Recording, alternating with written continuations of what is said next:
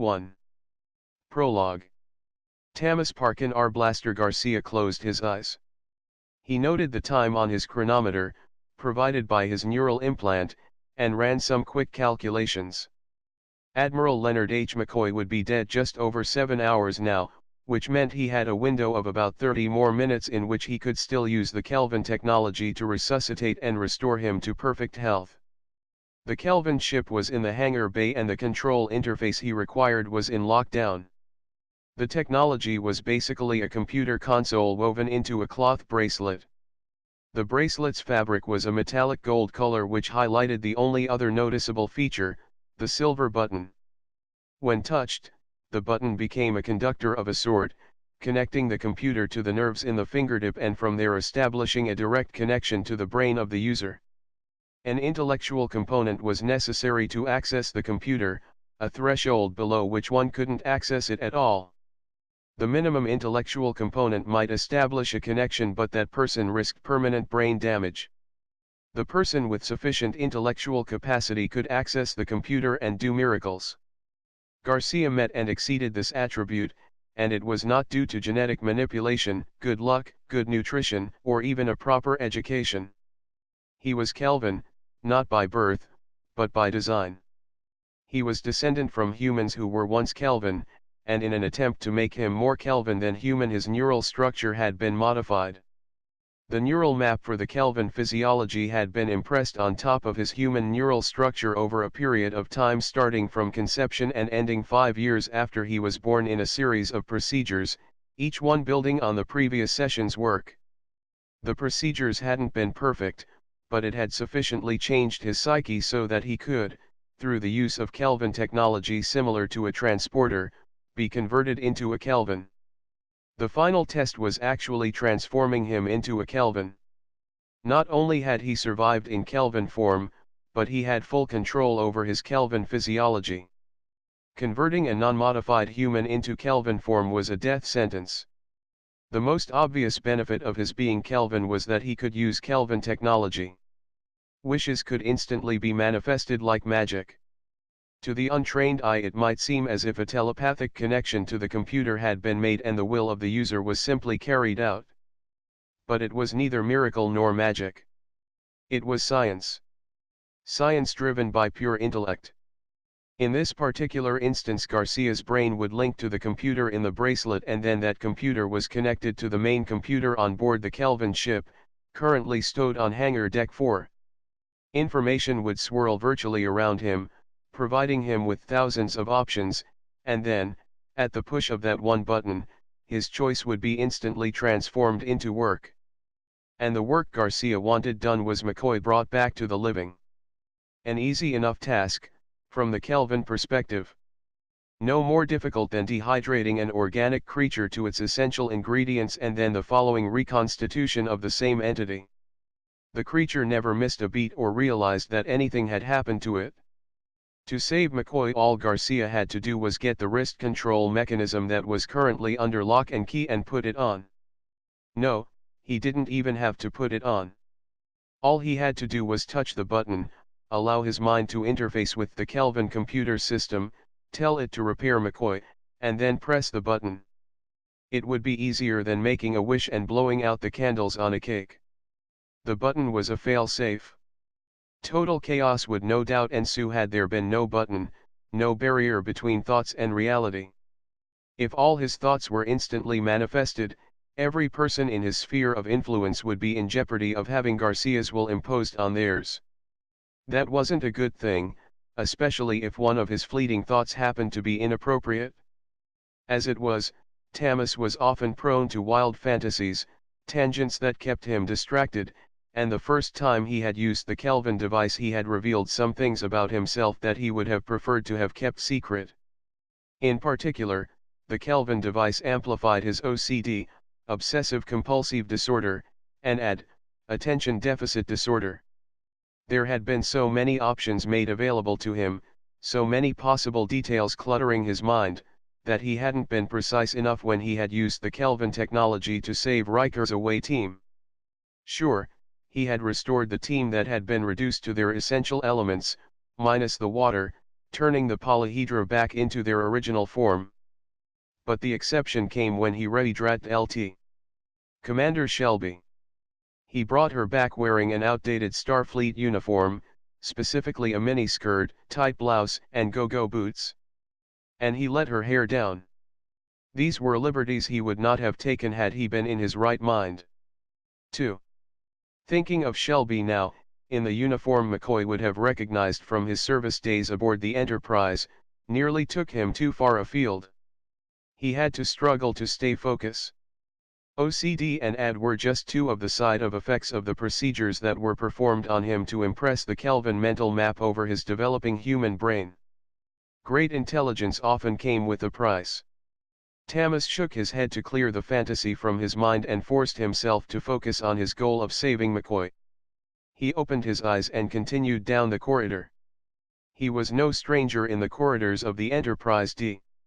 He was rarely stranger anywhere, given his celebrity status, but even more so now that he had recently been deemed a hero by some, including Picard, and a minor nuisance by others, including the likes of Riker. There was no argument that Garcia had recently made a name for himself in Starfleet and touched a few lives in the process. He picked up his pace so as to avoid the potential for idle chat as he made his way for the armory where the Kelvin control bracelet was being kept. He didn't have time for the interruptions. Still, he made an effort to acknowledge the people who met his eyes, offering a faint smile or nod. LT. Jenna D. Sorrow was on security detail to the armory where the Kelvin bracelet was being kept. She looked up from her desk as Garcia entered, the door closing behind him. She smiled. They had met once, briefly, passing in the corridors of the Enterprise. She had asked if he had needed assistance and had thrown him a casual invitation to be social together. He, of course, remembered the meeting. He remembered everything. A photographic memory had been another side effect of the Kelvin imprinting procedures, and contrary to popular opinion, having a perfect memory was not a pleasant thing because one rarely recalled just one particular detail.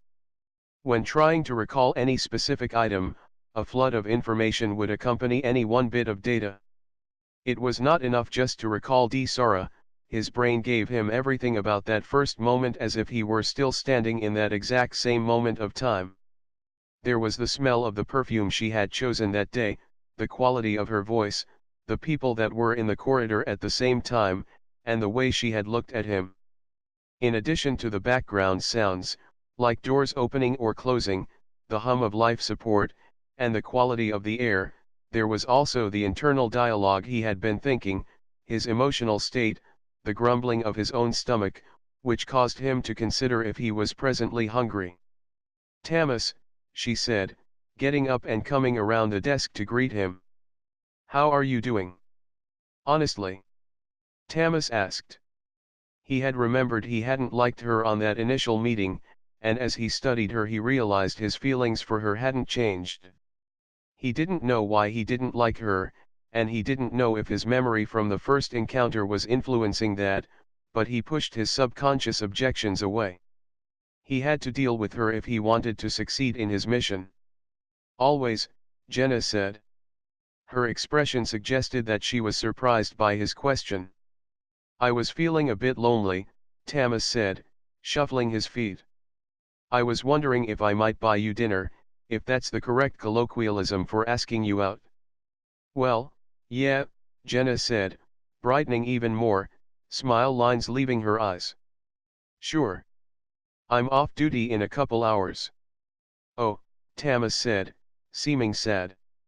He let his gaze fall to the floor. She chuckled. "It's not that bad.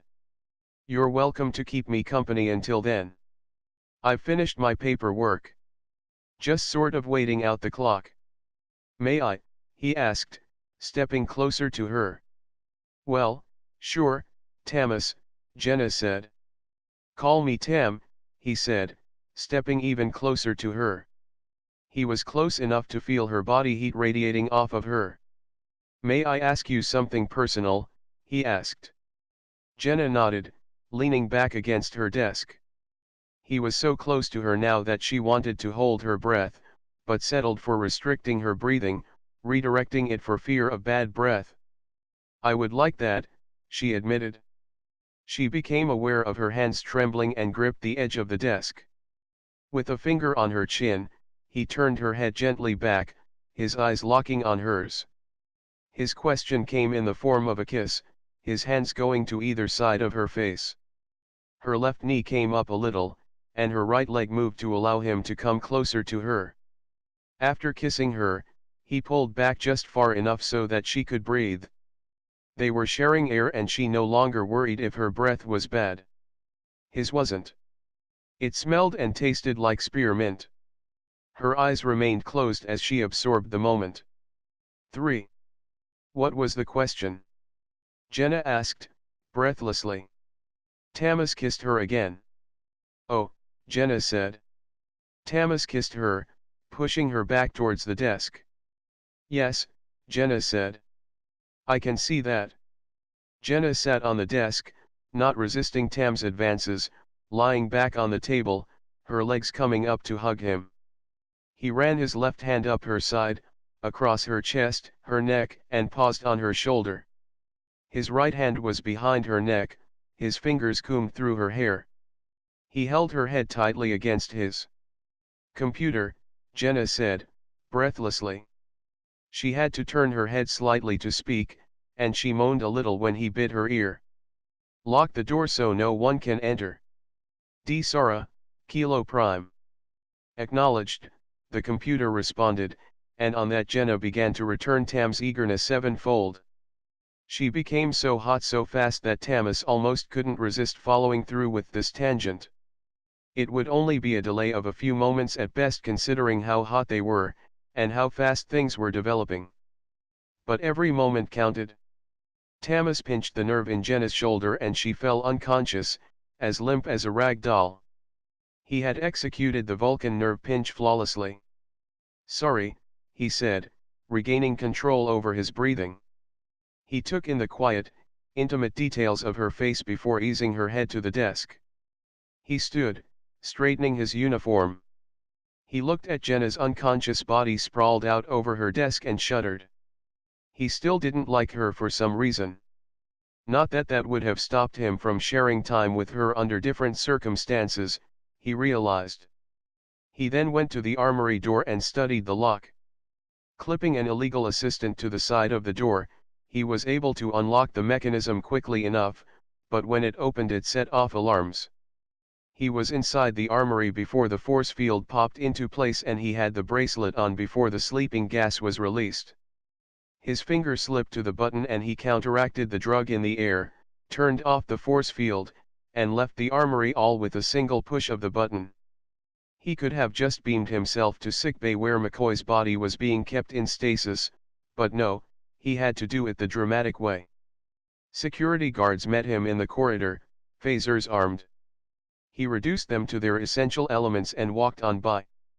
After that the rest of security got out of his way.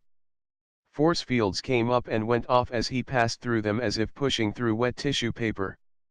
The lift didn't respond, so he drew a circle around his feet, describing the circumference of a hole he was about to make. A hole that took him directly to the next deck when he pushed the button on the bracelet. He bent his knees as he landed on the next level, stood, and repeated the process until he was on the floor he wanted, plus 4 manhole-size sections of the 4 decks he had cut through, stacked like pancakes.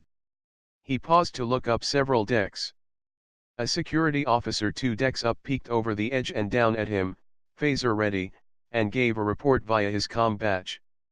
Garcia turned and entered sickbay. McCoy was in the exact same place. No one had moved him. No doubt McCoy's coffin was still being prepared.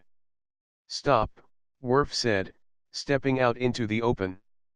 Garcia laughed and pressed the button. Worf's phaser became a sword. Garcia held a similar one. I've been waiting a long time for this, Garcia said, growling. So have I, Worf said and charged. Garcia blocked and twirled his sword as Worf passed, maintaining his orientation towards him. His confidence with the blade was evident in the way he forced Worf to retreat, up until one of his hallucination entered the room. She shook her head in dismay.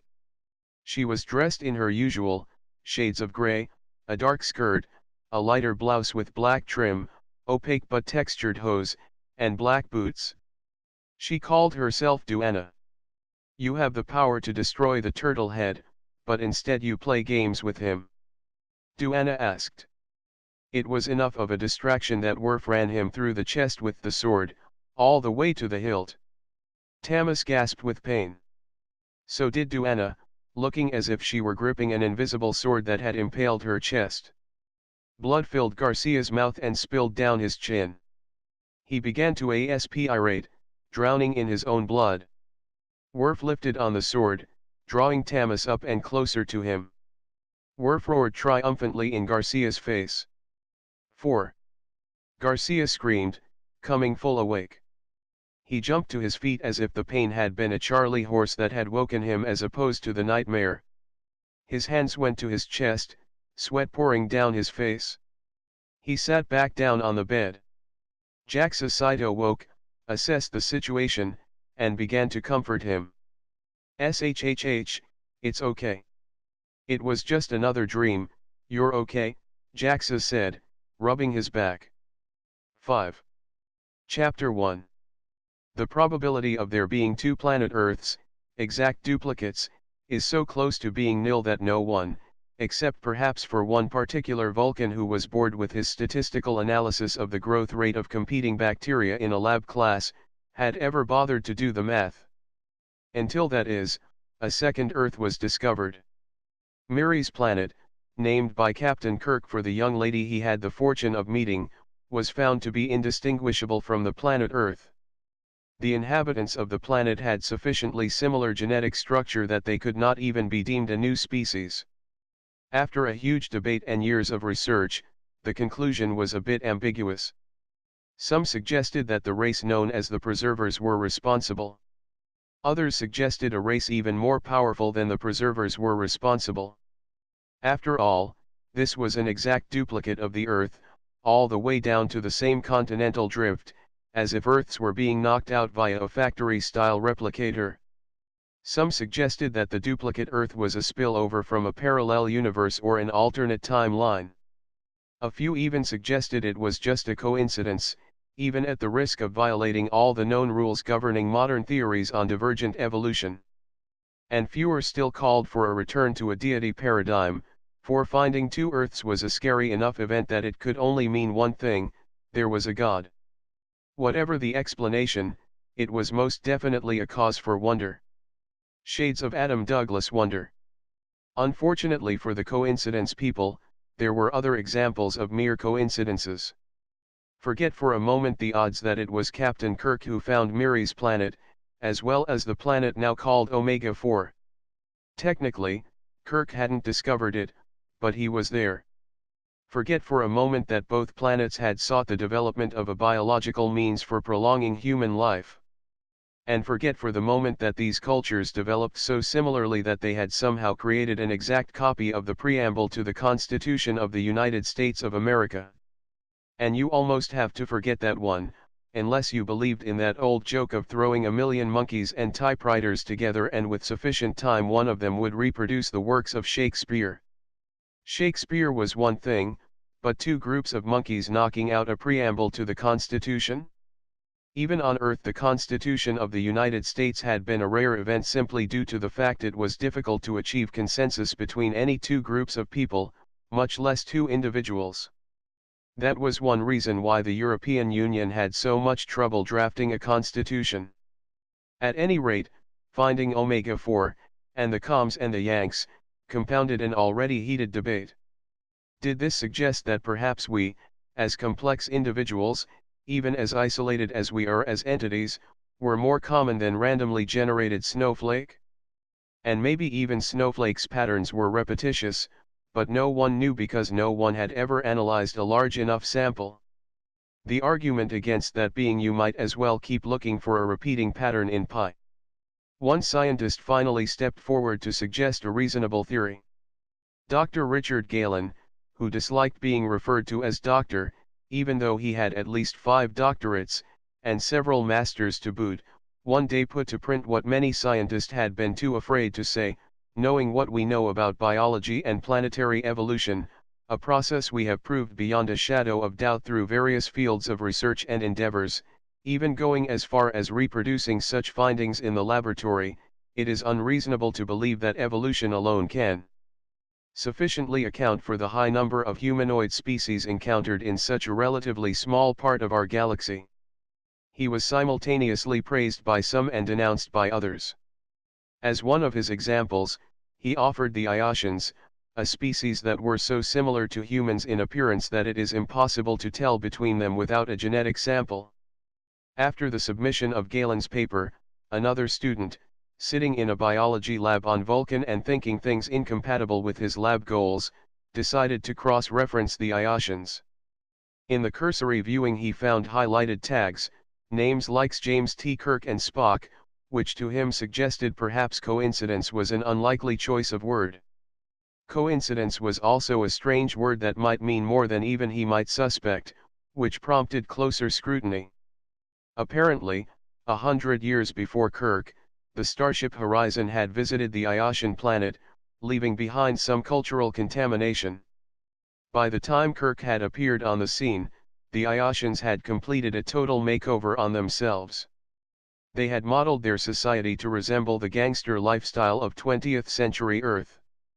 Could that mean Omega-4's population had been visited by travelers who had left a draft of the Constitution? Why any intelligent species would do such a thing as model themselves after gangsters was a curiosity.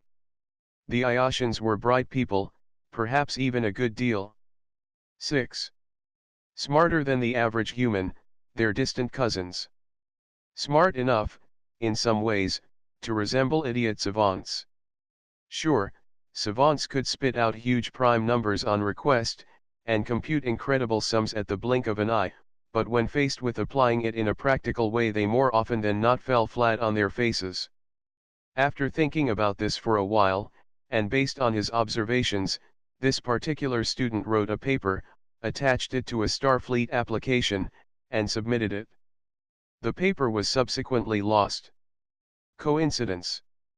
Perhaps not, but when it finally resurfaced, it prompted another research mission necessitating another visit to Aasha Prime to observe what had transpired since Kirk. The USS Minnesota, a Constellation-class starship, under the command of a Captain George Heller was dispatched. The ship arrived at Aasha Prime 3.5 weeks after being sent and took up a parking orbit on the opposite side of the planet's only space station. It was a primitive space station, and not an unreasonable thing to find in orbit, seeing it was just shy of 100 years after Kirk's visit. After all, they knew the Iotians were bright. In 100 years after the Horizon encounter they had reformed their society from an agrarian culture to one of a gangster culture, with all the trappings of early 20th century American culture, so it seemed reasonable that since Kirk's visit they had figured out how to put people in orbit. What Captain Heller and his crew didn't expect was that the Iotians had developed working transporters and that they had been waiting for Starfleet's return. The first wave of intruders arrived on the deck of the Minnesota just prior to the captain officially hailing the planet's leader. The Iotians' president appeared on the view screen just as the intruder alert klaxon began blaring. Captain Heller grimaced, signaling for the communication officer to put the president on hold while turning to his security officer to receive an explanation. A second wave materialized out of thin air, in a manner not unfamiliar to anyone with transporter technology. 3 of these people appeared on the bridge, in full space gear, carrying explosives. "Wait," Heller said. "We come in." Captain Heller never finished his sentence because at that very moment most of his ship evaporated due to an uncontrolled mixing of matter and antimatter. This was the direct result of an intruder in engineering, also wearing a spacesuit, who decided a suicide was better than getting caught. He had figured that blowing himself up would puncture the deck, venting the atmosphere and crew into space, and his comrades could study the ship afterwards. What he hadn't known was that the illuminated tube behind him was a warp core, or what that warp core contained. He was gone before the searing white light registered on his eyes. There were some splintery fragments of the starship remaining in orbit, which would continue to spread until a very thin ring of debris circled the planet. The particles and fragments were of such insignificance that even the Iotians wouldn't be able to backwards engineer any new technology from their recovery. Four-star General Lewis Hammond came to a halt in front of the president's desk. He casually inhaled through a cigar and blew smoke towards the ceiling. "You wanted to see me, Mr. President?" he asked, not bothering to remove the cigar, speaking out the side of his mouth. "Put that out," the president commanded. "Haven't you heard, smoking kills?" "I happen to know the Sergeant General," Hammond said. "It hasn't stopped him from smoking." The president shook his head sadly. "Well, what do you have to say for yourself?" "Oops," Hammond offered, flashing a smile, consistent with his general air of sarcasm and lack of concern about most things in general. "Oops." The president shot back. "The first Federation ship to come within transporter range in 100 years, and all you can say is oops." "We're viewing the tapes, Mr. President," Hammond assured him. "We're pretty sure it was an accident." "Do you think we got enough information on those tapes to backward engineer warp technology?" the president asked. "Probably not," Hammond admitted. "We only managed to get 14 people aboard, and none of them came back with technology. At 1245, Houston time, we observed via satellites the approach of the 7. Starship. At 1248 we had trained all available ground-based telescopes on the ship. The first wave beamed in at 1313 Houston time. At 1315, the whole thing disintegrated. We're about to launch 2 capsules to sift through the debris for anything salvageable, but given the extent of the damage, it's not very promising." The president threw a pen down on the desk and cursed. "Without warp technology, we'll never break out of this Starfleet enforced quarantine. And by the time we figure out warp drive on our own, there won't be any planets left to colonize. Damn Kirk. Damn his New Deal. And damn Starfleet. With all due respect, Mr. President, you're speaking blasphemy and treason." "I'm sure it's not all that bad," Hammond said. "All that bad? The Federation has been abducting our people for experiments over the last 100 years, plundering the galaxy of all its resources, and it's not all that bad," the president asked. "Can you tell me something that might make me feel better?" "I doubt it will make you feel better, but I think you should know that I don't think the Federation has been abducting our people," the general said. "What do you mean you don't think the Federation has been abducting our people?" the president asked. "Of course they have been abducting our people. Kirk clearly said that the Federation wanted a percentage, and they obviously weren't talking money because no one's come asking for it. Haven't you wondered why there is never any evidence left at these UFO sightings and abductions?" the general asked. "Because they use transporters," the president said. "Well, yes, Mr. President, I believe transporters are used in the abduction cases," the general said. "But we seem to be dealing with 2 different technologies, which possibly means 2 different aliens. The ship that we boarded in orbit resembled the Starship Enterprise that Kirk arrived on. They appear to have made some advances, if our telescopes are any judge, but they are still using technology that isn't so far advanced that we can't comprehend it. Now, the UFOs on the other hand, we can't even get a good photograph of one. And if we accept the stories of these little gray aliens, then, I really think we're dealing with 2 different sets of entities." "And what do you propose to do about this?" the president asked. "Nothing," the general said. "Nothing," the president repeated, forcing himself to take in a deep breath. He stood up, leaned on his desk till his knuckles went white, and then in a surprise burst of emotions he tossed everything that was on his desk to the floor. The dial tone on his phone became the prominent sound following the crash, and he reached down and picked up the phone, jerked the line free from the wall, and tossed it at a bookshelf.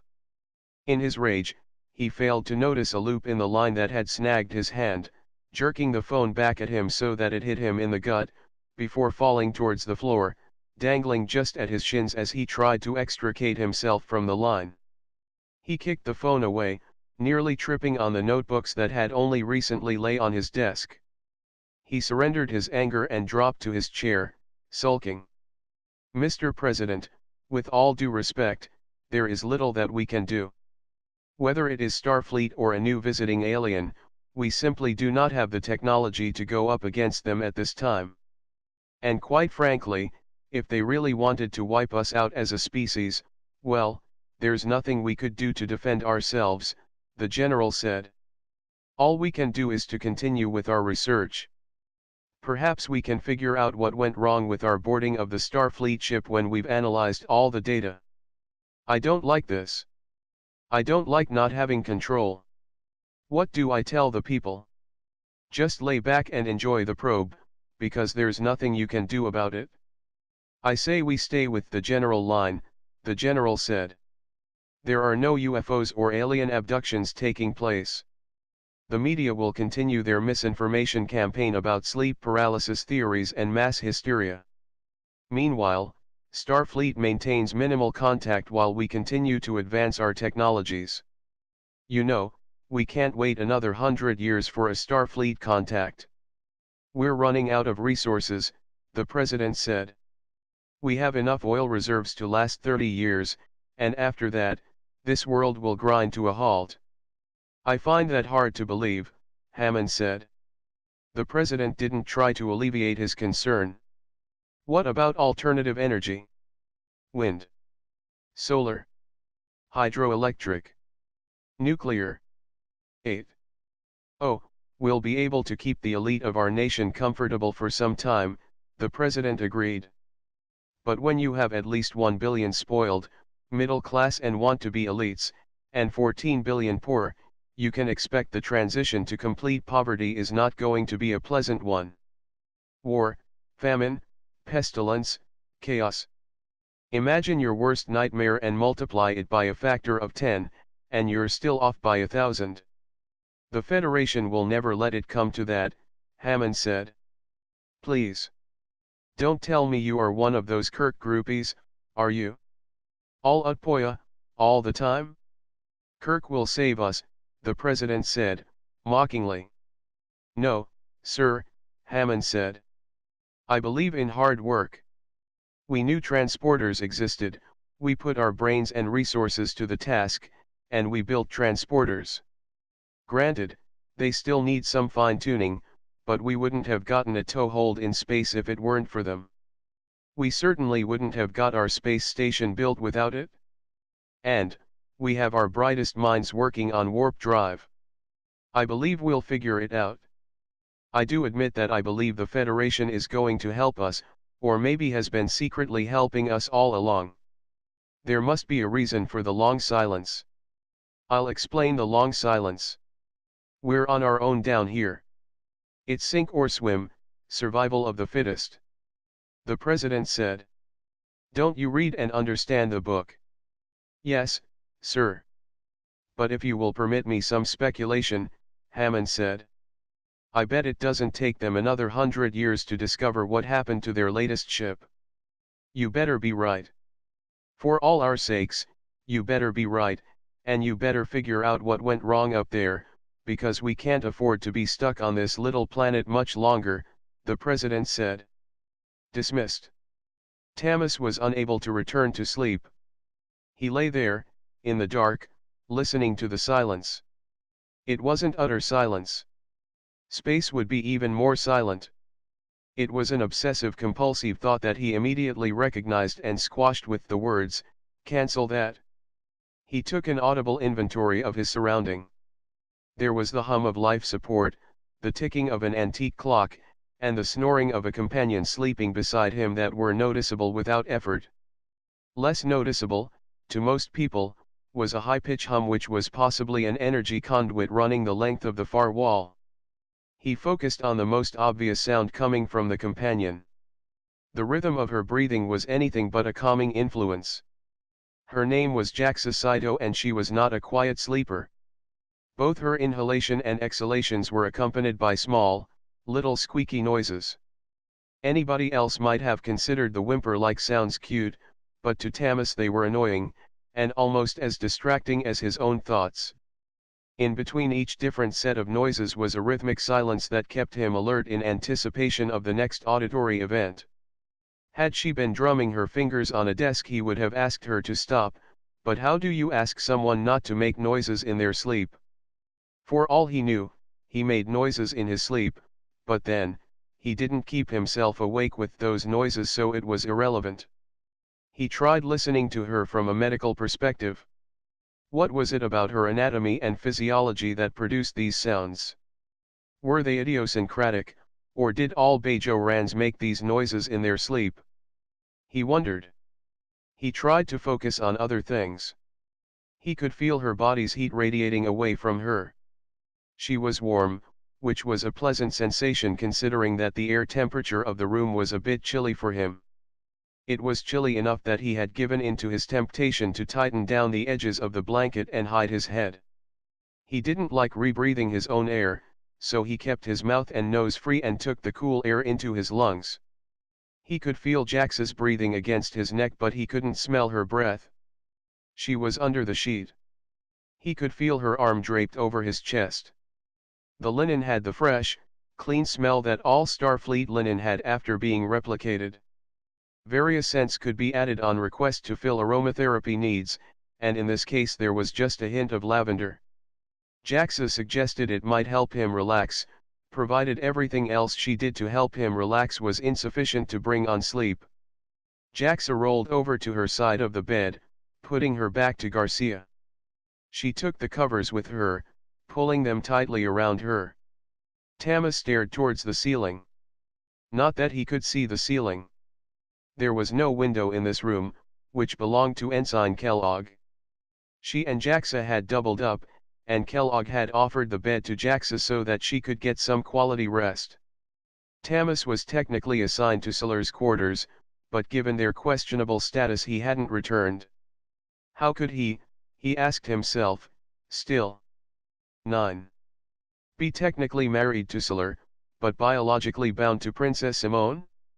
It drove him crazy wondering which one of them would draw him into a PONFAR ritual first, or if one bond superseded the other, or if their clocks had been reset when Sullur had transferred his bond to Simone in order to save his life.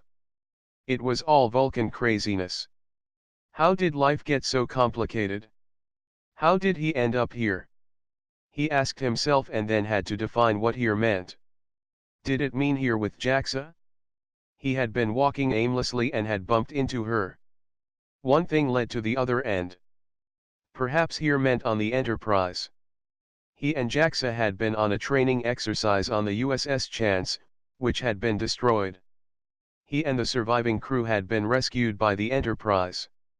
Or maybe here was more abstract, such as in the sense of what he was feeling and thinking. He was lonely, even though he was with Jaxa. He was mourning several losses, his sister Javet and his biological father McCoy. Was he really feeling loss because McCoy died, or because it was the idea of McCoy being dead? They had had a relationship, but it hadn't been a father-son sort of relationship. What were they? What could they have been? The question was now irrelevant. No one lived forever. So, why prolong it? Just step into an airlock and cancel that. You know, if you put a pillow over her head, we could get some sleep, came a voice from the dark.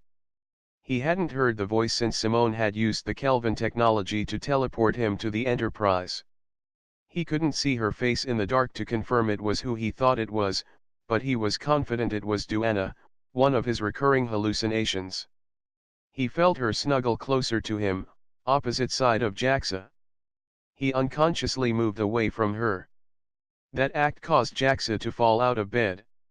Jaxa sat up groggily. Computer, lights. Her eyes adjusted.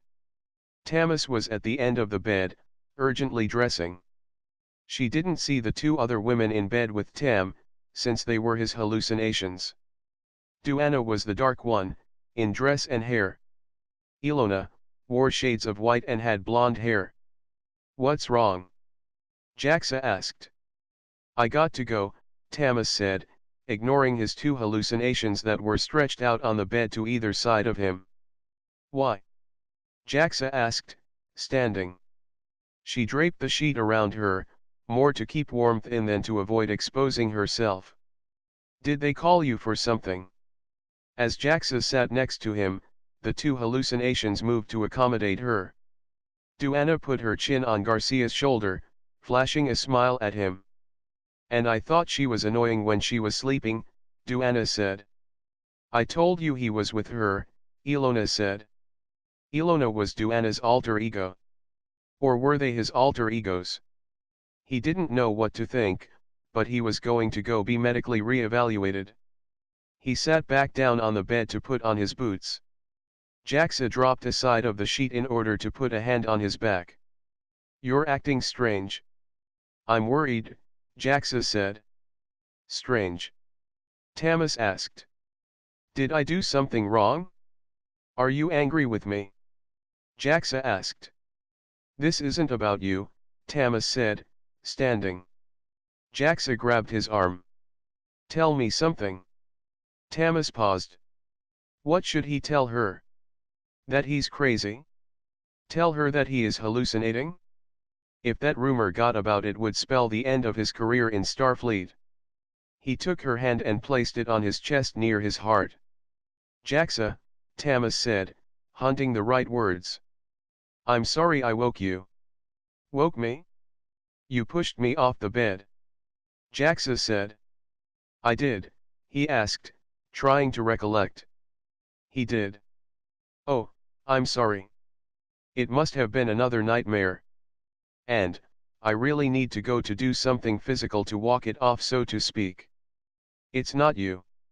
"I could help you with the physical part," Jaxa offered. "Tramp," Ilona muttered. He sighed. "Maybe later. I just need to walk." "Alone," he emphasized, looking at his two invisible sidekicks. He turned back to Jaxa. "Okay. 10. You're going to turn that down?" Duana asked. "We could make it a foursome." "No," Tamas and Ilona said simultaneously. His eyes met Duana's eyes. "Tamas?" Jaxa asked, her concern level rising again. "Lingering dream thoughts," Tamas said. "I've got to go." Tamas exited the bedroom, only to find the living area dark. When the bedroom door closed, he had to navigate the apartment by memory. Duana said something distracting and he stumbled, catching the coffee table with his boot, going instantly to the floor. "Ouch, that's going too smart," Duana said. "Computer, lights." Ensign Kellogg rose from the couch, propped up on her elbows. "Jaxa? Is that you?" Tamas stood. "Sorry, I didn't mean to wake you." "Garcia?" she asked, falling back to the couch while simultaneously pulling her blanket up to her neck. "Maybe she'd like to join us?" Duana asked. "No." Tamas said, and then to Kellogg, "I mean, yes, I'm Garcia." "Like everyone wants to sleep with him," Ilona said, with evident sarcasm. "What are you doing in my quarters?" Kellogg asked. Jaxa entered. "Sorry, he was visiting me." "I'm sorry we woke you." Kellogg dropped back to the couch. "Try to be more quiet." Tamas ignored his unwanted companions and offered an apologetic smile to Kellogg. "Sorry." "It's all right," Kellogg said, and rolled over to face the back of the couch. "Have lunch with me later?" Jaxa asked. "Okay," Tamas agreed, accelerating his departure. Once in the corridor, Tamas breathed a sigh of relief. The brightness was full, solar day spectrum, and brought a bit of comfort. Day shift people were about, doing day shift tasks. De Soto was passing, nodded pleasantly, until she noted the room he was exiting. Was it envy that crossed her face, Tamas wondered, or was he projecting? "Isn't she the girl from your dream?" Duana asked. Better keep it a dream, Tam. She's high maintenance, Ilona added. Tamas orientated himself and headed for the nearest turbo lift. Where are you going? Duana asked. The holodeck, if I know Tam, Ilona said. Tamas started walking faster. The hallucinations increased their pace as well. He accelerated even though he knew it was useless. You can't outrun yourself. What was the old joke? He asked. Wherever you go, there you are. No, really, where are you going? Duana asked. The turbo lift arrived simultaneously with his arrival, opening to allow an occupant egress. She nearly spilled her coffee on him. He stepped back to allow that person passage, apologizing. It's okay, she said, pausing. I'm Nancy Kyle, primary teacher. We haven't met, but I've heard a lot about you. Would you mind being a guest lecturer in one of my classes? Everywhere we go, Ilona shook her head in disgust. Sure. Can I coordinate with you later? Tamas asked. Oh, yeah, I'm sorry, she said, a little embarrassed to have stopped him and held up the lift. It's okay, he said, offering a smile, and touching her shoulder lightly. Two people had remained in lift. LT. Commander Riker and LT. Worf waited patiently, sort of. Worf scowled while Riker attempted a smile. Tamas wondered which one was the most sincere gesture. He held his breath, considering if it might not be better to wait for the next lift. For a moment he even thought of following Miss Kyle, and not just because she was less intimidating than the two of these almost legendary figures before him. They were both powerful individuals, and his rivals for the love of Troy. All three of them were in love with her. Duana pushed him into the lift and the doors closed. There were now 3 people in the lift, plus 2 hallucinations. For Tamas, there was hardly room to breathe. Worf and Riker seemed less patient. 11. Aren't you going to introduce me? Duana asked. Where to? Riker asked. How about your place? Duana asked, pressing herself against Riker. You're so tall. Did you know he was so tall, Tamas? Tam's eyes nearly tracked to Duana, but instead, he rolled his eyes, almost simultaneously with Ilona offering the same gesture, only her disgust was more real. Sickbay, Tamas said. You're not going to tell them about us, are you? Ilona asked. Are you all right? Riker asked.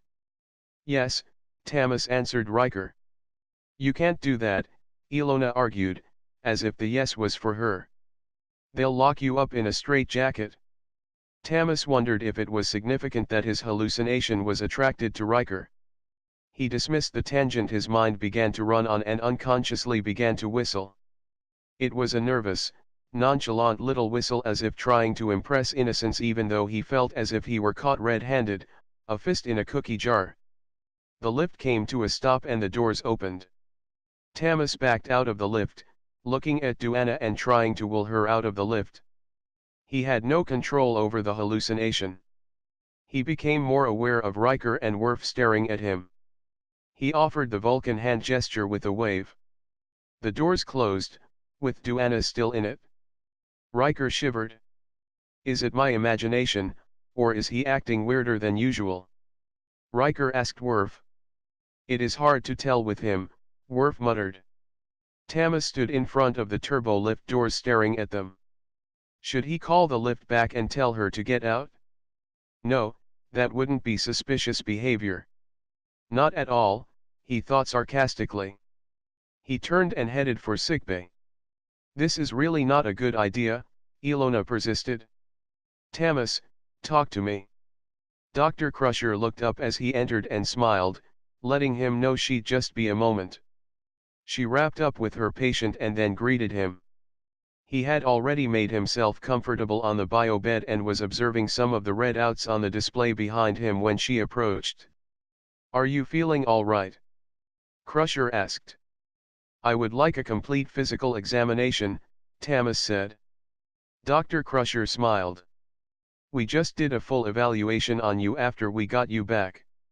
You're in perfect health. I want you to do it again, Tamas said, reclining back. He looked up into her face, wondering what her hesitation was all about. Dr. Crusher complied, shaking her head a little. She produced a medical trick order and began running general sweeps. Ilona scrutinized Crusher's procedures. Her eyes wandered from the trick order to Crusher to Tamas back to Crusher. Ilona's eyes lit up with sudden anger. You're in love with the doctor, aren't you? Ilona accused. No. Tamas snapped. No what? Crusher asked. You can't lie to me. I'm in your head. Tam, she's old enough to be your mother. Ilona commented. You're friends with her son, Wes. No, Tamas tried to focus on Crusher. Scan my head. You're perfectly healthy, Ilona said. She won't find what you're looking for. It would help me if you tell me what we're looking for, Crusher said. I'm experiencing a headache, Tamas said, his eyes locking with Ilona's eyes. A really annoying headache. A headache. Crusher repeated, extremely surprised. She could count on her hand how many headaches she had treated in her entire career, minus the ones that were symptoms of a concussion. Medical science had cured migraines and sinus headaches. It might be stress-related. Can you tell me specifically where your head is hurting? 12. The door to sickbay opened and Duana entered. Oh God, that man is so fabulously delicious, she said, pretend swooning to the bio bed next to Tamas. Tamas tracked her with his eyes. Siller was approaching from that side so that it appeared to Crusher that Tamas was just looking to her. It's possible that the level of telepathic activity you have experienced lately is giving you the headache, Siller offered. Ever since Simone transferred my telepathic link with you to herself, you have had several mild and uncontrolled bursts of telekinetic episodes, which, in the untrained, can result in fatigue, irritability, and miscellaneous aches and pains. Duana propped herself up on her arm, looking at Tamas. Don't you just love Riker? No. Tamas snapped. Siller raised an eyebrow. I mean, no, Tams said, an auditory level more appropriate to Siller's suggestion. I think it's something else. Even so, Dr. Siller said. You might counsel with Simone and allow her to perform a mind meld. Her mental discipline is second to none, and now that she is technically your bond mate, and you seem to be having trouble finding your new equilibrium, a mind meld with her might facilitate a quicker return to normalcy. Thank you, but I have enough people in my head for the time being, Tamas said. What I need is some solitude.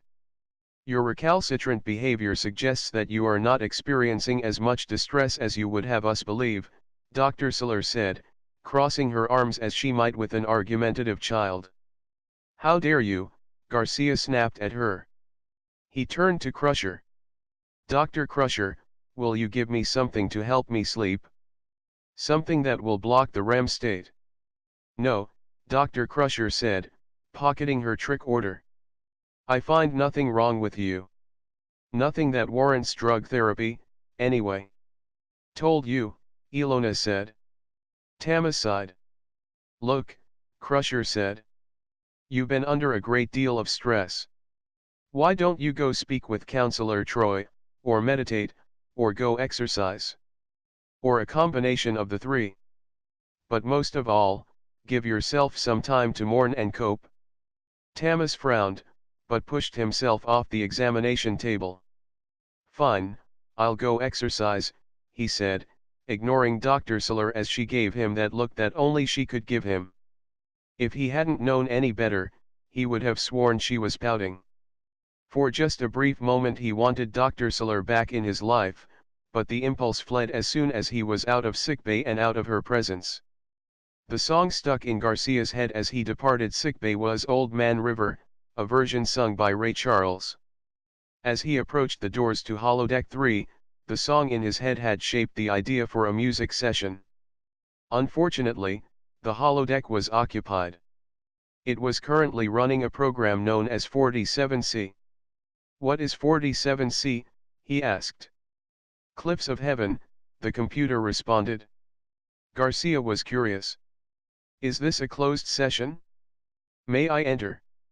"You may enter when ready," the computer answered. The doors to the holodeck slid open, with a sound that suggested they were much heavier doors than the standard ship's door. He had wanted to inspect the doors, but he was instantly distracted by the beauty of the program. The combinations of colors and lights from sky, earth, and water were so captivating he forgot that he was on a starship traveling faster than light. He walked down the beach, staring up at the tremendous drop. Natural erosion had sculpted such features into the cliff as to have made it seem that it was done by an artist, but then, the human mind always wanted to make something more out of random patterns than was warranted, Garcia told himself. A girl was coming out of the ocean, shaking water from her hair. The sea was emerald blue with streaks of green. The girl smiled and waved. Sand clung to her wet feet. Whoever programmed 47C hadn't missed a beat. "Hello," she said. "You interested in doing some diving?" 13. Garcia looked at the cliff, looked to the girl, and then back to the cliff. "You jumped off that?" he asked. "I did," she confirmed. She offered her hand. "My name is Kristen." Garcia shook hands with her, forcing himself to maintain eye contact. "Tamas, but you can call me Tam." "So, are you in for a jump?" "You can change behind that rock if you like." "I'll wait," Kristen said. "All right." "Computer, Arch. I need a contemporary swimming suit," Garcia ordered. The trunks appeared and he excused himself to go change. He chose to change behind the rock not out of modesty, but because he wasn't sure what Kristen's customs were in regards to public nudity.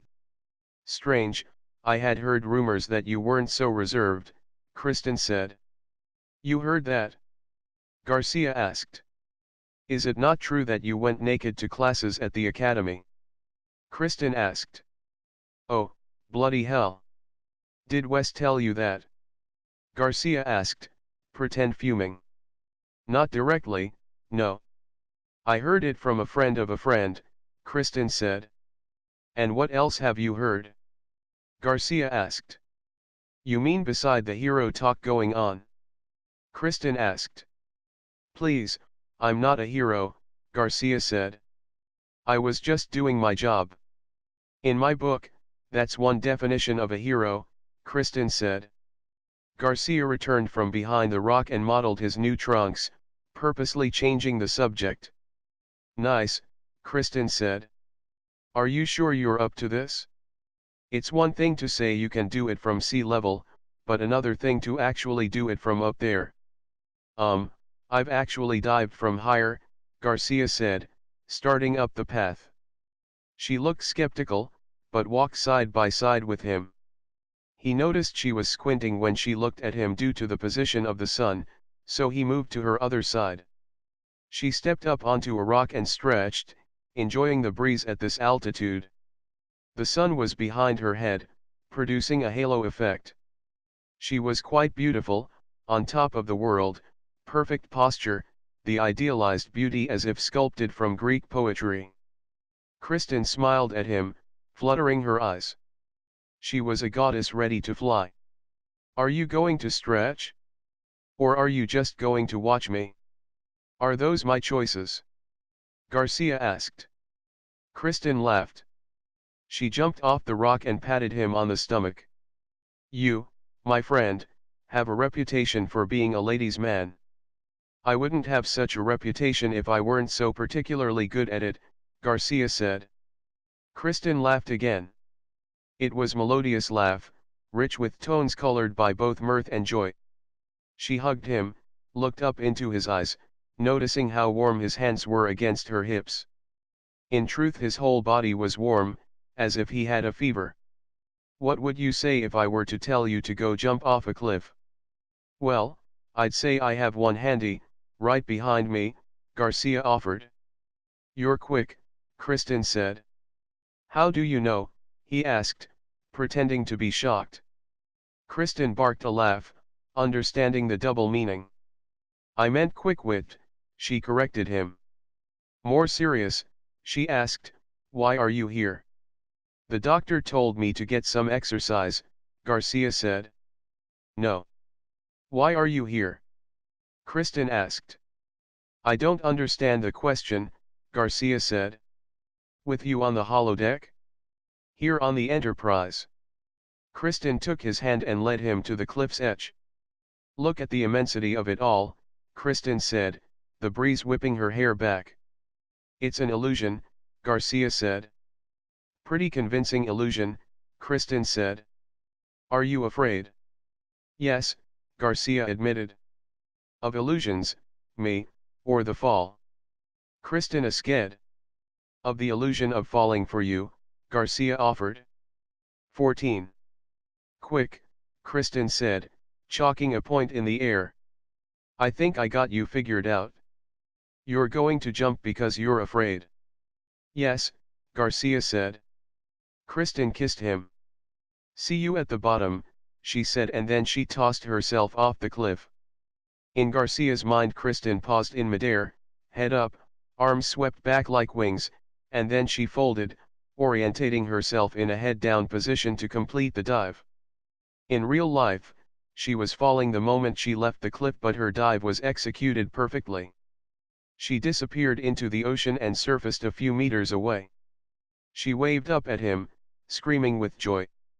Garcia followed her, observing the cliff face rushing by before plunging into the ocean. The change in sounds from falling through the air to water, bubbles rushing against the ear, was always a startling effect. He was pleased with the warmth of the water, for it reminded him of home. He opened his eyes and took in the seascape, coral reefs, clownfish, and seahorses. He wanted dolphins. What he got instead was Kristen. He swam to her and touched her as he surfaced in front of her. Not bad, for a rookie, Kristen said. Again. Sure, Garcia said. They swam to the beach. Garcia was intrigued by her mannerisms as she made small talk. Her eyes lit with joy as she described her work on the Enterprise and again at the mention of particular shipmates. She laughed at everything, but drew very serious as she mentioned a friend who had died during the conflict with the Borg. Were you here when the Borg, Garcia asked, and regretted it instantly? No, Kristen said, but the look on her face was enough to know that she remembered exactly where she was that day, and it was a day she would never forget. It was an expression Garcia had seen all too often whenever the topic of the Borg arose. I'm sorry, Kristen said, bringing herself back to the here and now. She forced herself to laugh. Right now, I'm okay, and I'm happy. Are you happy? At this moment? Garcia considered. I am. It must be the company. Flattery will get you everywhere. Triple flip, she announced, kissed him on the cheek, and jumped off the cliff again. She didn't quite finish the third flip before she hit. It wasn't a good hit, either. With the safety override on, the computer would have instantly aborted the program the moment Kristen had injured herself.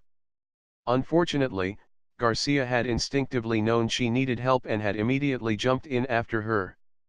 Due to their close proximity, the computer chose not to abort the program while he was in mid-fall, for obvious reasons, and the moment he was in the water, he had maneuvered to Kristen's aid. The moment he touched her, the computer override recognized that the emergency was being handled and aborted the shutdown procedures. Garcia surfaced, dragging Kristen up and towards the shore. Computer, end program. Medical emergency, to beam directly to sickbay, he yelled. The program disappeared around them, leaving the two of them above the floor, suspended by tractor beams. They were slowly lowered to the floor before the transporter began to engage. Since the water had been holographic matter, the instant the program went off, the water in Kristen's lungs disappeared, but the damage had already been done. He leaned in to give her the first series of rescue breaths, oddly noting the discontinuity of the room.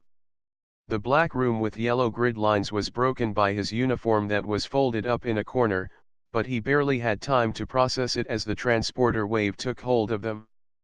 An instant later, they were in the Enterprise's medical facility. Garcia was already in the process of CPR when a nurse came up behind him, just a moment shy of Dr. Crusher hustling in from the direction of her office. She landed wrong, Garcia said, between counts of chest compressions. Keep breathing for her, Crusher said, opening her trick order. Nurse, hypo spray of cordrazine, 10 ccs, also get a cortical analeptic and a cortical stimulator ready. Crusher got down on her knees, putting the trick order on the floor beside her. I'll take over chest compressions. Nurse. Where's that stimulant? The nurse was suddenly there, injecting it into her arm. Crusher waved Garcia to wait. Okay, she's back, Crusher said, pocketing her trick order in her smock's pocket. Help me get her to a bed. 15. Garcia picked Kristen up. Crusher moved with him, supporting Kristen's head. They set her down gently and Crusher began another series of scan.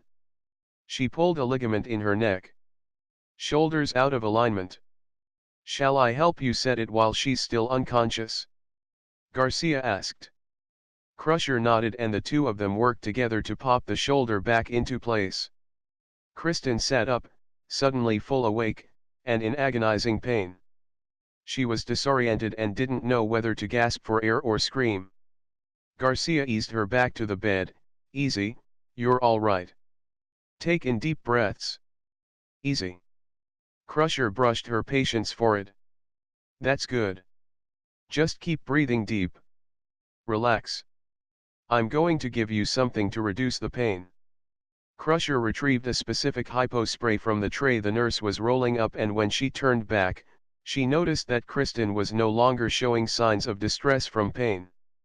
Garcia was applying pressure with 2 fingers, pushing in on several nerves, pressure points. Wow, what did you do to me? Kristen asked. And can you teach me that? Crusher asked. Yes, but it's a temporary fix. If that's terrakyne for the pain, I would recommend 1/4 the dose, or you can wait until she begins to experience discomfort again, Garcia said. I'd rather not feel that again, thank you, Kristen said to Dr. Crusher. Tim, what happened? Garcia chuckled. It sounded forced. You tucked when you should have rolled, he said. Dr. Crusher administered 5 ccs of terrakyne and Kristen visibly relaxed, literally melting into the bed, falling more towards Garcia's side than Crusher's. She suddenly seemed to have puppy dog eyes and a warm, friendly smile that suggested intoxication. Her eyes locked on Garcia's eyes and her mouth made an O, like she had considered blowing a kiss but stopped to breathe.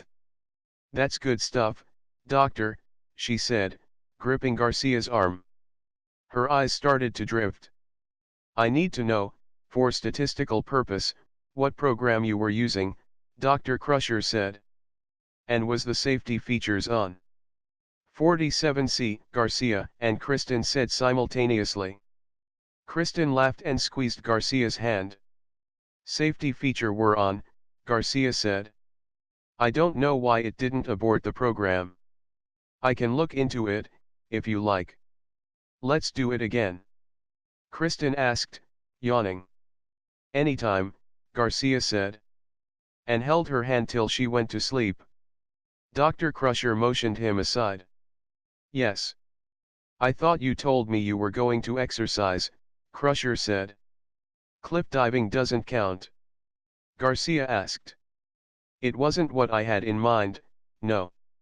Cliff diving is an adrenaline rush which will give you an immediate high, and given the depth of your recent low, I think a steady-paced exercise that would have slowly brought you back to a more temperate mood more fitting. Your goal is to be stable, not bipolar, Crusher said. You're more likely to rebound now then. I get your point, Garcia snapped. Crusher sighed. I'm sorry. I could have been more specific with what I expected from you. And, I guess it's a good thing you were with Kristen. You saved her life. We'll keep that between you and me, Garcia said. No, I have to include it in my report, Crusher said. Let me know if you find out what caused the whole deck safety protocols to malfunction. Garcia nodded. He took a moment to observe that Kristen was indeed sleeping peacefully before departing sickbay. 16. Chapter 2. The only thought on Garcia's mind was determining what had gone wrong with the holodeck safety protocols.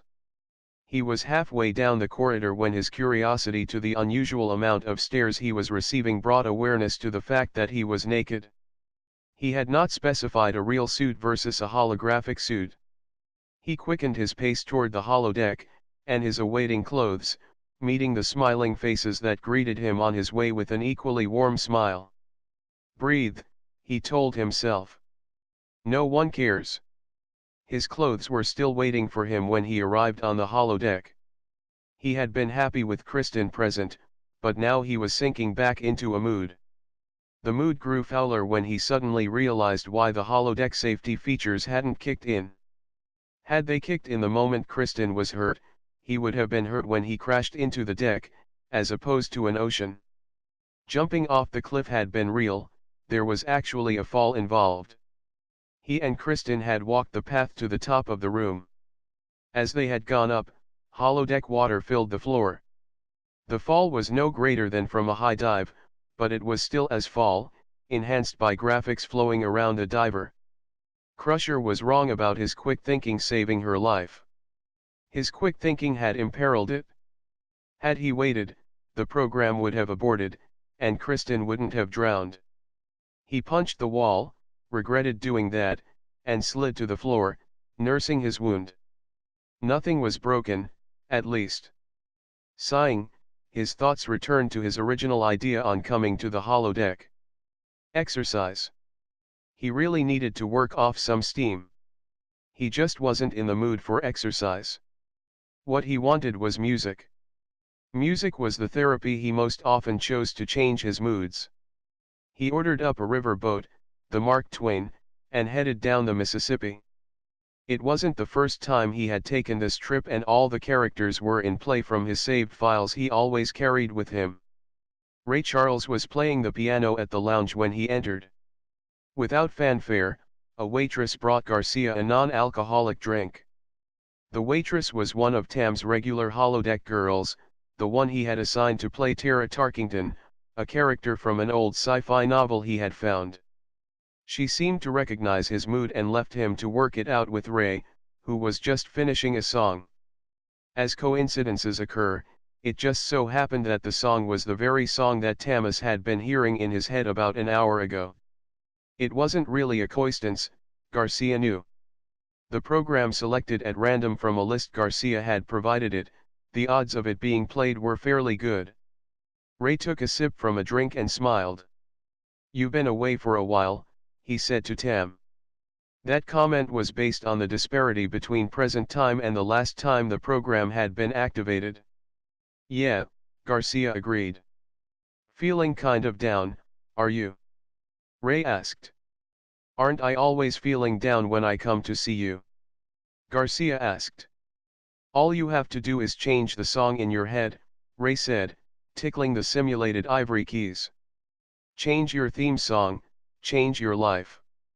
"I was hoping you might help me with that," Garcia said, accepting the guitar that Tara brought him.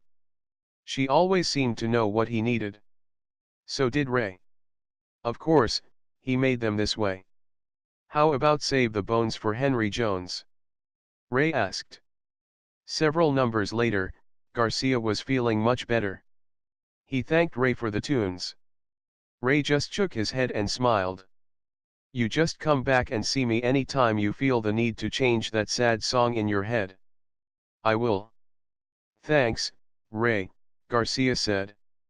As Garcia stood, Tara came to take the guitar from him. "You got time for me?" she asked.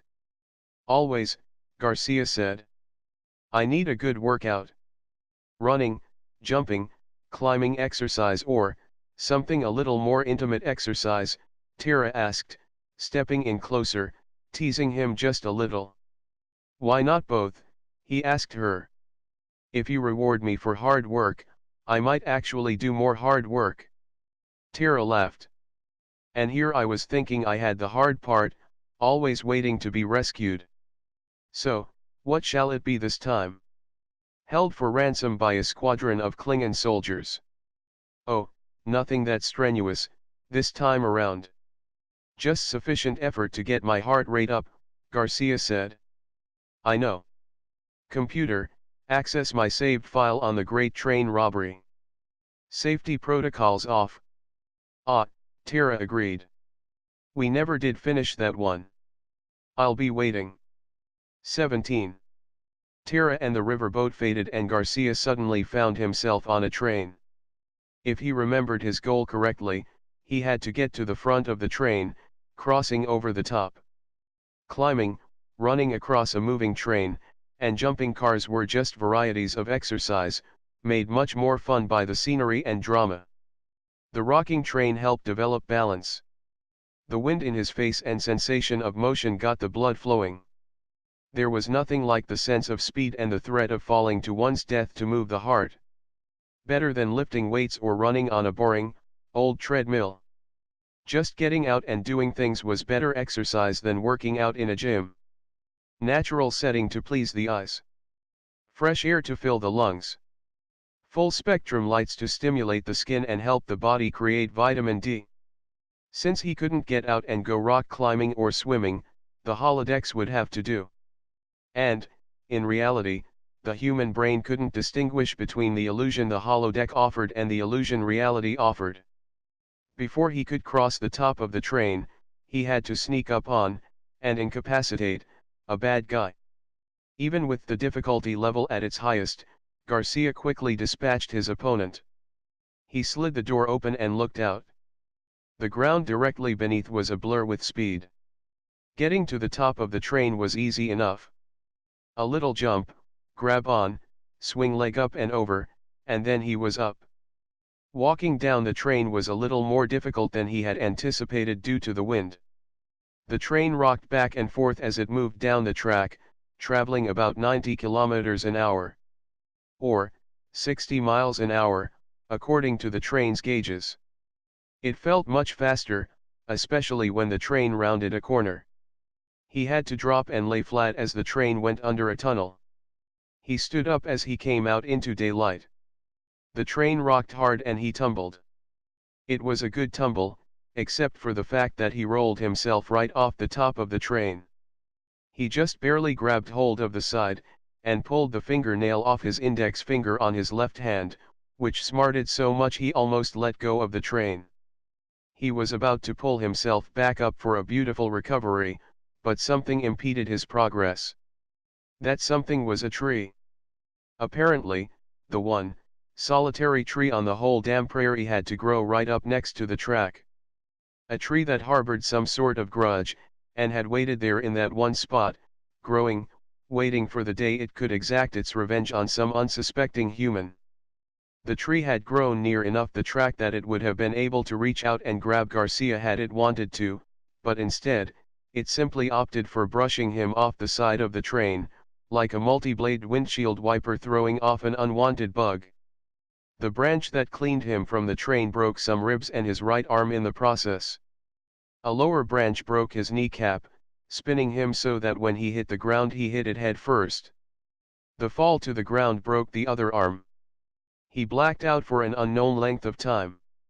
When he came to, he found it peacefully quiet. No sounds of a rumbling train, part of him shaded by the tree. He could see black blobs circling overhead, and wondered if he were seeing spots. His vision cleared long enough to make out the vultures, and he thought to himself, nice touch. He blacked out again. When he came to the next time, he stayed conscious long enough to discover how much pain broken arms and ribs could cause. Blacking out was bliss. Lt. Barclay paused outside the holodeck. He looked around as if to see if anyone was watching, went through his work schedule in his mind, and decided he had the time and the inclination for a bit of comfort. Play. He stepped up to the control interface and was about to instruct the computer as to what sort of distraction he wanted. He felt a tinge of disappointment as he noticed the holodeck was already in play, decided his quickie would have to wait, and started to leave. He paused, returned to the holodeck to inquire who was using it. Learning that it was Garcia, and the great train robbery, he asked if he could join in. The computer had no objections, and the game was not marked for privacy. Still, as a courtesy, Barclay used the paging system. When it failed to elicit a response from Garcia, Barclay turned to leave. He, probably better than anyone, understood how embarrassing it could be when someone walked in on your fantasy unified. Then again, he wondered as he paused, his curiosity getting the better of him, how often does one get to join in on a Garcia adventure with Garcia himself? Though he knew too well the dangers of intruding, he simply couldn't resist. There were legends about Garcia's holodeck creations, for they were all tied into his novels and other lines of fiction, available to anyone who wanted to take the time to download them off the interstellar net, as opposed to creating their own stories. Without further ado, Barclay entered the holodeck and stepped out onto a gravel road. He walked down the road until he came upon a railroad track intersection. He looked both ways, wondering where the 18 train was. Had Garcia already stolen the train? And where would one take a train after stealing it? He wondered. He shrugged and turned to leave. Out of the corner of his eye he saw someone lying in the shade of a tree. Garcia, he called out. No response. Well, that wasn't unusual. Even he had been caught napping in a holodeck. Of course, he had been caught in a more compromising position, his head resting on the lap of a facsimile of Dr. Crusher. He moved closer to Garcia, growing more concerned the nearer he got. He quickened his pace with each step so that when he finally realized something was truly wrong he was running. The obvious clue was one of the arms twisted into a non-human position. He stopped and knelt down beside Garcia, one hand reaching for Garcia's neck to measure a pulse, his other hand activating his COMM badge. Medical emergency, holodeck 4, he announced. Garika woke to a bustle of activity all about him. He tried to sit up, but Dr. Crusher shoved him back down to the bed. It was probably not a shove that knocked him back to the bed, but it felt like it. Then again, judging by the look on Dr. Crusher's face, it might well have been a shove. She didn't even bother to tell him to lie still. He didn't have the strength to resist or even try to get up again. He orientated himself, trying to get a clearer idea of his situation, turning his head to get a view of the scanner Crusher was holding. Lie still, she ordered. The tone in her voice seemed to confirm his suspicions that she was not happy. She continued to scan. She nodded to the nurse who began gathering up her instruments. She first removed the cortical stimulator and a cortical analeptic drip dispenser that was a package deal, set to cure a combination of issues for head injuries, such as edema reduction, neural monitoring, and arterial tissue repair. Once those two items were removed, the buzzing in his head subsided. All right, sit up, slowly, Crusher said, aiding him as he made the effort. Look at my finger, follow without moving your head. Garcia complied with her instructions, glancing at her eyes for signs that she was satisfied that he was healed. Other than the ringing in his ears, he felt normal. She finished examining him. He smiled at her. She scowled back. What the hell do you think you were doing? Crusher demanded, not returning his smile. Are you trying to kill yourself? That wasn't the response he had expected. The door to sickbay opened and Captain Picard strolled in. On either side of him were Garcia's hallucinations. He felt suddenly very tired and looked away. Doctor? Picard asked.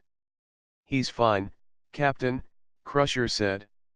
Duana was tapping her foot, arms akimbo, and saying, tisk, tisk, tisk. Garcia, until further notice, the holodeck is off limits to you, Picard said. But, Garcia began. Excuse me. Picard interrupted the debate before it even started. Don't you realize if you kill yourself you'll also be committing 2 counts of murder? Ilona demanded. We're real people. Sorry.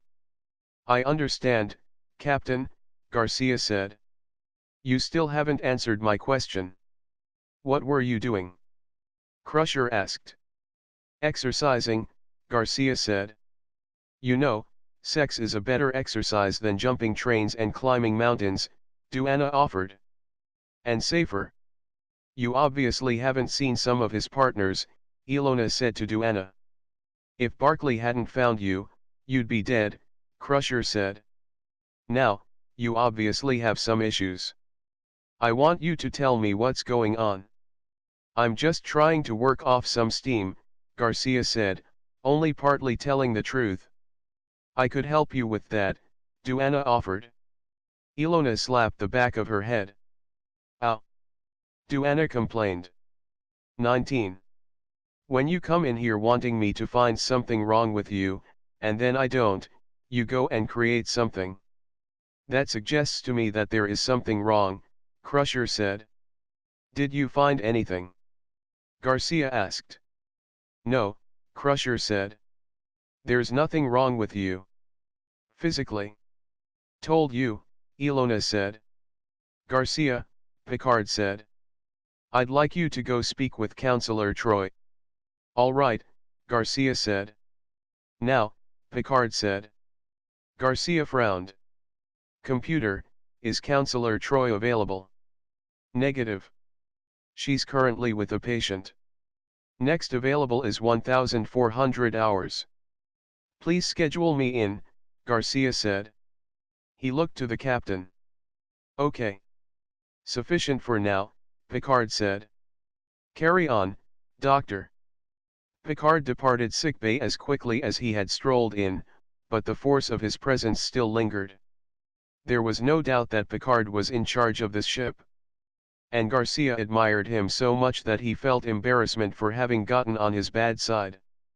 Crusher crossed her arms and stared at Garcia. May I go? He asked. Crusher stepped aside and motioned towards the door. She returned to her office, still a bit agitated. He gave her a half-hearted smile as he departed. His hallucinations followed him. Outside of sickbay, and only after making sure there was no one present to witness, he turned to them. Please leave, he said. But we have nowhere else to go, Duana said, surprising Garcia with a movie quote that he thought only he was privy to. They had access to his Miramee. Where do you go when I don't see you? Garcia asked. They both shrugged. Fine, you stand right there while I walk that way? Okay. Garcia asked. They actually complied with his request. They were still standing there when the door to the lift closed. He almost felt badly for being so harsh to them, but then he cancelled that line of thought. On a lark, Garcia went to Data's quarters, hoping to find him present. Data was home and invited Garcia in. He found himself assaulted by 6 songs playing simultaneously at a volume that caused him to squint in pain. Data quickly eliminated all the music. I'm sorry if the selections were not to your liking, Data said. No worries, Data, Garcia said, inspecting the room. There was a painting in process of a tunnel with a light at the end, a tunnel made of rolling clouds and lightning. The passage to the afterlife? He wondered. Does Data even wonder about such things? There was a glass sculpture on the table, which Garcia intuitively hated, and with no logical reason to do so, he moved on. A general science trick order lay on the corner of the desk. May I get you a drink? Or perhaps some food? Or maybe I should inquire directly into the nature of your visit? Data finally prompted, getting up. Would you like to sit down? Garcia nodded at the last and sat down. Data returned to his seat. The moment Garcia was comfortable, a cat jumped into his lap. Now, Spot, you were not invited, Data began, standing to chase Spot away. It's okay, Data, Garcia said, automatically petting the cat. I love animals. Animals and children tend to gravitate towards me. And I seem to do so much better with them than I do with adults.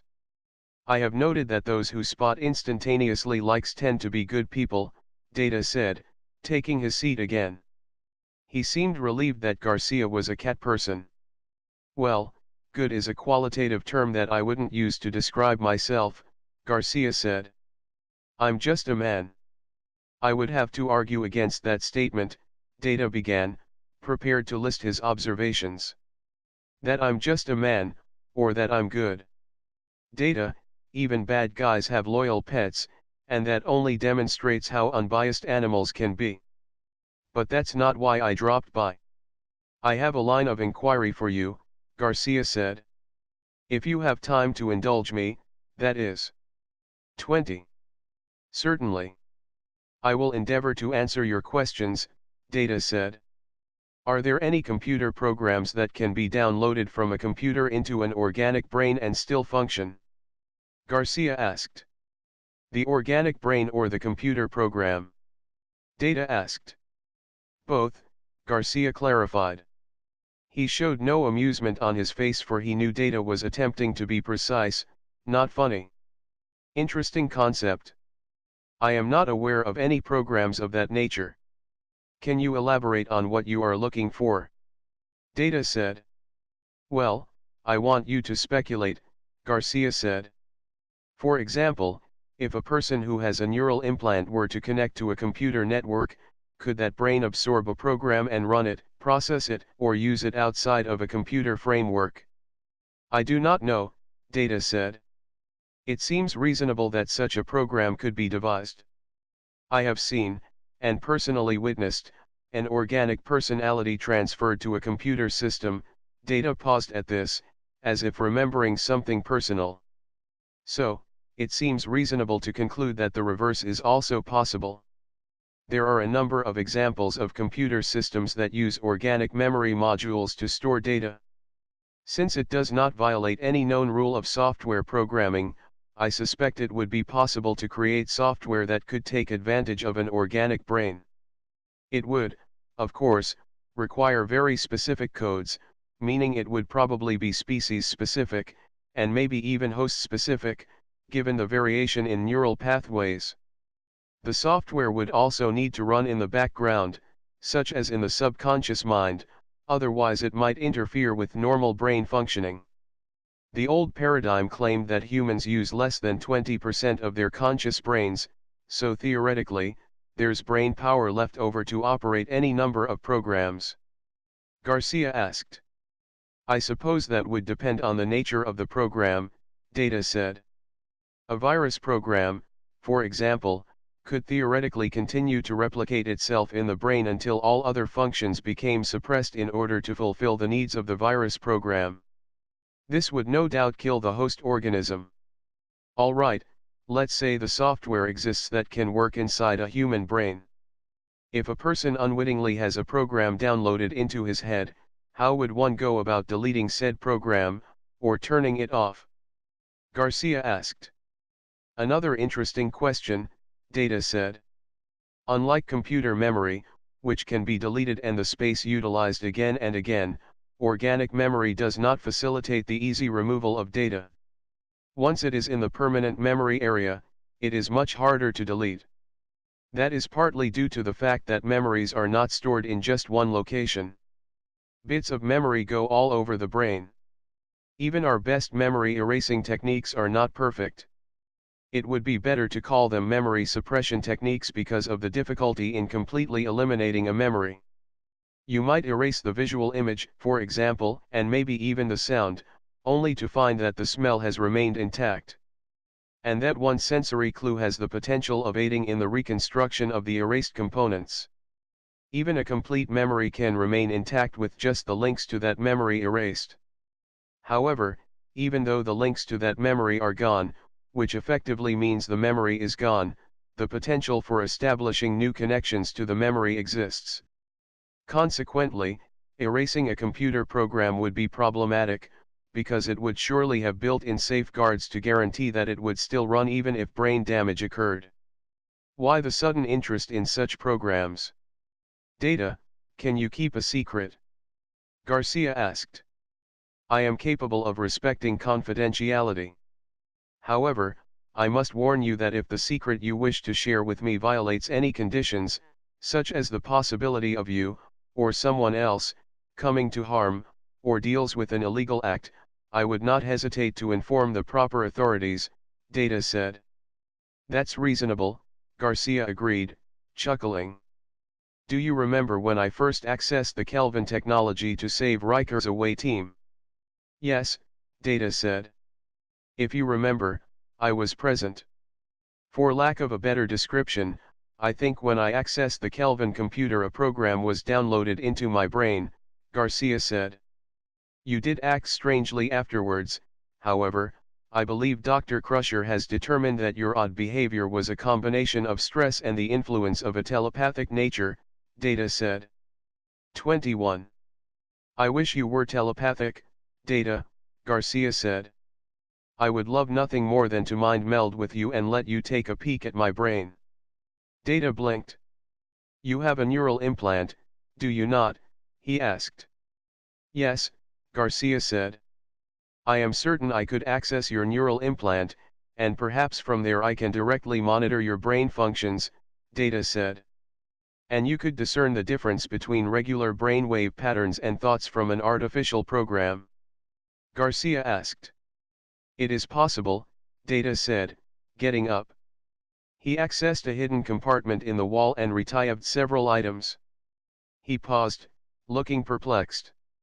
Of course, it is highly likely that all I will find is normal brainwave patterns. There are no known procedures established to search for artificial programming in an organic host. However, the advantage of linking directly with my positronic brain over that of the ship's computer is that I am sentient, adaptable, and should be able to identify anomalies more readily. Data returned with his items. He opened a trick order and scanned Garcia's head. The neural implant was on the left side of the brain. He placed a small device against Garcia's temple and activated it. He plugged a mirror component directly to a port on his own temple. Both had blinking lights that began to synchronize. I am now accessing your neural implant, Data said, his eyes looked up and to the left. He looked at Garcia and stated, your implant is working within established design parameters. The number of neurons that have directly connected to the device, and their vitality, indicates frequent use. I am now going to attempt to make a neural map. Data shifted his head a bit to the left. He was feeling something. He blinked. He felt as if he were petting Spot, only, he wasn't holding Spot. Garcia was holding Spot. He smiled and forced his hand to be still. This is interesting. This is pleasant. This is more than pleasant. I am experiencing a feeling. Emotions. No. I am feeling your feelings. I could always discern tactile sensations when holding Spot. I knew how much pressure I could safely apply. I could measure her warmth with my hands, and note the oscillations of her purring, and describe the frequency, but I never really felt this. This is wonderful.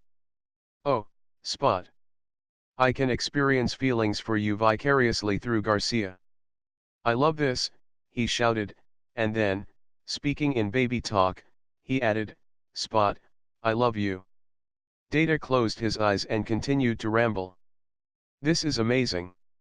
I now have full access to all your sensory perception. Smell. I should program Spot's litter box to clean more frequently. Gee, Spot, that is some pretty powerful stuff over there. I can see myself sitting next to you, Garcia. Is this what bilocation feels like? I have never had an out-of-body experience before. This is strange. I can see with my eyes and with your eyes. Data shivered and his head tilted. I now have access to more information. Garcia, have you just mind melded with Spot? I am seeing through Spot's eyes. I can feel you petting her. This is amazing. I never. Spot. I can discern an actual feeling from you. It's not so much words, but. Spot. Spot. Is this love? Garcia.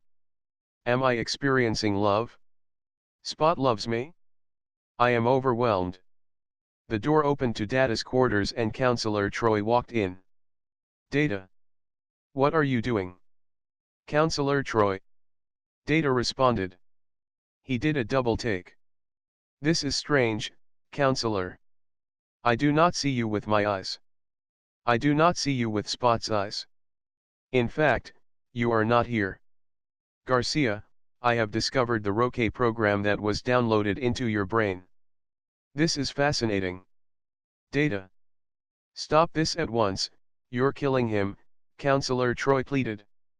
Data was skeptical of this Deanna's intentions, but he couldn't ignore the warning signs. Data focused on Garcia through his own eyes. Garcia was visibly shaking. He was no longer petting Spot, but gripping the cat tightly. The cat wanted to escape, but was unable. The tremor in Spot's tail seemed to match the frequency of Garcia's shaking. Trying to disengage. Unable to comply. I am afraid.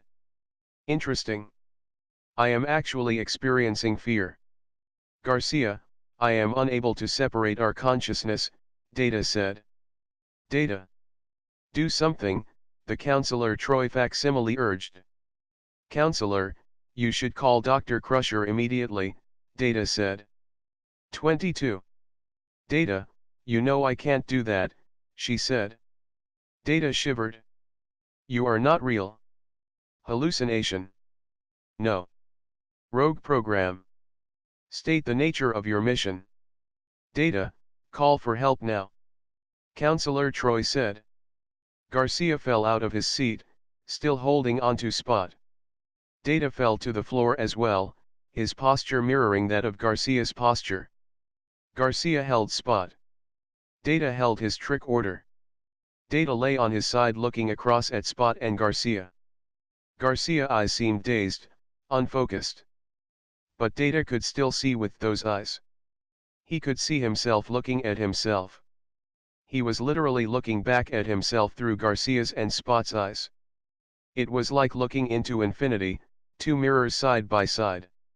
He could see Troy's legs. She kneeled down into his line of vision and yelled at him to do something. At that moment Geordie LaForge strolled in. Data, I thought you were going to meet me, LaForge stopped. He saw Data, Garcia, and Spot on the floor, and the three of them all appeared to be having some sort of epileptic seizure. Data. LaForge to sickbay. Medical emergency in Data's quarters. Use a side-to-side transport, I need you now. Crusher appeared a moment later and immediately knelt down, as if getting her trick order closer would speed up the process of gathering in a formation. What can I do? LaForge asked. Don't touch Garcia. Crusher snapped and then hit her COMM badge. Dr. Siller, I need you. STS, she said, indicating side to side. She didn't have to add ASAP, because the quality of her voice told Siller she was needed yesterday. Dr. Siller appeared. She quickly ascertained the situation. It wasn't the first time she had seen this phenomena with this patient. She was tempted to reach down and perform an emergency mind meld, but the last time she had done that it had changed the course of her life. And his. She would gladly do so again, but now that Simone was the carrier of his primary bond, a member of the royal family tracing itself to T'Pau, she could not intervene in this instance. Not with Simone so nearby. At the same time, she realized that she wanted Garcia back. She wanted to be one with him again. Was she actually missing him? She hesitated. Siller. Crusher asked. Siller shook herself out of it. Can you terminate the link with Data? Dr. Siller asked, forcing herself to be professional, cold, detached. She squashed all feelings for him, which normally wouldn't have been difficult, except for Garcia's influence on her. He was still influencing her. She realized. Not at this time, Crusher said. Data's brain is providing life support to Garcia's vital organs. Data, what were you thinking? A mind meld is necessary, Solar said, hitting her COMM badge. Solar to Simone. Please report to Data's quarters, STS. Can't you do this? Crusher asked. She is a stronger telepath than I, and she has been more rigorously trained for these sorts of situations, Solar said. Solar didn't see the need to add that Simone and Garcia were now one, and the type of intervention Garcia needed would require her touch. Simone materialized in Data's quarters. Why have you disturbed my meditation? Simone demanded, before her senses caught up with her. She suddenly knew why she had been summoned and why her meditation session had been so difficult.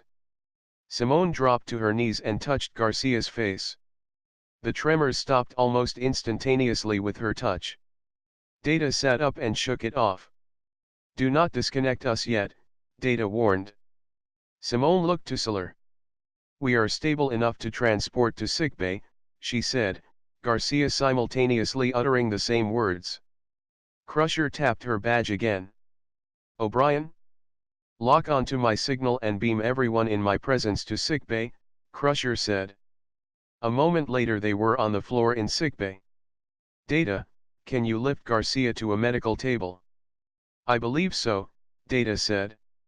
He stood, experienced his first moment of vertigo, and found himself being steadied by Geordi. Thank you, Geordi. I feel very strange.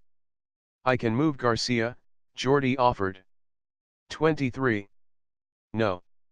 Crusher, Solar, and Simone said simultaneously.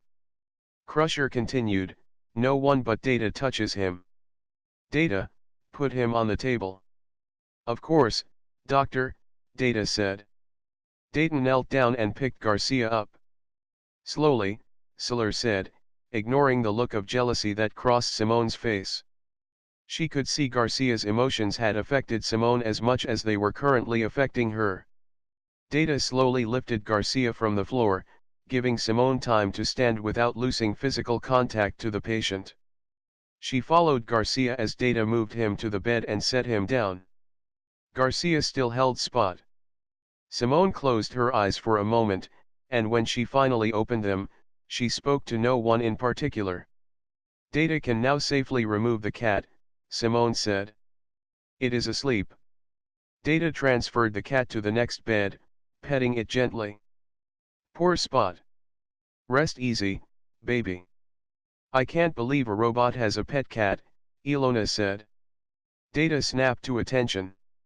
In an addition to the Deanna Troi that only Garcia could see, there were two new females, dressed in complementary clothing. The blonde was wearing white and the brunette was wearing black. The first connection that popped into Data's mind was a yin-yang symbol. Who are you? More programs?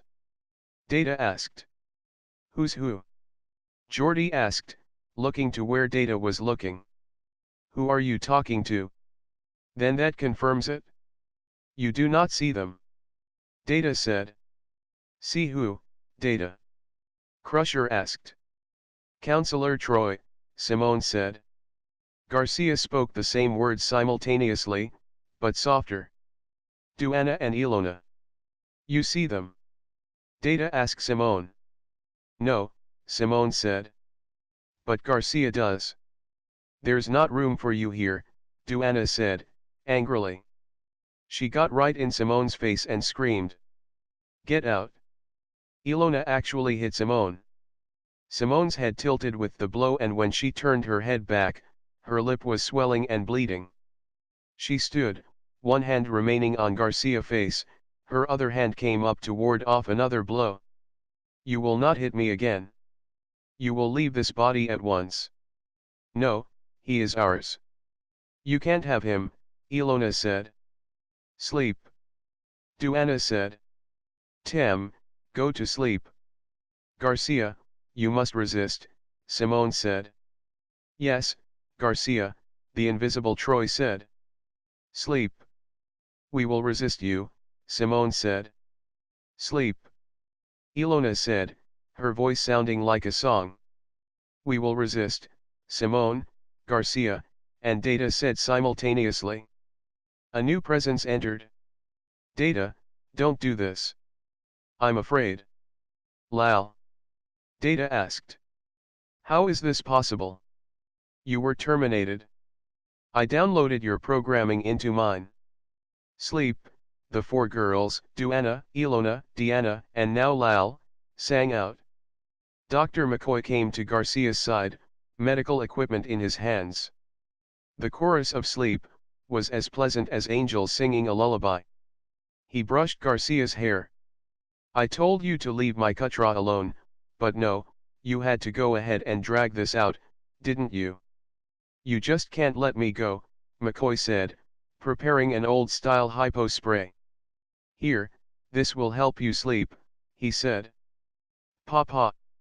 Garcia asked, looking up. Sleep, son, we'll talk about it later, McCoy said, and administered the sedative. Garcia went to sleep. Data and Simone collapsed. Data self-activated, sat up, and looked around. Geordi was beside him, and suddenly, so was Dr. Crusher. Picard stepped closer. The real Counselor Troy was right behind him, at least, all his senses told him that it was the real Counselor Troy. Riker stood behind her. 24. Data? What were you thinking? Picard demanded. Just now, I found myself going through a diagnostic routine, observing I have 2 hours, 10 minutes before the start of my duty shift, wondering about Spot. Data would have gone on had he not been interrupted. Data. Picard snapped. Why did you try to link with Garcia's neural implant? Garcia approached me to discuss the theoretical plausibility of a computer program being downloaded into an organic brain, suspecting that he had actually acquired one from the Kelvin computer he had accessed. Together we were investigating the possibilities, Data explained. You could have killed him. Crusher said. And yourself, Geordi said, obviously more concerned about Data than Garcia. I'm extremely disappointed with you, Data, Picard said. You have exercised very poor judgment in this instance. I did not anticipate the technical difficulties that occurred, or I would have sought assistance in the experiment, Data said. Geordi shook his head. Technical difficulties. Did it ever occur to you that there are no established procedure for the kind of stunt you pulled? I have accessed various sorts of computer components over the years, Data began. But none attached directly to a human brain. Crusher objected. The transfer rate of his neural implant wasn't designed to match the speeds you're capable of attaining. The difficulties that we experienced were not due to an error on my part, but rather were symptoms created by the artificial program operating in Garcia's brain, Data explained. I believe that the program utilized a safety feature designed to prevent anyone from tampering with its programming.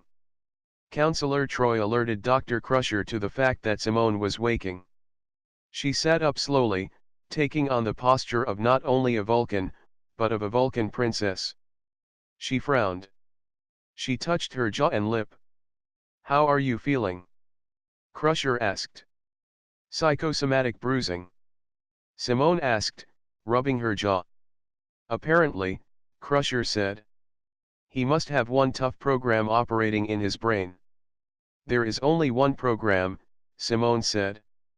A Counselor Troy software package that was programmed to bring Garcia to the Kelvin base. It has already fulfilled its purpose and is merely running freely in the background of his consciousness. If there is only one program, then who were the other two people you mentioned? Crusher asked. Fully developed personalities, Simone said. The people from your past would consider Garcia to be possessed by entities or spirits. So, what do we do, exorcise them? Riker asked. I assure you, it is not possession, as you think of it, Simone said. there is a phenomena that sometimes happens during mind melds where various personality traits from the participants merge and become a new entity in their own right. The more participants, the higher the chance of forming new personalities. Typically, these personalities only survive the duration of the mind meld session, but in rare instances, they take up residence in one or more of the participants. In Garcia's case, there are two very distinct personalities sharing his space, possibly more. Is there a cure? Picard asked. You can terminate the personalities, Simone said. Isn't that murder? Troy asked. Technically, yes, Simone said. What are the other options? Crusher asked. Well, Deanna stepped up to the plate. If we treat Garcia as if he had a multiple personality complex, it might be possible to integrate the extraneous personalities into his own psyche. Since this is not a classic multiple personality issue, any resistance of any of the personalities involved would make things difficult, especially if Garcia is the one that is resistant. He may not want to incorporate their essence into his own. The other option would be to teach him new coping strategies. If he is unable to learn to cope, Dr. Siller said, he will go insane. 25. I've known Garcia for a long time. He is extremely resilient, Counselor Troy said. I hope so, Simone said. He and I are now linked. My life may depend on his well-being. Data, Geordi interrupted. Right before you and Simone blacked out, you mentioned Lal's name. Indeed, Data said. He looked to Picard. As you know, in an effort to save Lal's programming, I downloaded her files into mine. Apparently, while my mind was merged with Garcia's, duplicate files were created and saved in his brain. I am speculating at this, but I believe that the Troy program in his head used this as a tactic to distract me long enough to sever the connection between us. It worked. I was completely taken off guard. So, in addition to himself, he has 4 complete personalities inside him. Geordi asked, whistling. There may be even more than that. I heard Admiral McCoy's voice, Simone said. Garcia must have mind melded with the Admiral before he died in order to save his Kutra. No. Garcia didn't perform a mind meld with the Admiral, Dr. Siller said. I was present when the Admiral died. There was no physical contact between them. But they did share an active bond, Counselor Troy said. The bond between the two of them already existed. It was established before anyone knew Garcia was capable of telepathy, before he had established personal boundaries of his own. That may explain the Admiral's presence in Garcia's thoughts, Simone said. Just how many personalities can a brain hold? Riker asked. The potential is theoretically infinite, Counselor Troy said. Think about it. When you dream, the dream characters all have their own personalities. They aren't just cardboard character cutouts that your mind creates. They are those personalities. True, they are in essence you, but they are complex models that fully represent the true nature of the personalities being emulated. Our brains are social supercomputers specifically designed for us to observe, model, and predict the behavior of others. Most people do not use this capability to its fullest. Like any tool, it has to be developed. In this instance, though, instead of being relegated to just the REM state, Garcia's extra personalities are obviously able to be conscious and active during his normal wake cycle. And, given the nature of his psychic training, which I helped develop in him, he would be particularly sensitive to their presence. Speaking of the devil, your patient seems to be waking, Doctor, Riker said.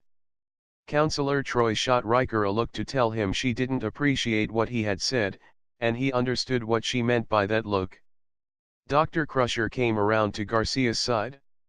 She helped him as he sat up, his hand reaching for his head. He smiled faintly. I was just having the strangest, non-lucid dream about you, Doctor, he began, and then stopped himself, blushing. He was now quite aware of everyone staring at him. "How are you feeling?" Crusher asked, updating her medical scans now that he was awake and apparently functioning normally. "I'm feeling rather odd," Garcia said.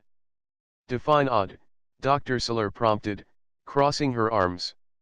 "I have a craving for feline supplement 25, Garcia reported. Deanna burst out laughing and then covered her mouth. Riker watched her, amused. He liked seeing her happy and laughing, but he was enjoying this opportunity to mockingly scold her more. Geordi shook his head sadly. "What do you remember of how you came to be here?" Dr. Saler asked. "I don't know how I came to be here. I went to see Data," Garcia said, struggling to piece something together. "I just remember going to see Data. No, I remember his music being too loud." "I'm sorry." "It's okay," Crusher said. "It's probably for the best. When you're feeling up to it, come by my office so we can chat." "My whole day has been freed up just for you," Deanna said, patting his leg. Garcia looked around at the faces staring at him. "What?" 4-star General Hammond's limousine accelerated after passing through the main gate to the Air Force Base. The flags on the front of the car whipped as it raced to the hangar.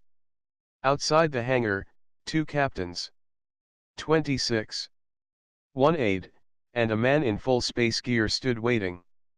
The space gear on the man was ergonomically designed to be comfortable even planetside, in vertical lift-offs while experiencing additional Gs, and in space, regardless of temperature. The man wore it out of necessity. He would spend the rest of his days in his suit. The limousine pulled up to the waiting men and the general stepped out. They all saluted. Hammond noticed the reflection of his secretary exiting the car in the visor of the helmet of the man wearing the space gear. Hammond wondered where the spaceman's eyes were. Were they facing straight ahead, or was he admiring the legs of his secretary as she slipped out of the car before standing and then straightening her skirt? He felt sorrow for the mutant behind the space mask, for it had once been his best friend.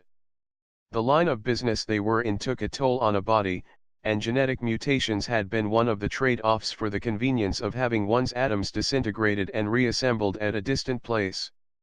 His friend, now only known as Jay, was a pioneer in astronautics, and though he had countless lift-offs under his belt, his fame came for being the first Iotian to be transported from one place to another using their own transporter design.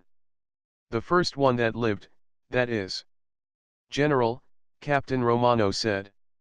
"Our capsules are sifting through the debris field from the Federation ship. We found nothing worth salvaging, yet."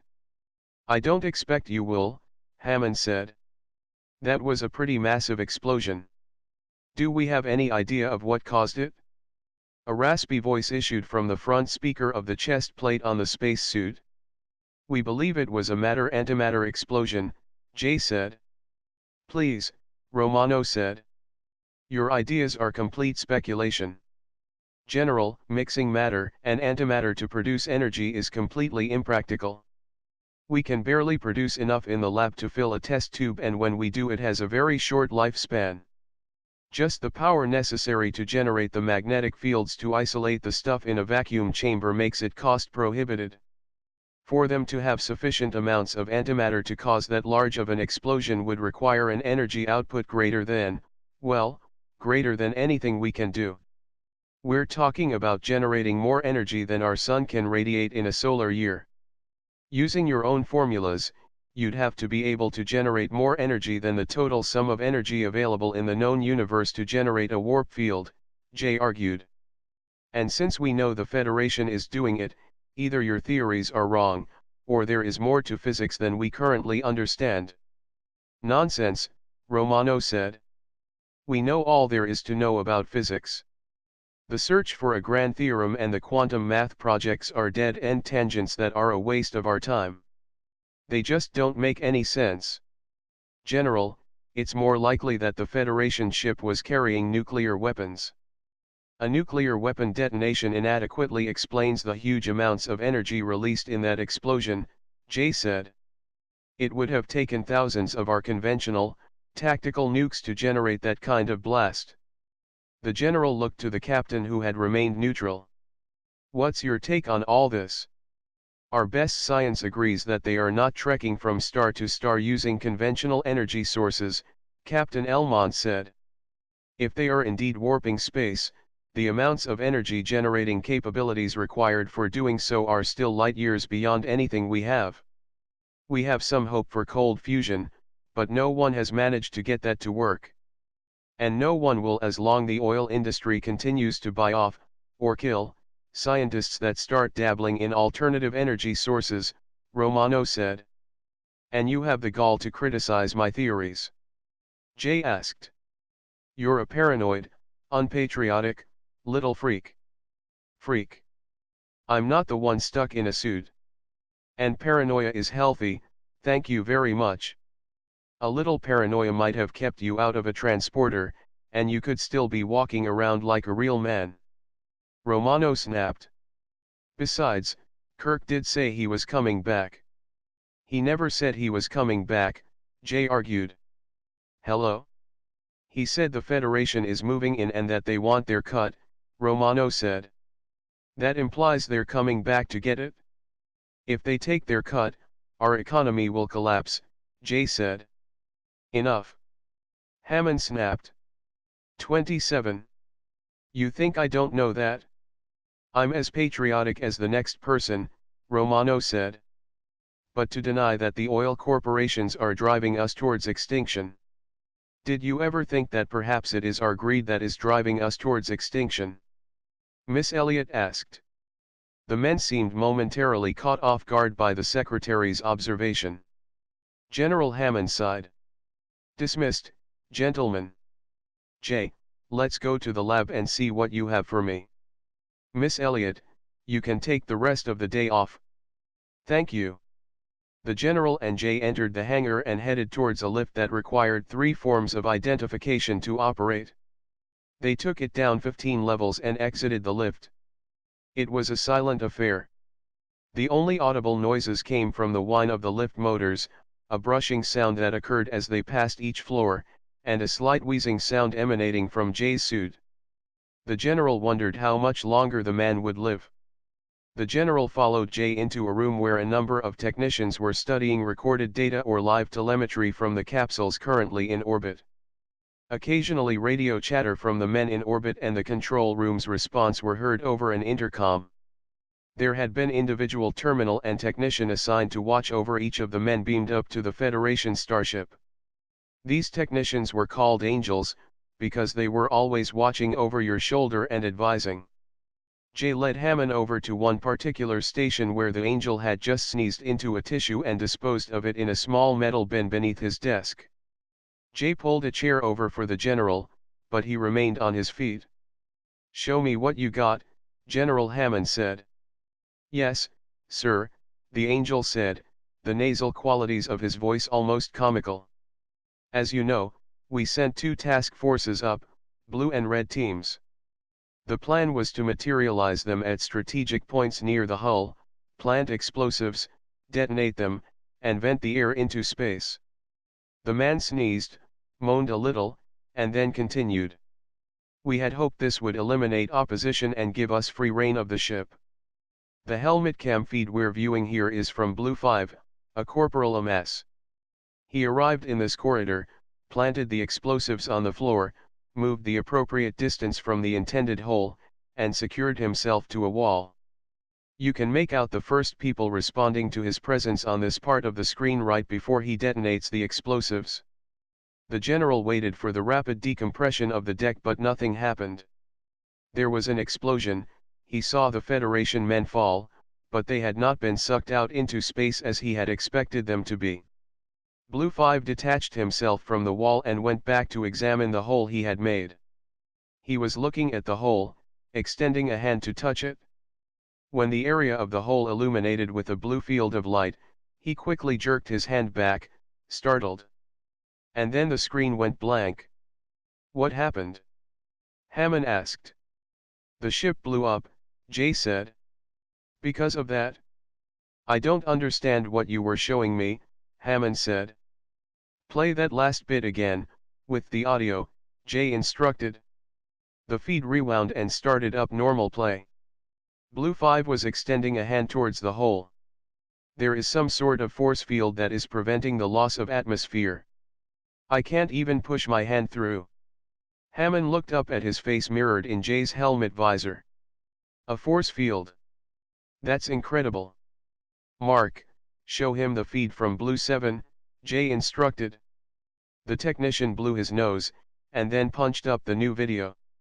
As you can see, Blue 7, a Corporal Sims, has just arrived, Mark said, the nasal quality of his voice indicating he was feeling worse. He froze the video and pointed to a cylindrical object that stretched from floor to ceiling, and perhaps continued on up at least another deck. When the video resumed rolling, it pulsated with light. We believe this to be an energy conduit of some sort. We're almost certain that the explosion that destroyed the ship initiated here. As per protocol, no team members are allowed to be captured. The men in this section immediately attempted to overpower Sims. He didn't even have time to draw his weapon. This icon at the bottom of the screen indicated that he has just armed his suit explosives, simultaneously with all the charges he brought up with. 28. Him. Standard suicide plan.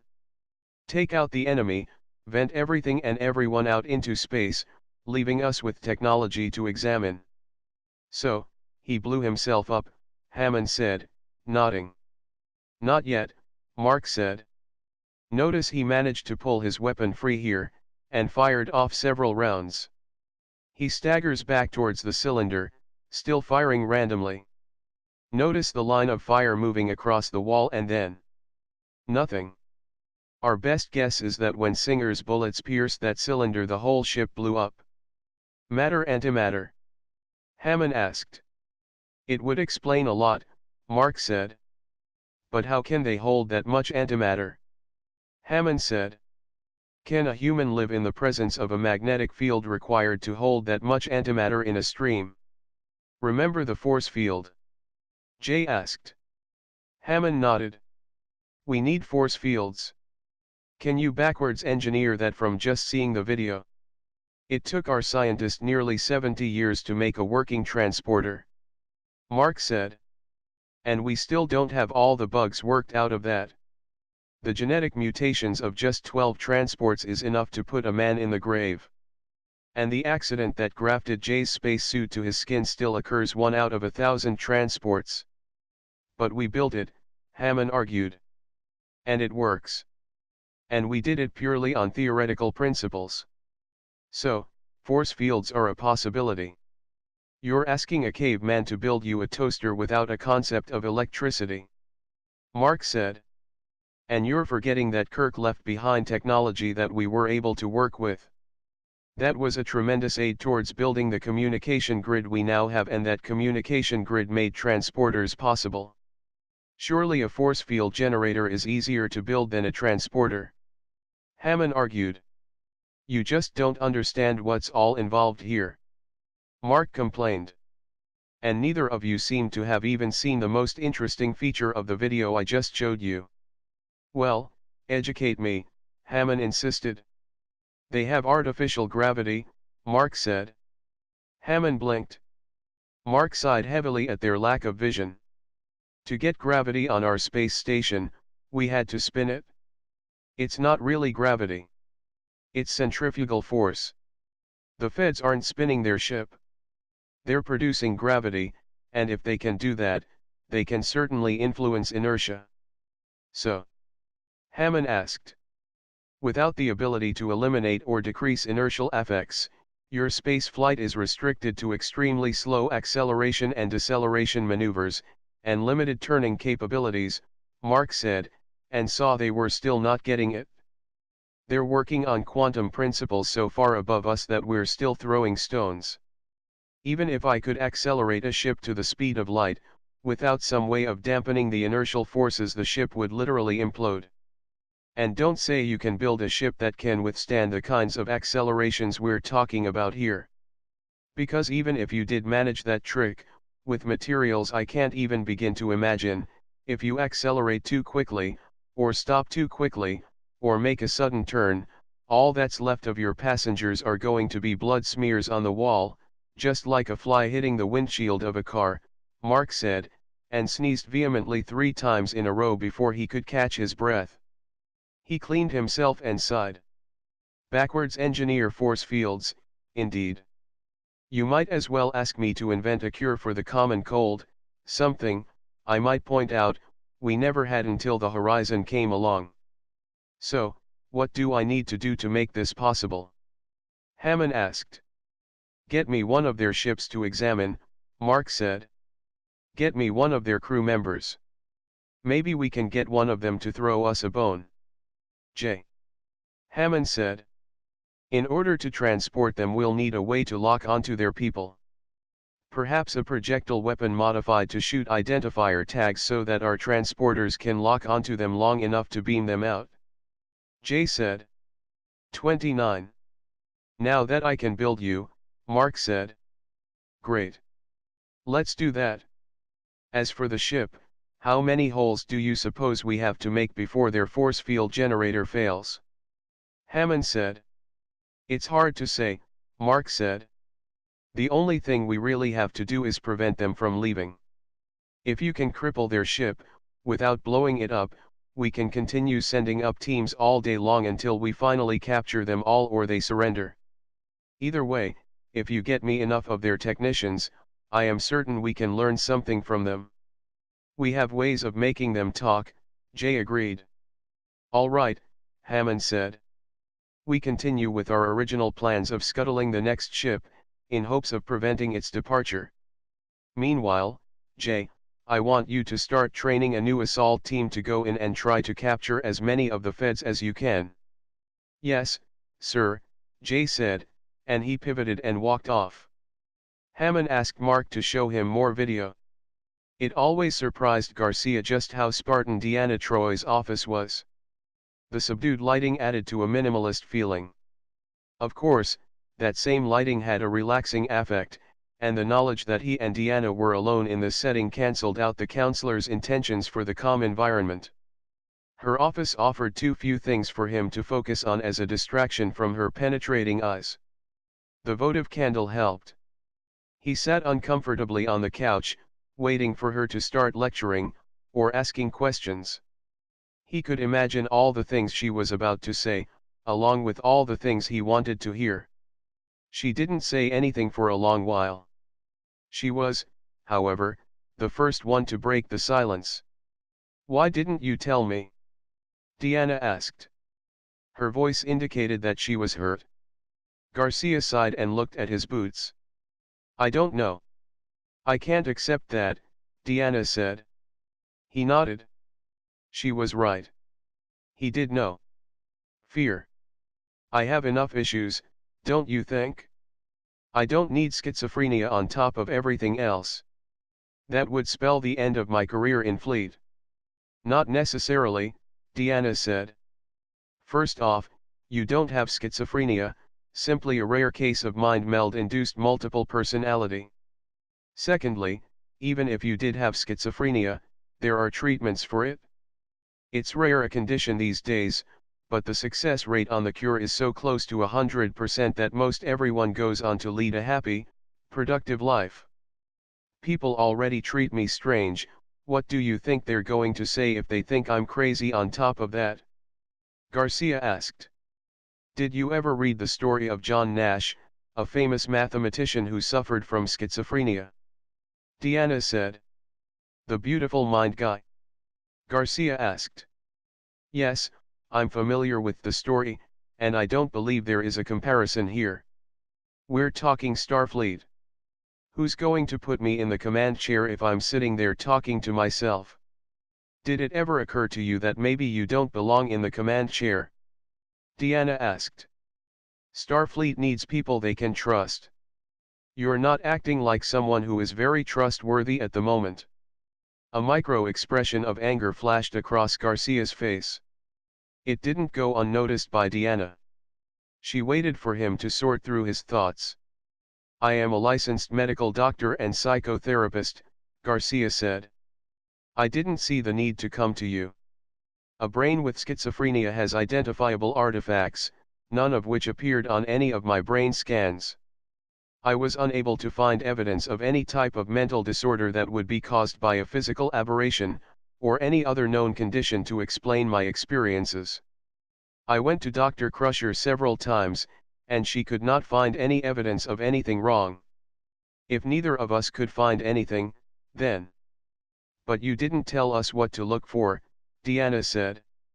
Look, Deanna, Garcia said, picking up one of the cushions and hugging it to him. I know everything Crusher knows. I know everything you know. I know every question you're going to ask me before you ask, I know every medical line of inquiry, and the answers just all boil up to one thing. Crazy. 30. Yeah, he said, quietly.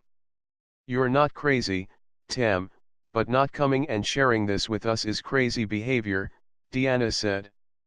Maybe I don't have any immediate answers, and at the moment, neither do you. But together, with your smarts and my smarts, we are more likely to solve this than you or I might as individuals. You know the drill: thesis, antithesis, synthesis. This can only happen through a dialogue, a dialectic process. Garcia didn't respond. Deanna sighed and out of the blue said, You need to change your theme song.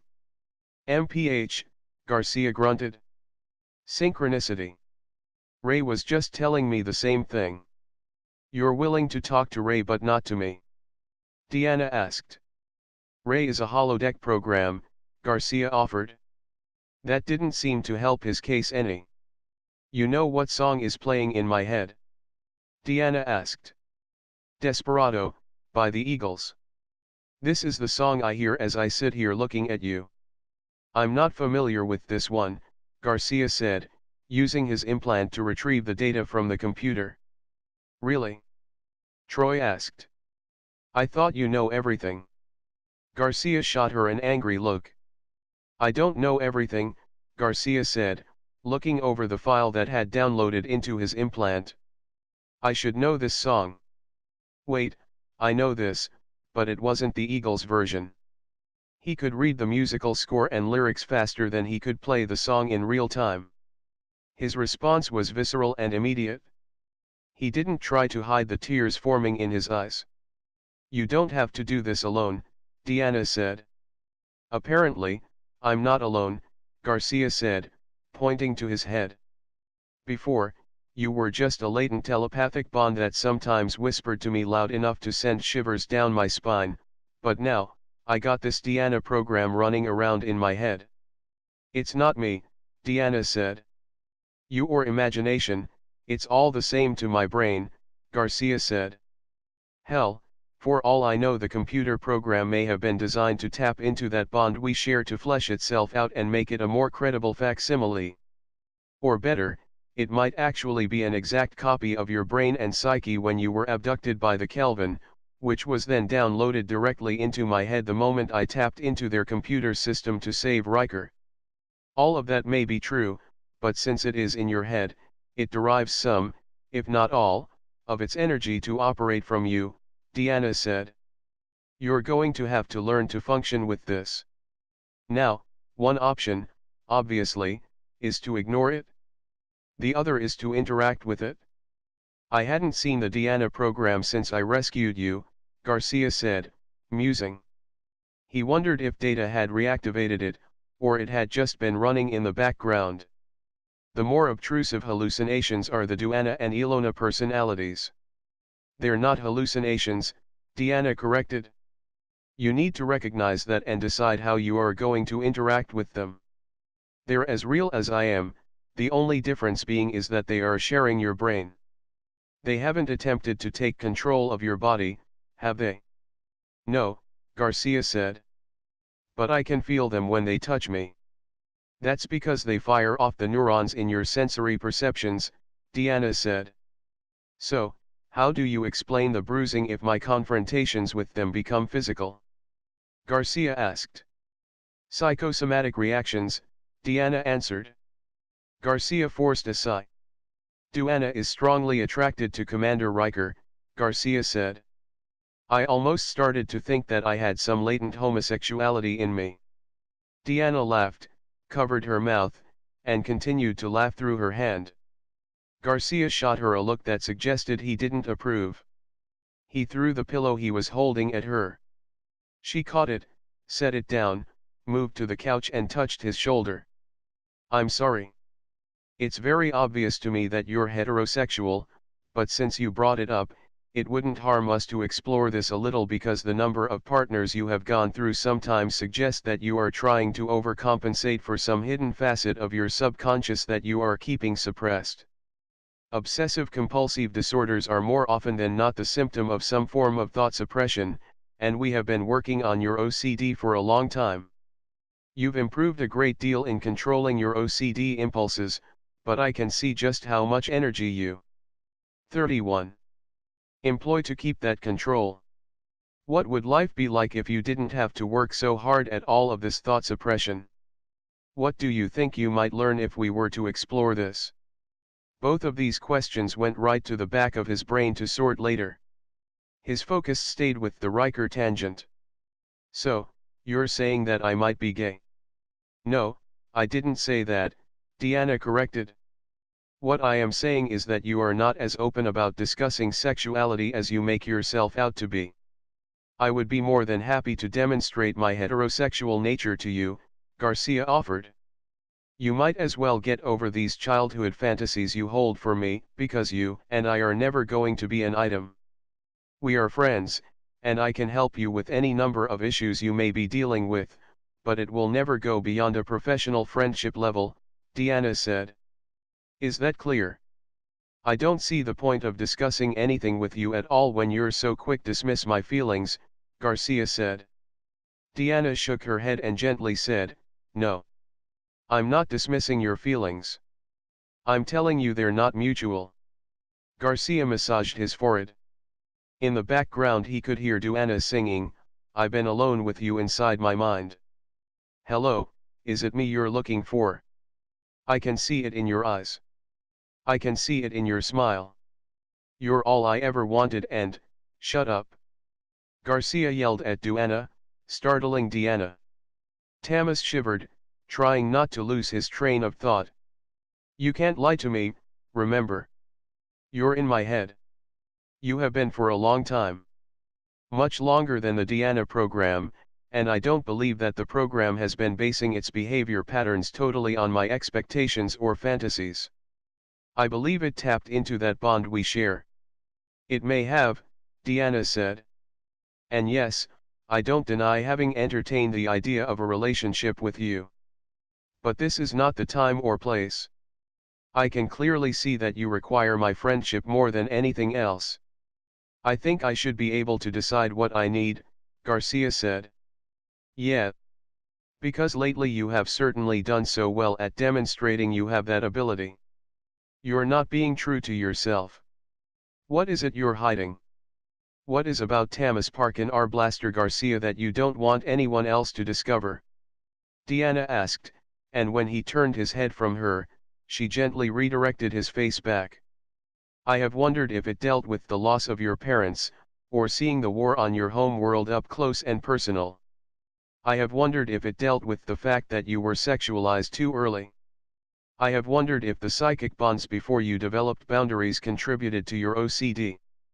But the more I try to get to know the real you, the more I think there's something about you that you don't like and you have to control it so fiercely, spending so much energy on it, that it's preventing you from living as healthy as you could be living. You're saying I'm not healthy? Garcia asked. Are you? Deanna asked. Compared to whom? Garcia demanded. I'm not asking you to make comparisons, I'm asking you if you think you are healthy, Deanna said. Well, let's see.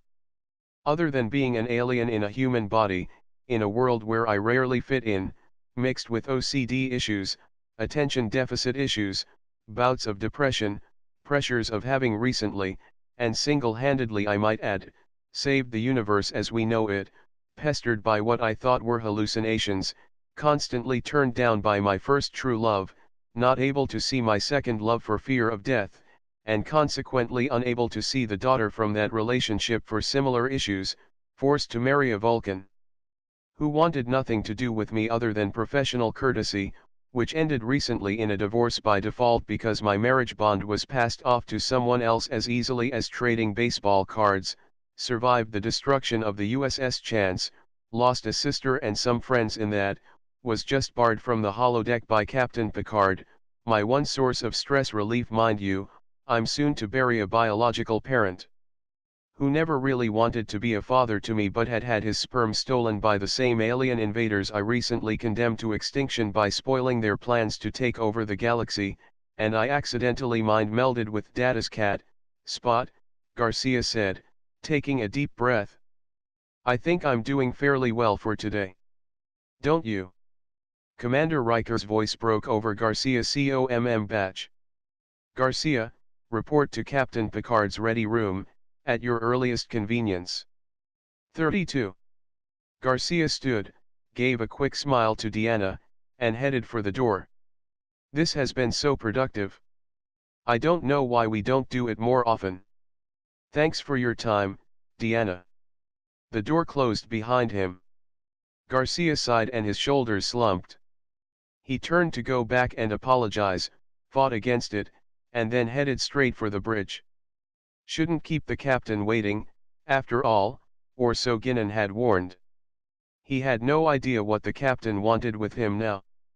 Was Picard going to evaluate his performance to date and send his recommendations back to the Academy? Garika forced himself not to panic. Though Picard had that ability, there was no known animosity between the two of them.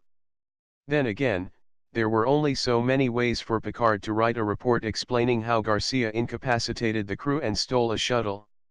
Riker glanced over at Garcia as he stepped off the tubralift and onto the bridge, nodding and continuing with his conversation with the tech. Worf seemed to sneer a little, but he obviously assumed Garcia knew the way. He did, and he didn't tarry to take in the scenery. Picard didn't look up as Garcia entered, merely asked him to be seated. Instead of taking the seat, as prompted, Garcia went over to the aquarium and took a closer look. Picard set a PADD down, gently on his desk, leaned back in his chair, and studied the young cadet for a moment. Garcia turned and made eye contact. I trust you're feeling well, Picard said. I'm fine, Captain, Garcia said, suppressing the urge to answer with sarcasm, yeah, we're all fine, here. He frowned a little. He wanted to apologize for all the problems he had caused Picard, but he held back, so as not to appear as a babbling fool in front of the man he had immense respect for, respect bordering on idol worship. Was he a Picard groupie the same way some of his music and literary fans were Garcia groupies? Garcia took the seat in front of the captain's desk. Would you like something to drink? Tea perhaps? Picard asked. Garcia smiled at the gesture. He had given the captain headaches and here he was reaching out to him. Whatever you're having would be nice, thank you. Picard ordered up 2 cups of tea, Earl Grey, and carried them over from the replicator. He returned to his chair. In some ways, sharing tea with Captain Picard reminded Garcia of the time he had had tea with T'Pau. Garcia couldn't help but see Picard as royalty, though Picard would probably argue against that comparison. I just received a message from Vulcan, Picard said. Surak's estate has requested that I notify you that you will be representing them at the funeral. The captain's choice of words were not a mistake. He wasn't being asked to represent the Surak estate, he was being told to. It was pretty much a done deal. Still, Garcia shook his head in protest. No. Garcia said, almost pleading. Surak needs to be present. They didn't say it, but I suspect Surak is not well enough to travel, Picard said, drawing on more than intuition. He had never been quite the same since he had mind-melded with Ambassador Surak of Vulcan, but then, no one was ever completely the same after a mind-meld. Of course, no one was ever the same after meeting with Surak, mind-meld or no. He was an incredible force for good and peace that influenced everyone that came into contact with him. So why haven't they contacted me? Garcia asked. This doesn't make sense. What about Spock? He should be here. Have you heard from him? No, Picard said. I have asked some friends at Starfleet to help locate him, but so far no one seems to know where he is. Garcia rubbed his forehead. I know this isn't a pleasant thing to do, but it has to be done, Picard said.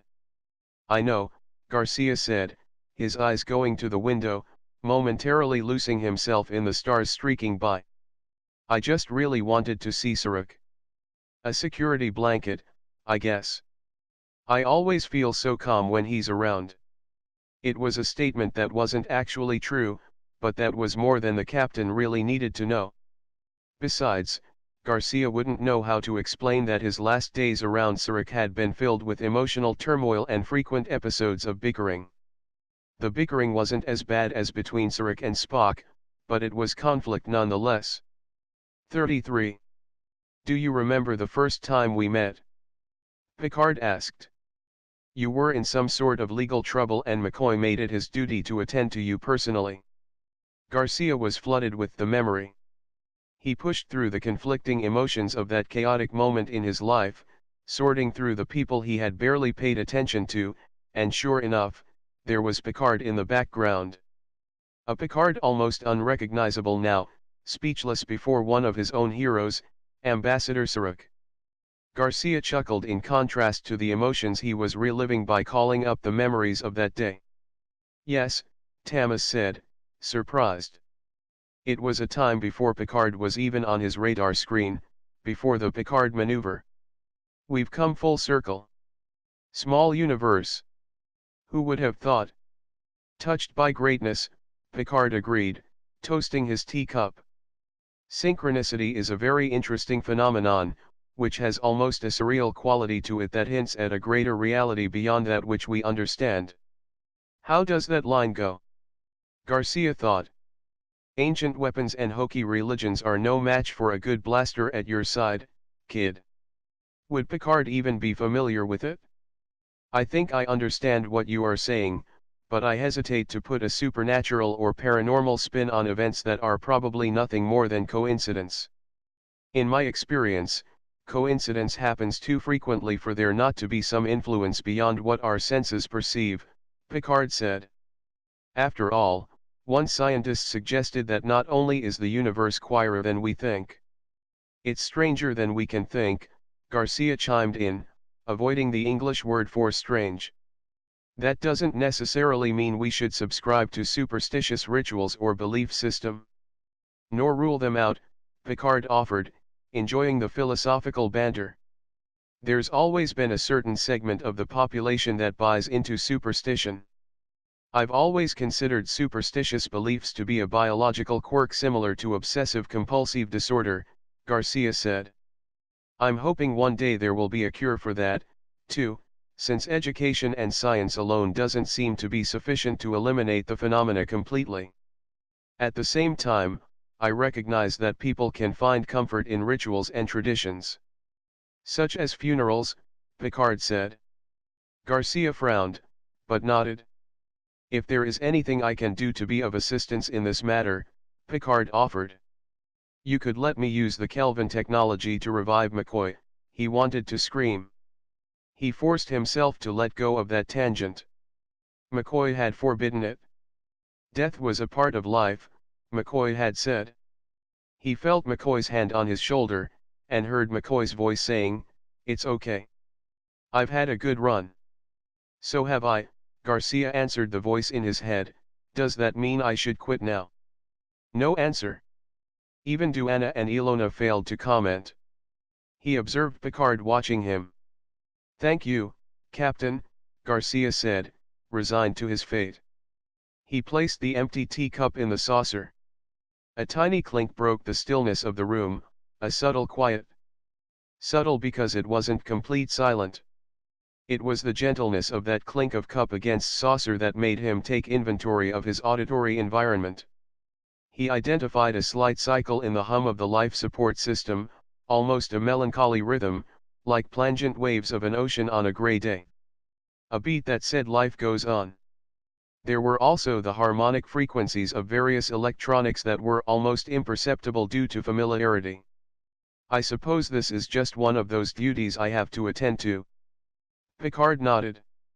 It's never an easy duty, Picard agreed. Neither is telling a family member that someone has died under my command. Which brings me to the other reason I wanted to visit with you. I was wondering if you might perhaps escort Captain Janeway to see the Garcia family, to facilitate her duty. Picard was referring to the death of Javet, his sister. Her family, the family that had adopted him before he had been forced to live with Saruk, had yet to be informed of their loss, and Janeway would no doubt take advantage of this opportunity to tell them in person. Returning home was going to be bittersweet. Of course, Garcia said. I would do anything for her. Did she think I wouldn't? 34. No, no, Picard assured him. She doesn't even know that I intended to ask you. I just know how difficult this is, and I was thinking, since I've been on the Enterprise, I have always had Counselor Troy by my side to facilitate these sorts of affairs. I'll offer to introduce Janeway to them as soon as we arrive, Garcia said, standing. Thank you for your time, Captain. All of this, indicating the tea with his hand, and our talk means a lot to me. Picard stood up and extended a hand. Garcia shook it. There was a sudden, noticeable downward shift in pitch coming from below the floor, accompanied by a harmonic resonance in the deck plating that caused it to vibrate, perhaps from an energy conduit that ran below them. Garcia noticed that Picard had observed the same phenomena and that he seemed unconcerned. You heard that, Garcia asked. Terminal sequencer, Picard explained. As we pass down through warp 3, it vibrates at 440 cycles per second and actually vibrate /s the deck plate below my desk. You could tune an instrument to it. It's just an idiosyncrasy of this particular ship. Never heard it anywhere else. It's the most noticeable in my ready room. You have perfect pitch. Garcia asked, surprised. So do I. I know, Picard said. We'll be in orbit shortly. You should go see Captain Janeway. Of course, Garcia said. 35. Chapter 3. 106, Tamas mumbled to himself. 106 times he had been transported in his lifetime, as he and Captain Janeway materialized planetside. It was raining at the Garcia estate as they beamed in. The conversion back from energy to matter was a process that reassembled the humans from inside to out, but it was a process that happened so quickly that it had the appearance of being instantaneous.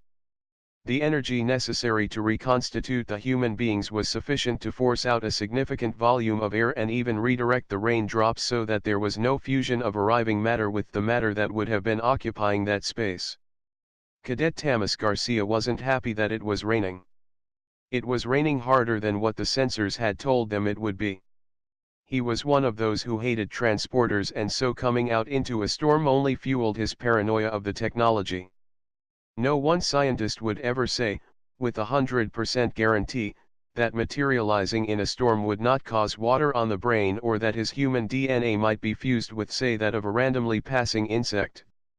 He knew the old movie The Fly was just a movie, but he also knew there were dozens of cases of odd things occurring when transporter technology was utilized. Given the current understanding of quantum flux theory, reducing an object to energy and then hoping the conversion back to matter would be flawless every time just seemed ludicrous. Sure, they placed odds on it, like an incident happening one time out of a trillion. The odds were purportedly better for someone to win a lottery or get struck by lightning. Of course, his argument was that those odds increased when you actually buy a lotto ticket, or stand on a golf course in a thunderstorm swinging a 5-iron. Are you sure about this? Captain Janeway asked, unawares that the source of his anxiety was an issues with transporters and not their mission.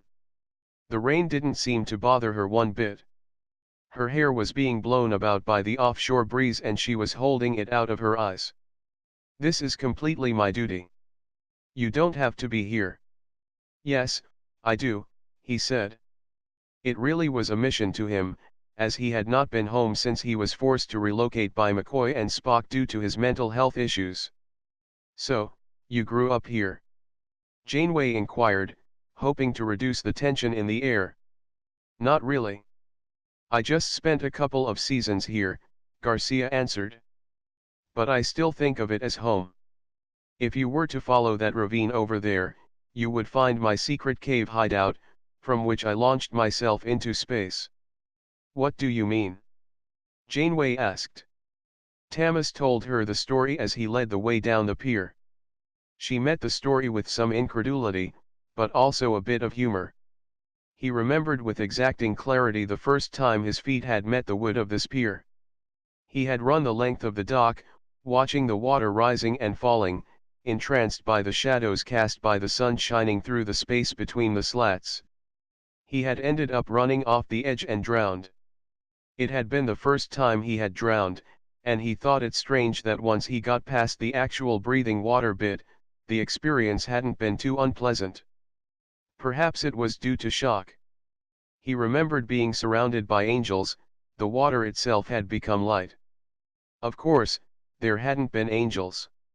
They had been dolphins that had come to his rescue, but he had never met dolphins before that encounter, and those were the days before he had learned to maintain the boundaries of his consciousness.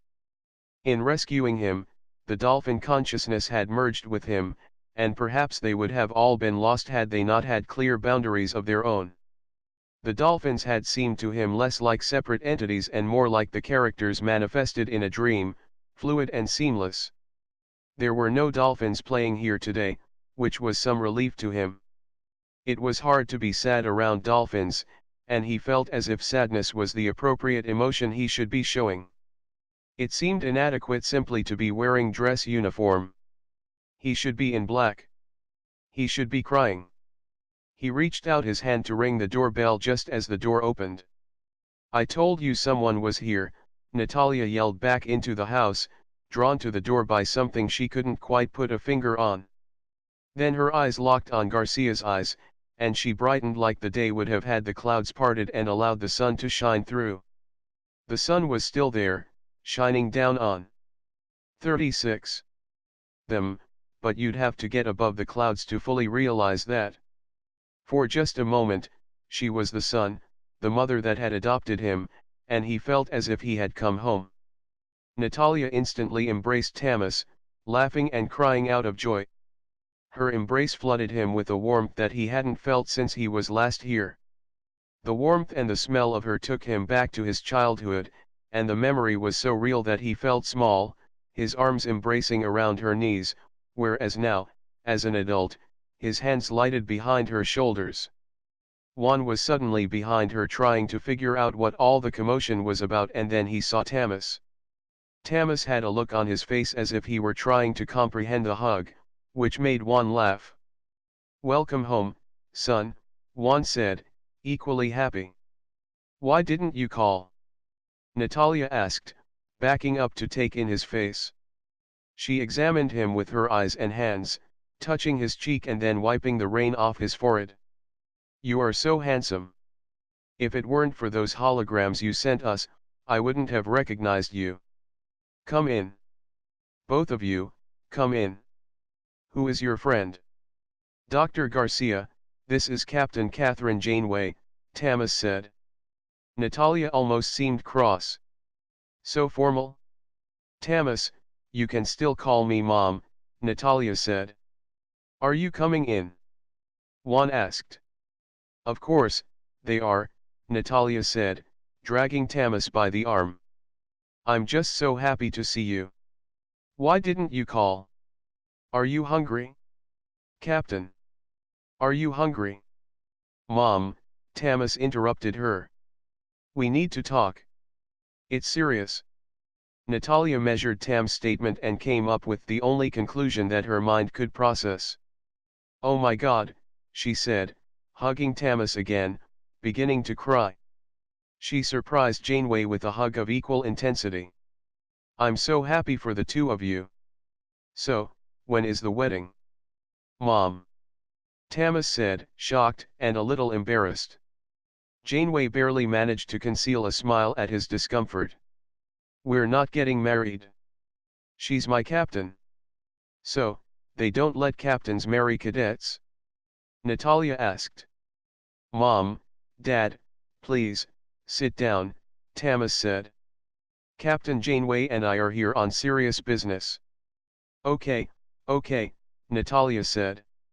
Can I at least get either of you a drink? No, thank you, Captain Janeway said. Mom, Tamas said. Okay, Natalia said, guiding them down into the living area. She and Juan sat on the couch, leaving the chairs for Janeway and Tamas. Janeway sat on the edge of her chair, almost Vulcan discipline shining through the straightness of her spine. Tamas walked over to the piano. He was surprised they hadn't moved it. He lightly pressed down on the keys, and looked down over the dining area and out through the large plate glass window and into the sea. Tam, are you okay? Natalia asked. You act like there was a death. Admiral McCoy died, Tamas said. I am here on a funeral detail, per McCoy's last request. Oh my God, Natalia said, coming to the edge of her seat. Juan took her hand in his. How? When? It hasn't been on the news. They haven't released it yet, Janeway said. McCoy didn't want a media stampede at his funeral. A few dignitaries will be arriving over the next couple of days to attend the funeral. He wants to be buried next to his wife, Tamas said. Of course, Natalia said. Tam, this is your home. I hope you will stay with us while you're here. And Captain, our home is open to you as well. You may use my daughter's room. Mom, Tamas said, a hint of sadness leaking through. There's something else.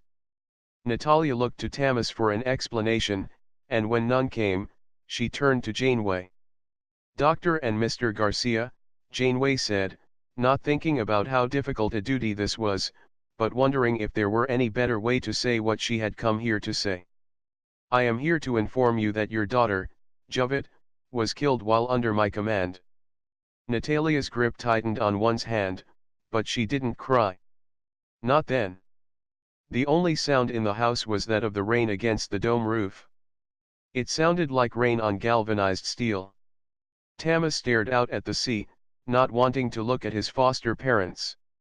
He wanted the dolphins. He wanted them to bring his happiness and 37. Childhood back to him. But there was only the sea, dimly lit by the gray skies above. He could see all the tiny ripples that each drop of rain cast on the ocean surface.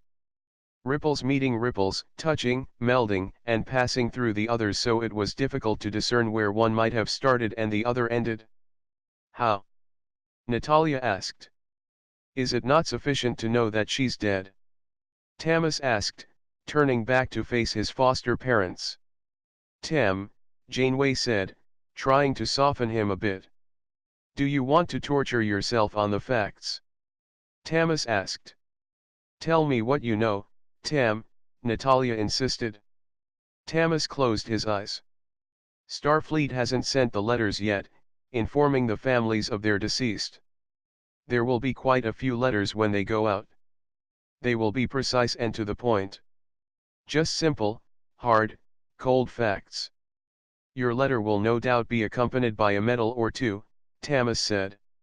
He opened his eyes, and he met Natalia's stare. But even with all that, it won't tell you the story. It won't tell you about her bravery, her compassion, and her sacrifice. Even as good as I am with words, I will never be able to adequately capture the pure desperateness of our situation. We have recordings of the dialogue between us, official transcripts of everything that transpired on the bridge. We have the testimony from one of the 11 people she saved. We know that she lingered in an effort to rescue or comfort someone who may have been beyond saving. We know that before the warp core breach that she had access to a functioning escape pod. And I personally felt her life force extinguish when the ship was destroyed. A part of me literally died that day. And, not just because I failed in some way, but because of the bond that she and I shared. Natalia got up and embraced Tam. "It's okay, son," she said, seeing how much this pained him, as if she knew he was blaming himself. Tamas shook his head, trying to push her away a little. "No," he said, extricating himself from her hug. He didn't want affection. "No, it's not okay. I still feel the emptiness and I would do anything to get her back." "I believe you," Natalia said. "Tamas, don't blame yourself. She chose her career, she knew the risks."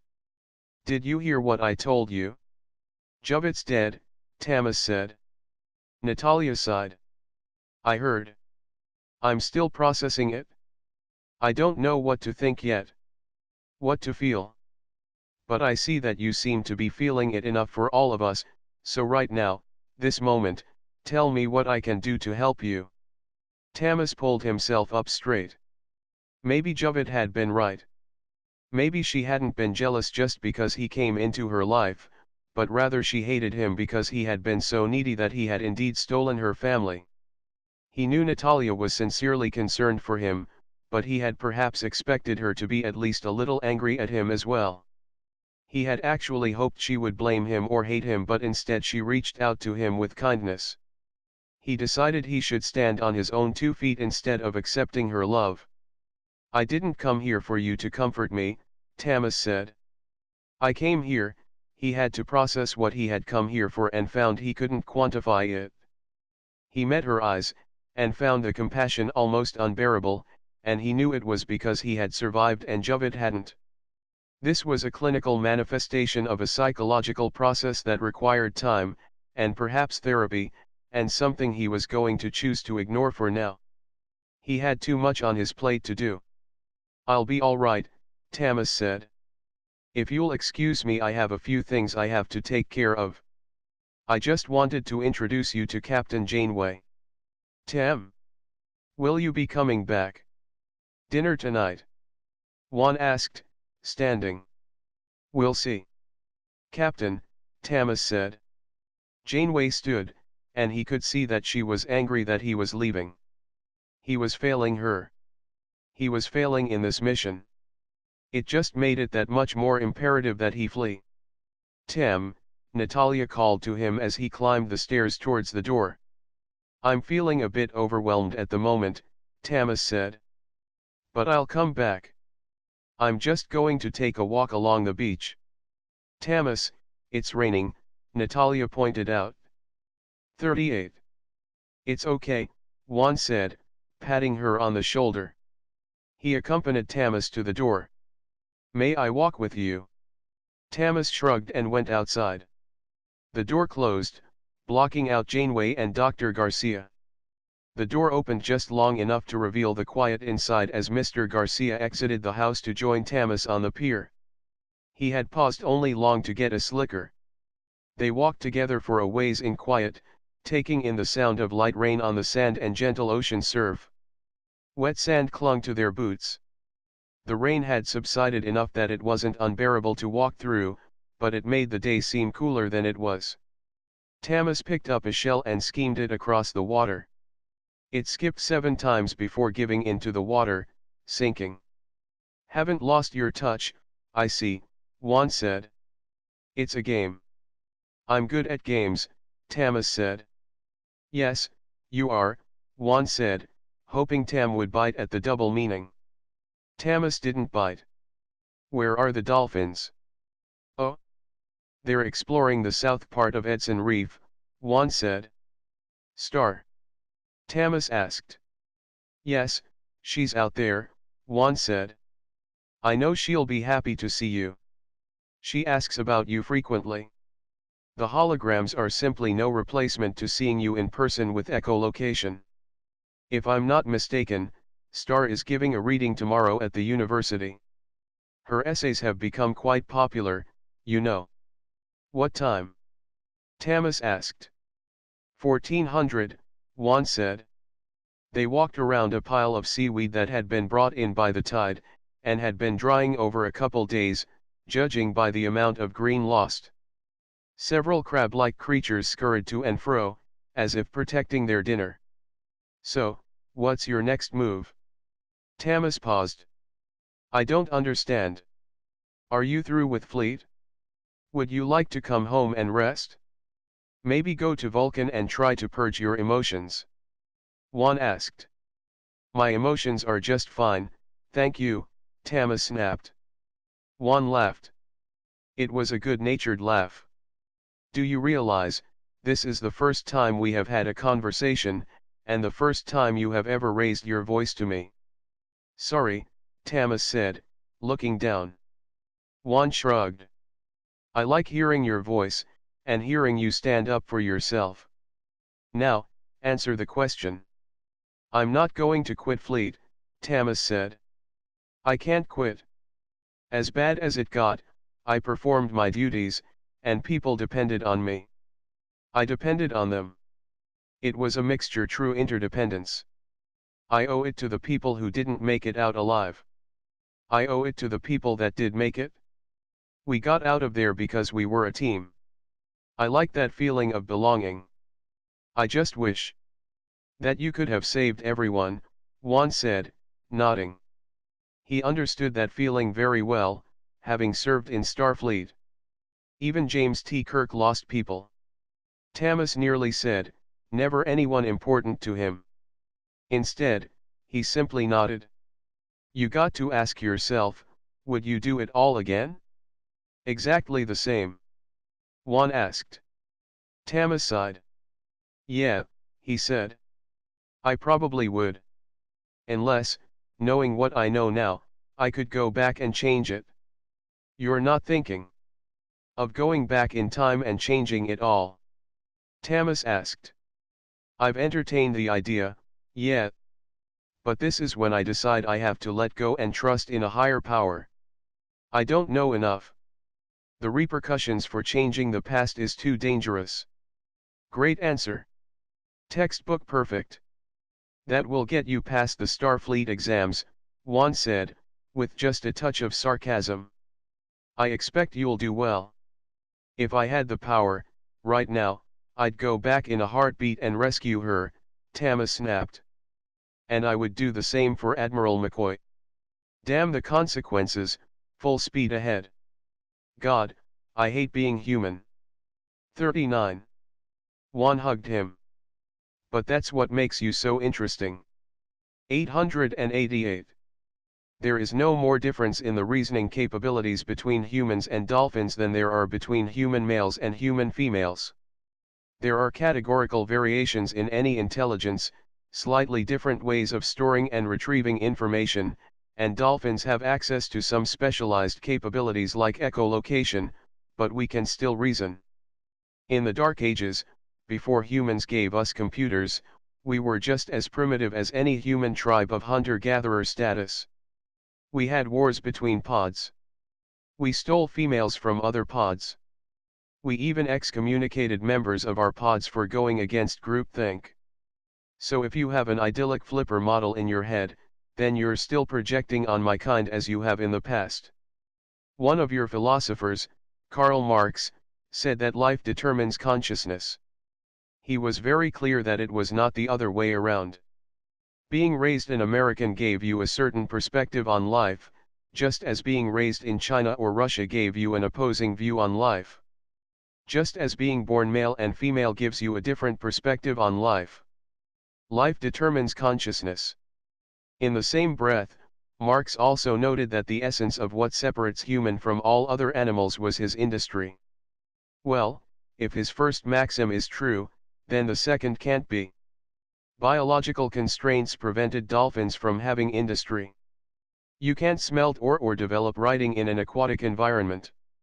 We haven't hands or feet, so our consciousness was quite determined, as we were stuck in a generational mode in the transfer of knowledge. Life determines consciousness, consequently, it determines culture. Hands and opposable thumbs have facilitated the ability to write, a skill that dolphins would have never acquired in their natural state.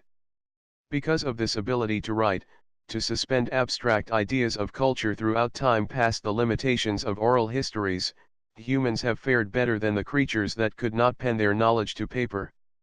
The ability to write, sharing vast wealth of knowledge, is what raised the human IQ higher than the dolphin's IQ, not a deficiency in dolphin intellect. So, because my ancestors couldn't read of mice and men, we were considered lesser beings. Because we couldn't form your speech, or you emulate ours, we were considered barbaric, incapable of communicating or comprehending even basic concepts of wants and needs. Because we didn't build cities, and construct weapons to better fight our wars, we were just animals. There was a dramatic pause as Star sank to the bottom of her tank. She rested at the bottom for a moment and then surfaced to take a breath, spraying more water than necessary from her blowhole just for effect. The tank she was in was hardly bigger than a hot tub, and was transparent so that the audience could see her. The dolphin continued its reading, the computer translating for her. Imagine with me. In your mind, go back to a time before man could write. You would find humans no better off than any other primate, if not a little worse off. Until the invention of clothing, humans were just as restricted by their environment as any ape. Restricted to temperate climates with an abundance of food and water. The gorillas and chimps all teach their young which plants to eat and which plants to avoid.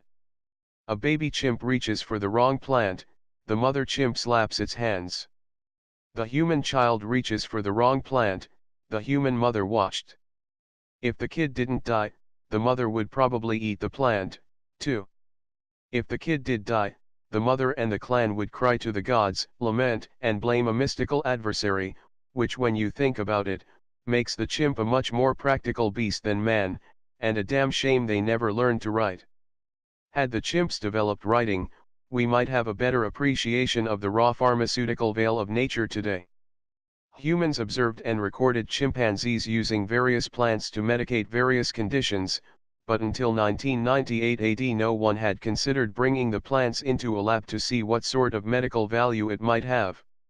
On Earth, in the year 2005 AD, using sophisticated recording devices and computer studies, scientists actually discovered that dolphins had names for each other.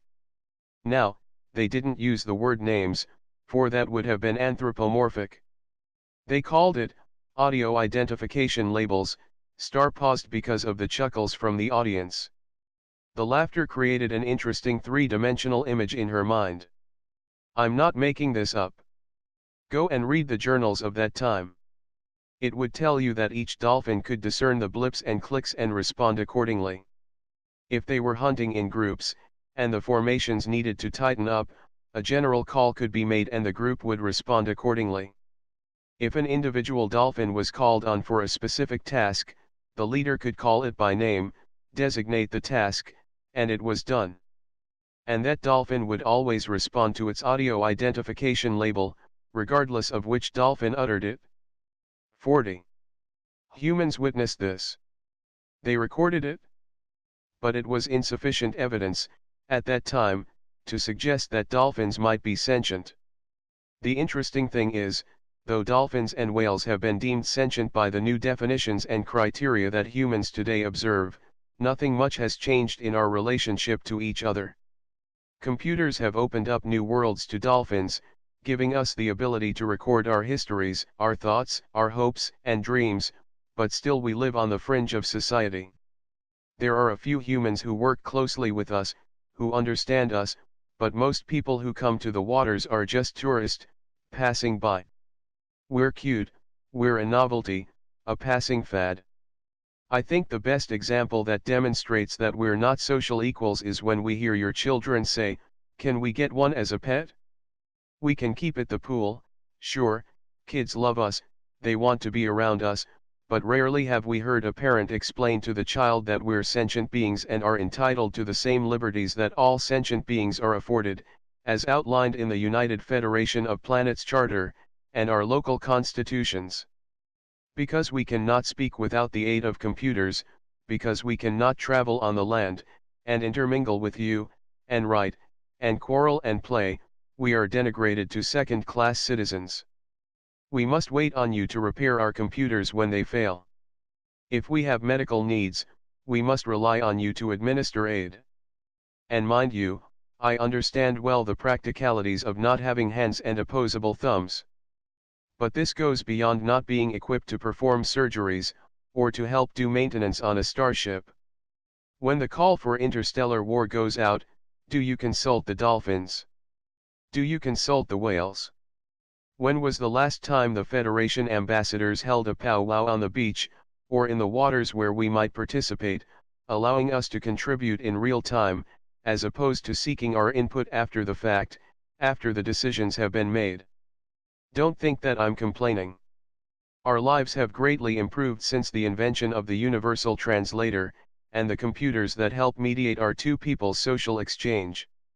It just isn't enough to say our cultures are different. It is true that we don't care as much for your politics. It is too serious most of the time, and too empty of meaning and intention the rest of the time. But we love games and we love your company. I only want to suggest to you that we were meant to be together, interdependent on each other. We have learned from you and you can learn from us. Take more time to play together, to swim, fish, and love more. Our cultures and paradigms are strengthened through communication, through sharing. Make no mistake, we are dependent on you to maintain our current worldview, for the technology is not yet at the point where it completely maintains itself, and replicates itself, and guarantees equal representation and mediation under the law, and equal distribution of resources. If you pollute the waters, we are at your mercy. If you hunt us, or hunt the fish to the point of extinction, we are at your mercy. If you leave the world and never come back, we are at the mercy of nature, for we can no more rise to the stars without human intervention than humans can appreciate the depths of our songs and souls that we openly lay bare to you without us to guide. We have always come in peace to you. We understand our limitation and our place, but by no means are we lesser beings, or any less favored by nature or God. We are dolphins. We are what we are, just as you are what you are. Together, though, we become more than the sum of our parts. Pandemonium. Standing ovation. It was one thing to read dolphin transcription, but another to hear the dolphin in its own language, while the computer translated it. The university president came on stage and thanked Star. He then opened the floor up for questions. A person in the third row was acknowledged. He stood. "My name is Mike Cordo," the student said. "Anthropology major. You mentioned in the previous essay that standard evolution theory no longer applies to humans. Can you explain what you meant by that?" Star took a moment to hear the question translated into dolphin speak. She nodded, a human gesture. "Hello, Mr. Cordo," she said. "As you know, Darwinian evolution is survival of the fittest. As a species, humans are no longer subject to that rule. Every member of society is now guaranteed a minimum level of subsistence. Food, medicines, clothing, shelter, education, and even entertainment. You have laws that guarantee equality so those who are stronger or smarter can't dominate. Economics is no longer a measure of a person's status. Procreation goes unhindered by the forces of nature that once dominated your species. Biologically speaking, human evolution has slowed so much it might as well be at a standstill. What is evolving is society. More people and cultures are interacting, alien races are contributing to your social knowledge. Consciousness is evolving. 41. But Darwinian rules are still in effect, Cordo protested. I completely disagree with you that economics is not a factor in reproduction and suggest to you that there is still a class divide. For example, the smarter people tend not to reproduce as fast as the people with lower standards or lesser education. People are not equal.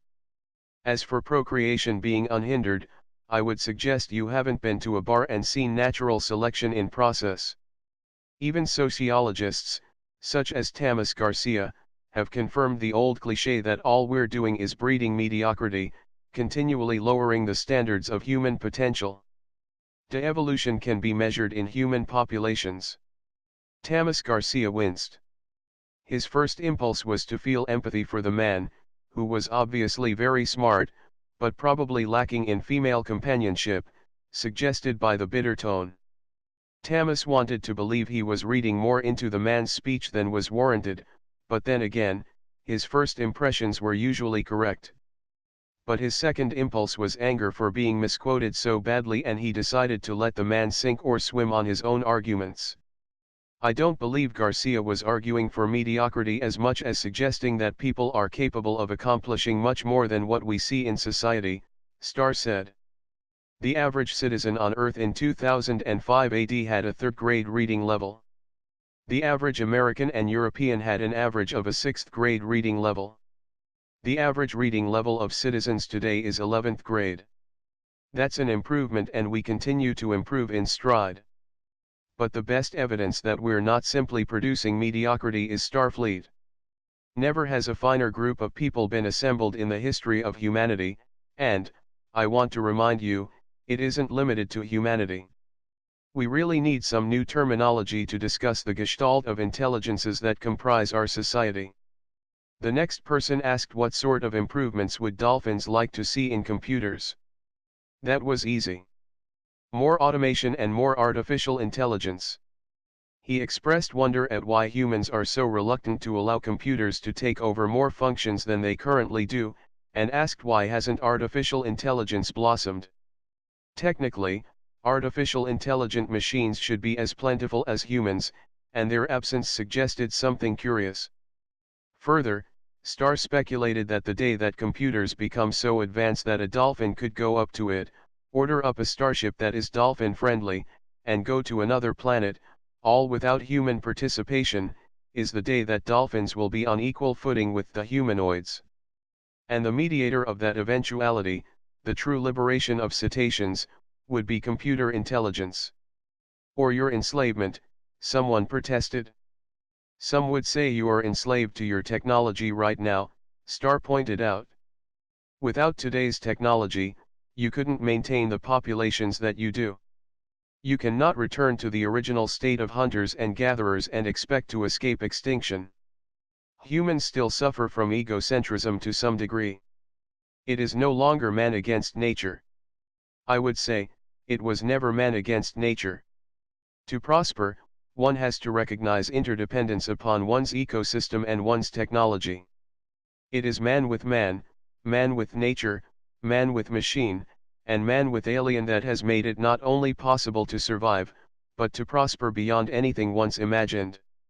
And, if I might be allowed to quote Tamas Garcia as well, we, everyone, not just humans, have only scratched the surface of what is possible. Why did they keep bringing him into it? Tamas wondered. Of course, Starr was his friend, so it would not be surprising for the dolphin to quote from Tam's work. Hell, Garcia was always quoting someone else, so he could hardly complain. He just wished the quotes would stay in context. The next person actually got booed. He had made the point of saying if it hadn't been for zoos, and traditions of keeping dolphins in research facilities and theme parks, such as SeaWorld, that dolphins might have become extinct, just like the humpback whale. There was some tension that followed that statement, but Starr handled it well. She nodded with agreement, but then pointed out that it is a known fact that humans would be equally extinct had it not been for alien species like the preservers who reportedly captured and relocated people. Starr added, and there is evidence suggesting that it may not have always been with human consent. But, as you point out, if it's for the benefit of the species being relocated, that makes it all right to do with them as you please. You might as well let the Borg have you because they only want to improve the quality of your life. Garcia's impulse nearly caused him to contribute to the conversation, but he decided against it and simply listened to it as it played out. Starr entertained several more questions. One of Starr's best responses, 42, was, "What's so great about being human? You didn't see the Borg chasing after us, now did you?" That drew some laughter. Star was always polite and still assertive of her point. When it was all said and done, Garcia quietly made his way towards the stage, through the crowd of people that briefly gathered there to offer thanks, or just say hi. Star welcomed everyone. Garcia waited for the remaining stragglers to get their fill of Star before finally approaching. On recognizing him, Star nearly came out of the tank, shouting joyously as only a dolphin could. Tamas hugged Star. "I'm surprised you didn't quote from, so long, thanks for all the fish," Tamas said. "Oh, that would have been too cliché," Star said. "Come in the tank and let me see you." Tamas kicked his boots off and jumped over the tank wall. It was good to be in the cold, sea water, even though it was a confined space. The university director nearly came unglued and started to protest, but then he realized who it was and that Star wasn't complaining. He continued his conversations with the department chairs. "The others would be happy to see you. Shall we return?" Star asked. "Absolutely. May I?" Tamas asked, hitting his COMM badge. Garcia to Enterprise. "I'd like to request a side-to-side transport." O'Brien did the honors. In less than a heartbeat, Garcia and Star were in the ocean, inside of the Garcia's estate. It was a good thing he came prepared to get wet, he decided. Star was so happy to see him that Garcia could feel his body pulsing with the echolocation, a dolphin sense that was better than vision. It felt almost like being in a nightclub with the bass turned up too loud. Suddenly, the sensation increased sevenfold, and then he realized it was because he was surrounded by dolphins. They surfaced, sprayed water, pushed up against him in the same manner a cat would display affection by brushing up against a leg. He dived with them, swam, twirled, danced, and he suddenly felt renewed in spirit, able to face the world. After an hour of hard swimming, he accepted Star's invitation to drag him back to the dock. Once there, he pulled himself up and sat for a moment, his clothes hanging heavy on his body as the water drained. "How long will you be staying?" Star asked. "I'm heading for Vulcan after the funeral," Garcia said. "Funeral?" Star asked. Garcia told her the news that had gone public earlier that morning. Apparently Star had had a valid point about being on the fringe, for no one had informed them of the Admiral's death. The Garcias hadn't even informed him about their daughter's death. Tamas hated being the bearer of bad news. Star and Javid had been just as good of friends as he and Tamas. Javid had certainly spent more time with Star than Tamas had. "I will remember her," Star said. Garcia approached the podium and looked out at the people in attendance. He was surprised at how bright the sun and how clear the sky was. He was hoping the rain would last, mirroring the way he felt. His eyes met Deanna and he felt her sending him love. He looked away, swallowed, and started reading from an item that McCoy had sent him, long ago. "The Station," by Robert J. Hastings, Garcia began. "Tucked away in our subconscious minds is an idyllic vision. We see ourselves on a long, long trip that almost spans the continent. We're traveling by passenger train, and out the windows we drink in the passing scene of cars on nearby highways, of children waving at a crossing, of cattle grazing on a distant hillside, of smoke pouring from a power plant, of row upon row of corn and wheat, of flatlands and valleys, of mountains and rolling hills, of biting winter and blazing summer and cavorting spring and docile fall. But uppermost in our minds is the final destination. On a certain day at a certain hour we will pull into the station.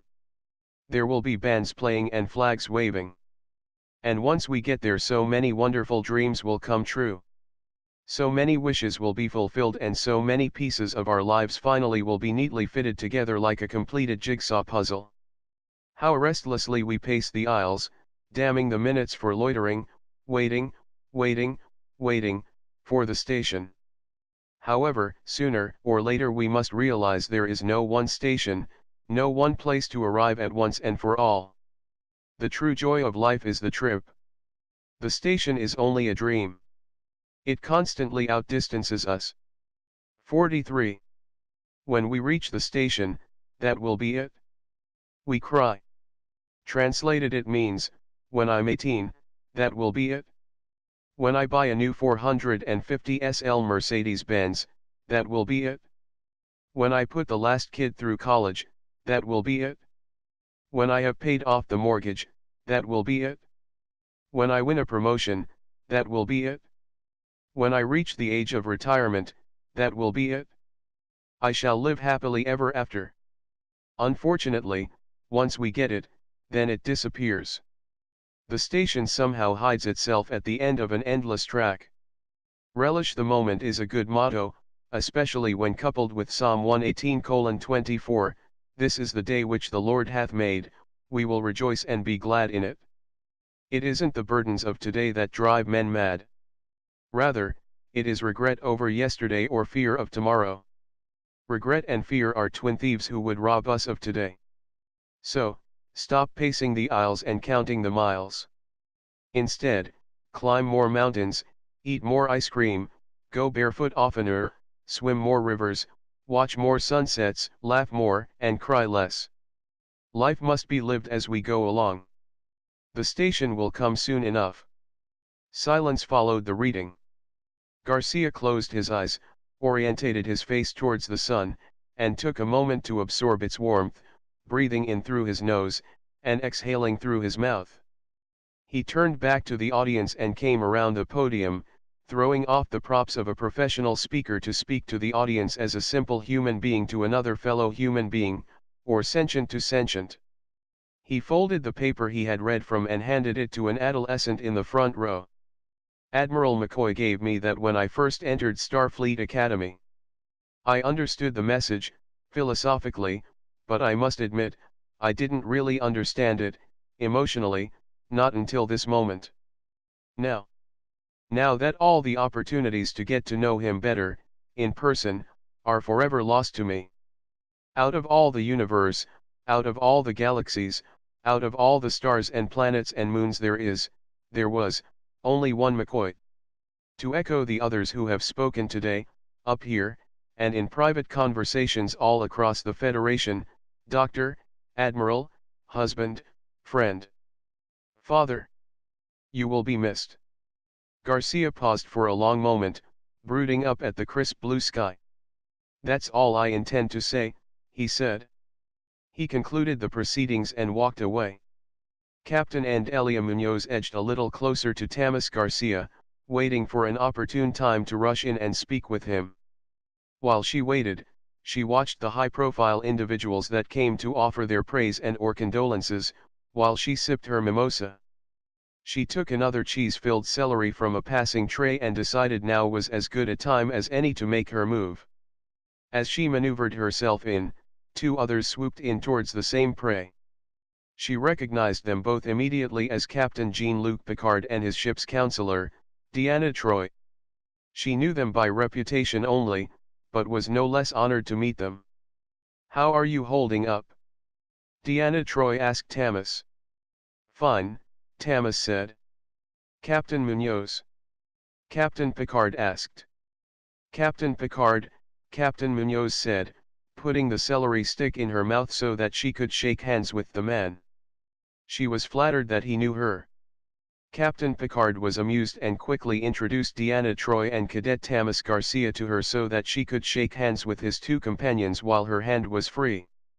She did so, and then removed the celery stick, with a bite missing. She chewed it, covering her mouth, and swallowed. "Sorry," Captain Munoz said. "It's really a pleasure meeting you, Captain." "Pleasure's all mine," Captain Picard said. "I've heard a lot about you." "And I've heard a lot about you," Captain Munoz said. "Who hadn't heard of the man who was once Borg? I thought you were supposed to be heading to Dara F1. I have my suspicions that that particular terraforming project will be delayed, or cancelled completely," Picard said. "If you aren't too busy, perhaps you'd like to volunteer. We can turn the supplies over to you," Captain Picard asked. "Actually, I'm here to collect Garcia and head in the opposite direction," Munoz said. Excuse me? Garcia asked. I suppose I can tell you with present company listening in, Munoz said. Starfleet has lost contact with the USS Minnesota. 44. That was Captain Heller's ship, Captain Picard said, concern evident on his face. It would be out of character for him to not report in at regular intervals. I know, Captain Munoz agreed. Tamas flashed back to a meeting with McCoy, Thalamum, Admiral Ventix, and Captain George Heller. They were discussing a mission to the Iotian planet based on a sociological paper he had written. That was only a few months ago, and now, McCoy was gone forever, sleeping next to his beloved wife, Nadira. I've been ordered to go and investigate, and Starfleet wants me to take you, Garcia, Captain Munoz said. I will provide you with more information once we're on our way. No disrespect intended, but I'm not going with you, Tamas said. I'm going with the Enterprise to Vulcan to clear up, some issues I have with T'Pau and family. Starfleet said you might balk, Captain Munoz said. But I need you. Starfleet needs you. I'm prepared to offer you an in-field promotion to the rank of ensign. Picard grinned. Troy merely observed Garcia's reaction. Tamas turned to Picard. Is this your doing? Tamas asked. Captain Janeway and I made some recommendations on promoting you, Picard said. But I have nothing to do with this assignment, if that's what you're asking. Aasha is 4 weeks away at Warp 9, Tamas protested. Don't you have any closer ships? If it is an emergency, I would think closer and faster is paramount. It will take us 6 weeks, Munoz said. And the only thing Starfleet has made paramount is that you come with me. The fact that you're one of the Federation brightest, up-and-coming sociologists, and the fact that you're familiar with the Iotian culture, and the fact that Starfleet technically owns you, makes you invaluable to this mission. Tamas didn't look at Picard or Deanna. He had to make this choice, not them. He just focused on Captain Munoz's eyes, wondering if he refused if she'd pull rank and make him go anyway. He believed she would indeed abduct him and take him against his will. But he would go willingly. This is what he had joined Starfleet for. Very well, he said, finally. I'm ready when you are. Congratulations on your promotion, Picard said, offering his hand. I'll have the Enterprise send your things over right away. Counselor Troy was still in observation mode, neither commenting nor questioning. He saw more in her eyes than her voice would have offered anyway. I have no personal affects, Tamas said. Thank you, Captain, for everything. Counselor, I suppose we'll have to reschedule my next appointment. I'm sure the Philadelphia Freedom has a counselor, Deanna said. The best, Captain Munoz said. Are you finished here? Do you need to say goodbye to anyone? No, Tamas said. Let's go. Captain Munoz and Tamas stepped away from the Enterprise captain and counselor, and then she called her ship. Deanna read Garcia's lips as he mumbled something as the beam took hold. She wondered what 110 meant. She'd have to remember to ask him. 110 what? Captain Munoz asked as she stepped down from the transporter alcove. Transports, Tamas said. I'll show you to your quarters if you like. Captain Munoz offered. It would be better if I familiarized myself with the ship, Tamas said. Very well, consider yourself on active duty, Captain Munoz said. I'll have the duty master slot you into the rotation. You have access to the Iotian files. There's a lot there, so the sooner you get started the quicker you can advise me on what we're getting into. I'm holding a conference in 1 hour. Conference in 1 hour? He thought. What's the hurry? We got 6 weeks to think about this mess. But he kept it to himself. No need to unnecessarily antagonize the captain this early in the game. After all, 6 weeks was a long time in space. He would have plenty of time to be antagonistic later, after he got to know everyone. 45. The Philadelphia Freedom was an Oberth-class starship, named after the 20th century rocket scientist, Hermann Oberth. It was primarily used for scientific research, but could easily be converted to a cargo carrier in a pinch, should the need arise. The decks were not as computer-friendly as the Enterprise D. He couldn't just go up to any wall and ask for internal navigation information. This ship required you to carry a personal access display device, or PADD, if you wanted specific information. Or, you could have a neural implant, which he did. Finding his quarters was a cinch after he grew bored of wandering aimlessly and decided to access the computer via his implant. At any time he could have asked one of the crew members passing him in the corridors. Some of them had even seemed interested in engaging him in conversation, but he detoured around them. Once in his quarters he found himself being hailed, a call from the Enterprise. He took it. Had he placed a bet that it would be Simone, he would have won. She didn't look happy. "I do not understand this," Simone said. "You and I must return to Vulcan. Together. I'll meet you there right after I finish this mission," Tamas said. Simone seemed to pass through several emotions, including anger, before returning to her neutral expression, with maybe a hint of sadness if you were human and inclined to such interpretation. "You did not say goodbye." "Goodbye," Tamas said, pretending to be hurt. "When we're parted but never parted, goodbye seems a bit queer." Simone put her hand against the screen, her fingers spread in the familiar Vulcan gesture. Tamas sighed, approached the screen and mirrored her gesture. "Be safe," she said. "I will," Tamas assured her. Garcia out. Simone's image vanished and was replaced by the screensaver, a star field where the stars blew like glitter across a felt background. Before he dropped his hand, the screen alerted him to another incoming call. He guessed it was JAXA. He was right. "Oh my God. I heard you just got promoted to ensign," JAXA said. Tamas responded, "I'm always amazed at how fast gossip travels." "It couldn't have happened to a better person," JAXA said, genuinely happy for him. "Thank you," Tamas said. What else could he say? JAXA frowned. "I only wish you had come to say goodbye." "I'll ask Captain Munoz to turn the ship right around," Tamas offered. JAXA smiled. "Silly. I'll see you when you get back to Earth." "Promise?" Tamas said. "Promise?" JAXA asked. "Are you kidding me? A battalion of Cardassians couldn't keep me away from you." "Tam. You know I love you, don't you?" Tamas thought about it, never dropping his gaze from her, and then finally nodded. "I know," he said. JAXA pouted. "That's all?" she asked. "Is what all?" Garcia asked. "Aren't you going to return the sentiment?" JAXA asked. "Whether I love you or not doesn't change my situation," Tamas told her, trying not to sound too cold. "We did talk about this before." "I know," JAXA said. "But would it kill you to say it?" "No, it wouldn't kill me to say it," Tamas said. "Well?" JAXA asked. After an uncomfortable pause she decided to push on, not wanting to dwell on her hurt.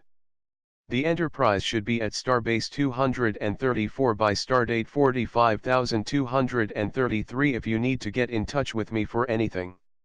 I and some of the other cadets will disembark there and take a long-range shuttle back to Earth. You'll be gone for 3 months, I take it?" "I really don't know. Roughly 6 weeks to get there from here," Tamas said. "A proper analysis of the situation could take several months. I'll probably have to change my graduation date. I really don't have any idea how this is all going to play out." 46. "Well, just play it by ear," JAXA said. "You're good at that." JAXA out. The screensaver returned. Tamas wondered if there was a jab in that last bit, but decided even if there was, He probably deserved it. He stared at the blowing glitter of a screensaver, waiting for another call. It didn't come. He turned to the sound of a door opening, only it wasn't a real door, just one in his imagination. Duana walked into the room and plopped herself on the couch. "So, how's the new pad?" Duana asked. "It's all right," he said, frowning. "Where's your other half?" Duana shrugged and picked up the coffee table book. Garcia left his quarters and was halfway down the corridor when he realized he didn't have a clue where he was going or what he wanted. Not completely true. He wanted to escape his hallucination. But, since technically Duana was in his head, and not his quarters, leaving wouldn't provide him with any more privacy. Was that what he wanted? To be alone? Was that the message he was giving Jaxa? He called up the ship's map and searched for a holodeck. Nothing came up. He stopped a crew member. Excuse me, Tamas asked the man. "Where's the holodeck?" "There isn't one," the man answered, pausing in his stride only long enough to give a reply. "Recreation rooms are on decks 4 and 10. "No holodeck?" Tamas asked, feeling a tinge of panic. 6 weeks on this tub and no holodeck? "No holodeck," a familiar voice confirmed. Tamas turned to discover Tatiana Klitsova directly behind him. "Tatiana!"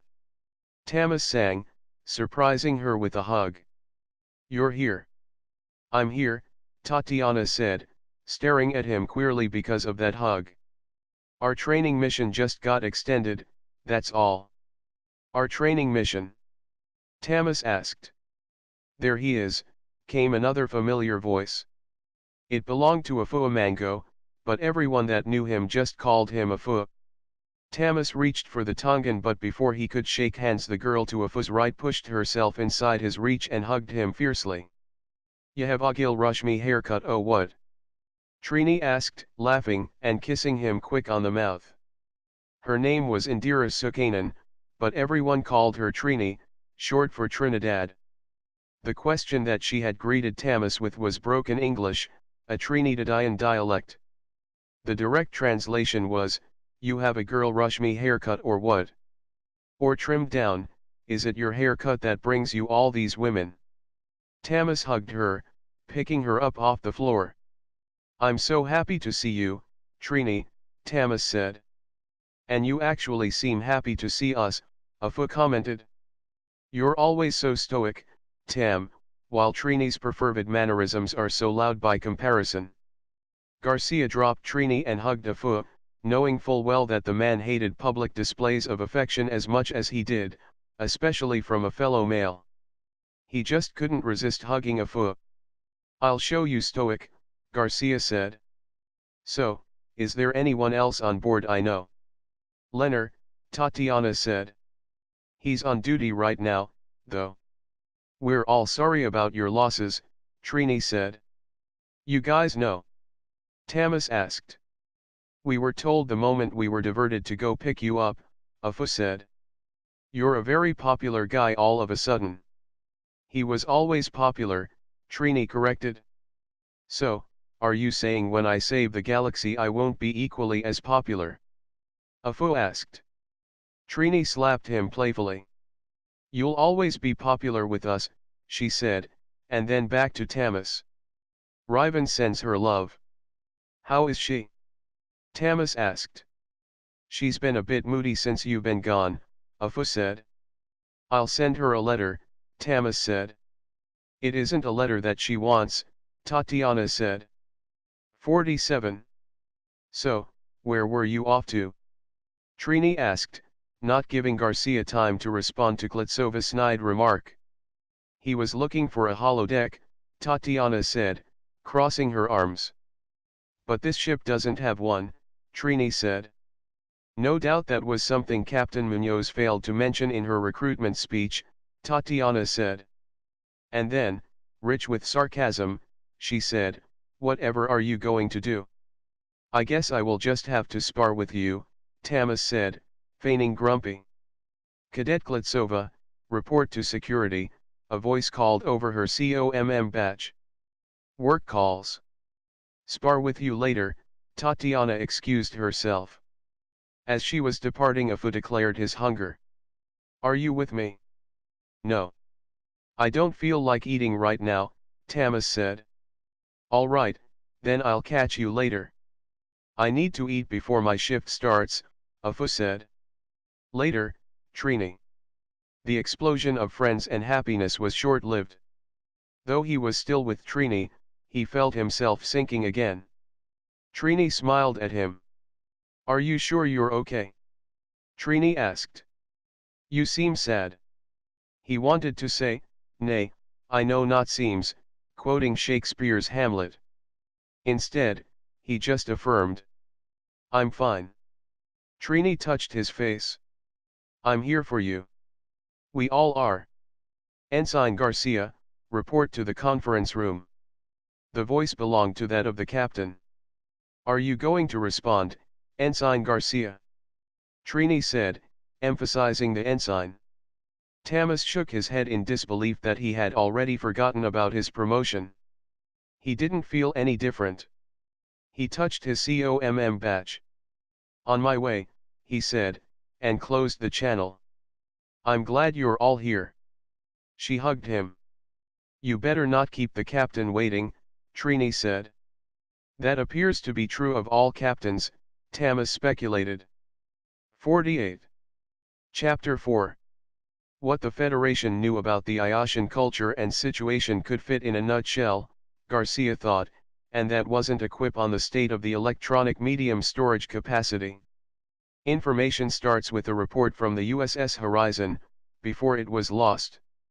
The Horizon's report described a race of humanoids that were extremely intelligent, peaceful, and living in an agrarian society.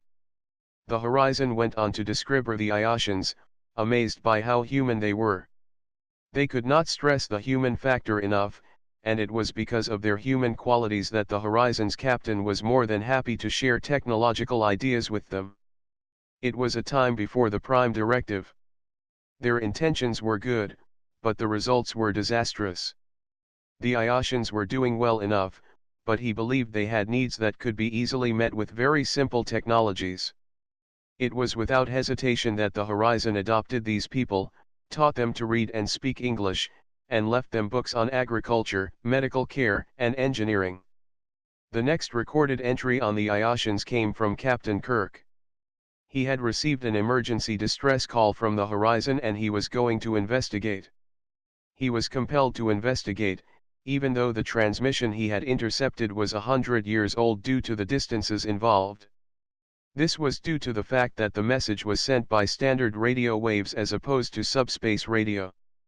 Something really bad must have happened to the Horizon for them to have lost their subspace radio and their ability to fix it. From the time the signal was received to the time the Enterprise arrived at the Horizon's last known position, it had taken less than a week at Warp 7. Kirk really hadn't expected survivors from the Horizon, but he had to find out what had happened to the ship. Part of that was training, and the other part was loyalty, a leave no one behind sort of motto. He would expect the same thing from Starfleet if his ship were ever lost. The best-case scenario was that the crew of the Horizon made it safely back to Aasha and Kirk could rescue their descendants. The best-case scenario also meant that Kirk would have to evaluate the Iotian culture to determine whether or not the Horizon's crew had had a negative impact on the Iotians' culture and make repairs if need be. The Horizon was never found. Kirk reported to Starfleet what he did find, a world modeled after the gangsters of 20th century Earth. Flying by the seat of his pants, Kirk put together a solution, hoping to unify the Iotian people into one nation. He consolidated the world government under one leader, the boss. He informed Starfleet of his solution, and, in the manner typical of large bureaucracies, Starfleet puzzled over the situation for nearly 100 years before sending another ship to see about the welfare of the Iotian people. Part of the difficulty lied in the fact that Kirk's solution was intolerable to most of the Federation Congress. Kirk had bluffed the Iotians into believing that Starfleet was taking over their world and that when Starfleet returned they would want a piece of the action. The percentage of that piece was beyond reasonable taxation, but Kirk felt that had he not taken such a high percentage the Iotians' profits, they wouldn't have bought his bluff. Just this alone spelled trouble to Tamas, and he had written as much in his essay that outlined the research proposal he had submitted. Because of Kirk's solution, the Iotians' belief system hadn't been changed, but rather reinforced. They, the Iotians, would be even more territorial, more aggressive, and now that they were unified under the central theme of Big Brother, Starfleet, they would no doubt be fanatical in their resolve to move out into the universe with conquest on their mind. This had been the latest debate since Garcia's paper resurfaced, and was the current subject at hand in the conference room as Tamas entered and sat down. The problem was that Starfleet hadn't been prepared to go in and try to explain to a radical culture that they had truly misunderstood their first contact with aliens. The Iotians weren't meant to be gangsters, especially Americanized gangsters. They were meant to be something else. What that something else was, well, was anybody's guess. No one could say with any amount of certainty how the Iotians would have developed had the horizon never visited, but they were 99.9% sure that it would not have followed a gangster socio-evolutionary path. The only face Tamas recognized was that of the captain's. As Garcia took one of the two remaining seats, he took inventory of those sitting around him, pulling up the ship's personnel profiles via his implant and matching faces in order to quickly learn their names. Perhaps had he been on time he would have been introduced to Captain Munoz's command staff. He could see that the captain was not pleased by his late arrival, but she did not openly chastise him. 49. The most recent ship sent to investigate the Iotian situation was the USS Minnesota, Captain Heller in command, the man to the captain's right said. He was the first officer, Lt. Commander Osaka, and he summarized the details they knew to date. Captain Heller had brought his ship out of warp, 9 billion miles from the Iotian Sun, at the boundary known as the Helios Heath where solar winds give way to interstellar gases. Before passing through the terminal shock into the solar system itself, Captain Heller had scanned Iotian space. He had found nothing out of the ordinary. There were 7 planets, one of which, the furthest from the Sun, was a gas giant. Iotian Prime was the second planet from the Sun. Even if it hadn't been a Class M planet, it would have been easily noticed by the Minnesota because of the number of artificial satellites in orbit, and the fact that the radio and television broadcasts that were being beamed into space lit the planet up like a small star. Captain Heller had sampled the media and sent it via subspace to Starfleet Command. He had then notified Starfleet that he was going in. That was his last broadcast. Some of that media played in the background on several monitors in the conference room. Having not taken time to study the materials, Tamas was not prepared to comment at this time, but he was not surprised when the inquiry was presented to him anyway. So, Ensign Garcia, what do you expect us to find when we arrive? Captain Munoz asked. Judging by some of the media content, which appears to be commercials, Tamas said off the cuff, using a skill called fast and frugal which tapped into the adaptive unconscious mind. He had enunciated everything slowly, and carefully, as if he was being thoughtful, but really he was just thinking through possible answers before committing. He made a prediction based on his first impressions of the media files being displayed. I would say that the Iotian culture is probably on the verge of collapse. Lt. Osaka frowned, fingering the commercial about guns, apparently machine gun type weapons, fully automatic, and the hot women displaying them. How did you come to that conclusion? He asked, not bothering to conceal his skepticism. The broadcasts appear to be no different than what Earth was producing in the 21st century. And if you recall your 21st century history, Tamas explained. It was an extremely unstable era. No matter which angle you approach it on, philosophically, politically, or economically, Earth barely made it through that time period alive, and not without several wars. The Iotians have become even more aggressive than Earth of the equivalent time period, and, if they have not found a way to curb their population growth, which I believe put them in their initial crisis and, consequently, the reason for their adopting the gangster mentality, then they will be on the verge of a global war, and or exhausting all of their natural resources. This commercialization agenda we see here suggests that they are entrenched in a consumer society and, as you recall from history, it is practically impossible for a materialistic society to expand continuously, providing every citizen with an equitable level of material comfort. The demand for status, demonstrated by a certain level of materialistic gain and power, coupled with dwindling resources, guarantee conflict.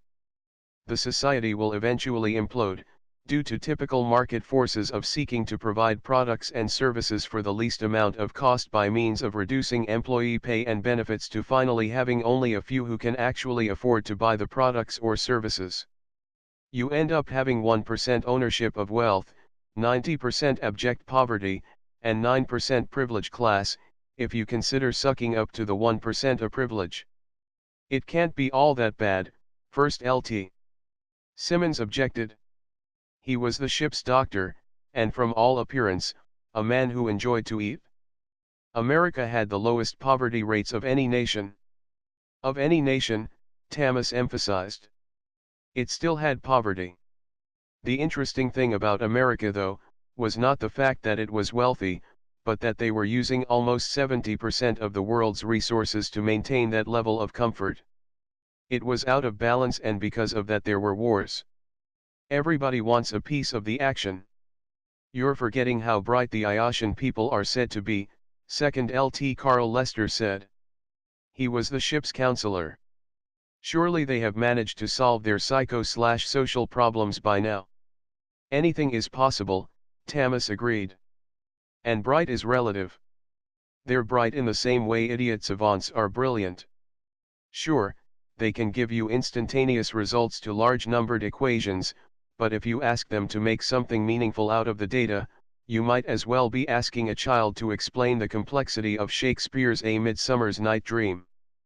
50. LT. Anson steepled his fingers. Even without technological assists, Thomas knew right away that the pure-blooded Vulcan was the ship's science officer. I find you to be unduly adversarial and biased against their version of capitalism. Thomas stiffened, partly because of the jab and partly because Admiral Leonard H. McCoy was taking a seat next to him. Are you going to let that pointy-eared devil get away with that? McCoy asked.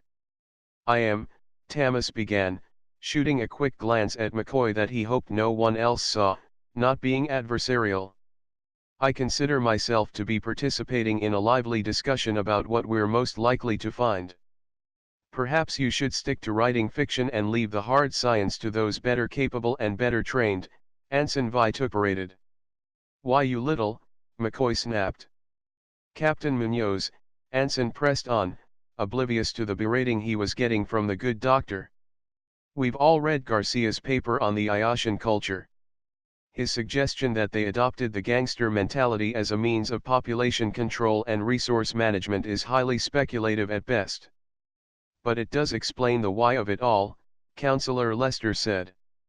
That was something the Enterprise crew failed to do. Why else would a peaceful society become barbaric? If we assume that they resorted to violence because of limited resources and adopted territorial regimes to control population, then the measures Kirk took would be insufficient to change that mindset. Which Garcia bases completely on a data set that is now over 100 years old, Anson pointed out. All the data still fits the parameters I've outlined, Garcia began. Which is meaningless dribble, Anson argued. Without reliable data. And that is no doubt the reason why you collected me, Thomas offered. I'm going into the field to collect a new data set, evaluate it, and make a recommendation to Starfleet based on that research.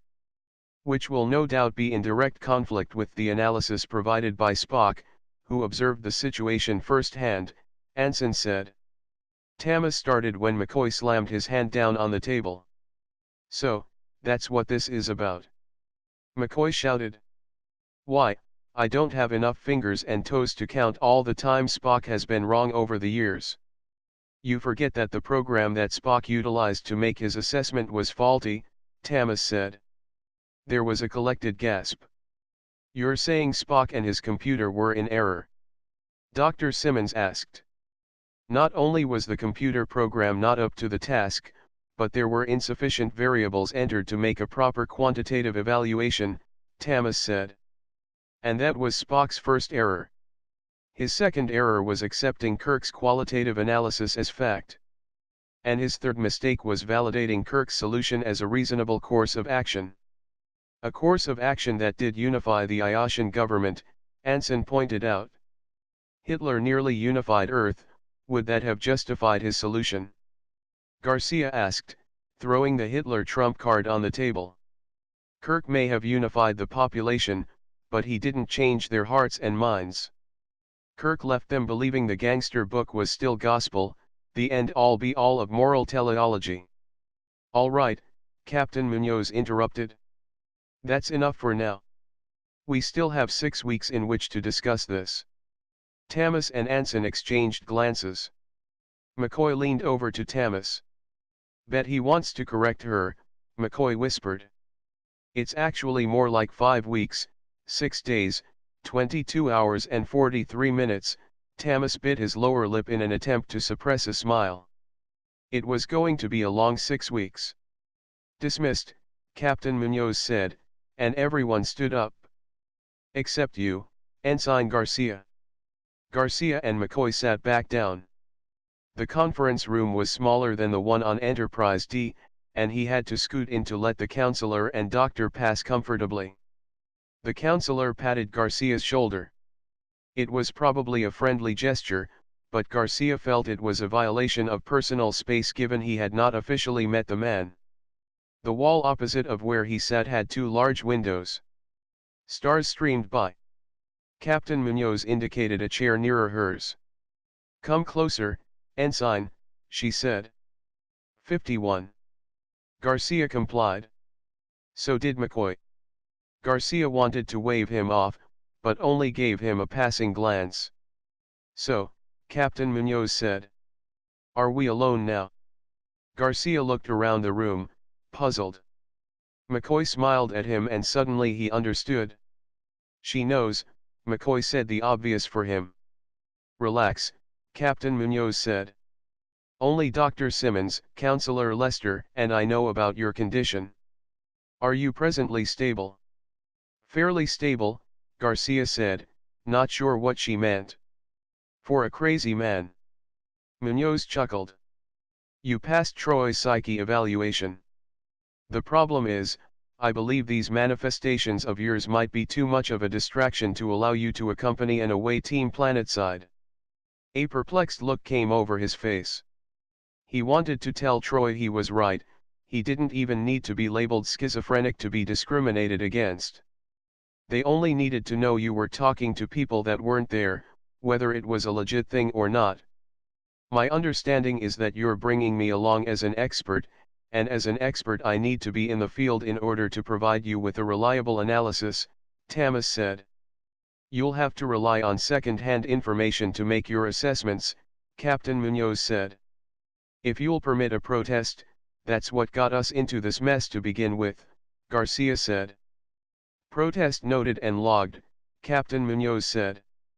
It doesn't change my perspective. You're a liability. That wasn't the song you were singing when you picked me up. Garcia pointed out.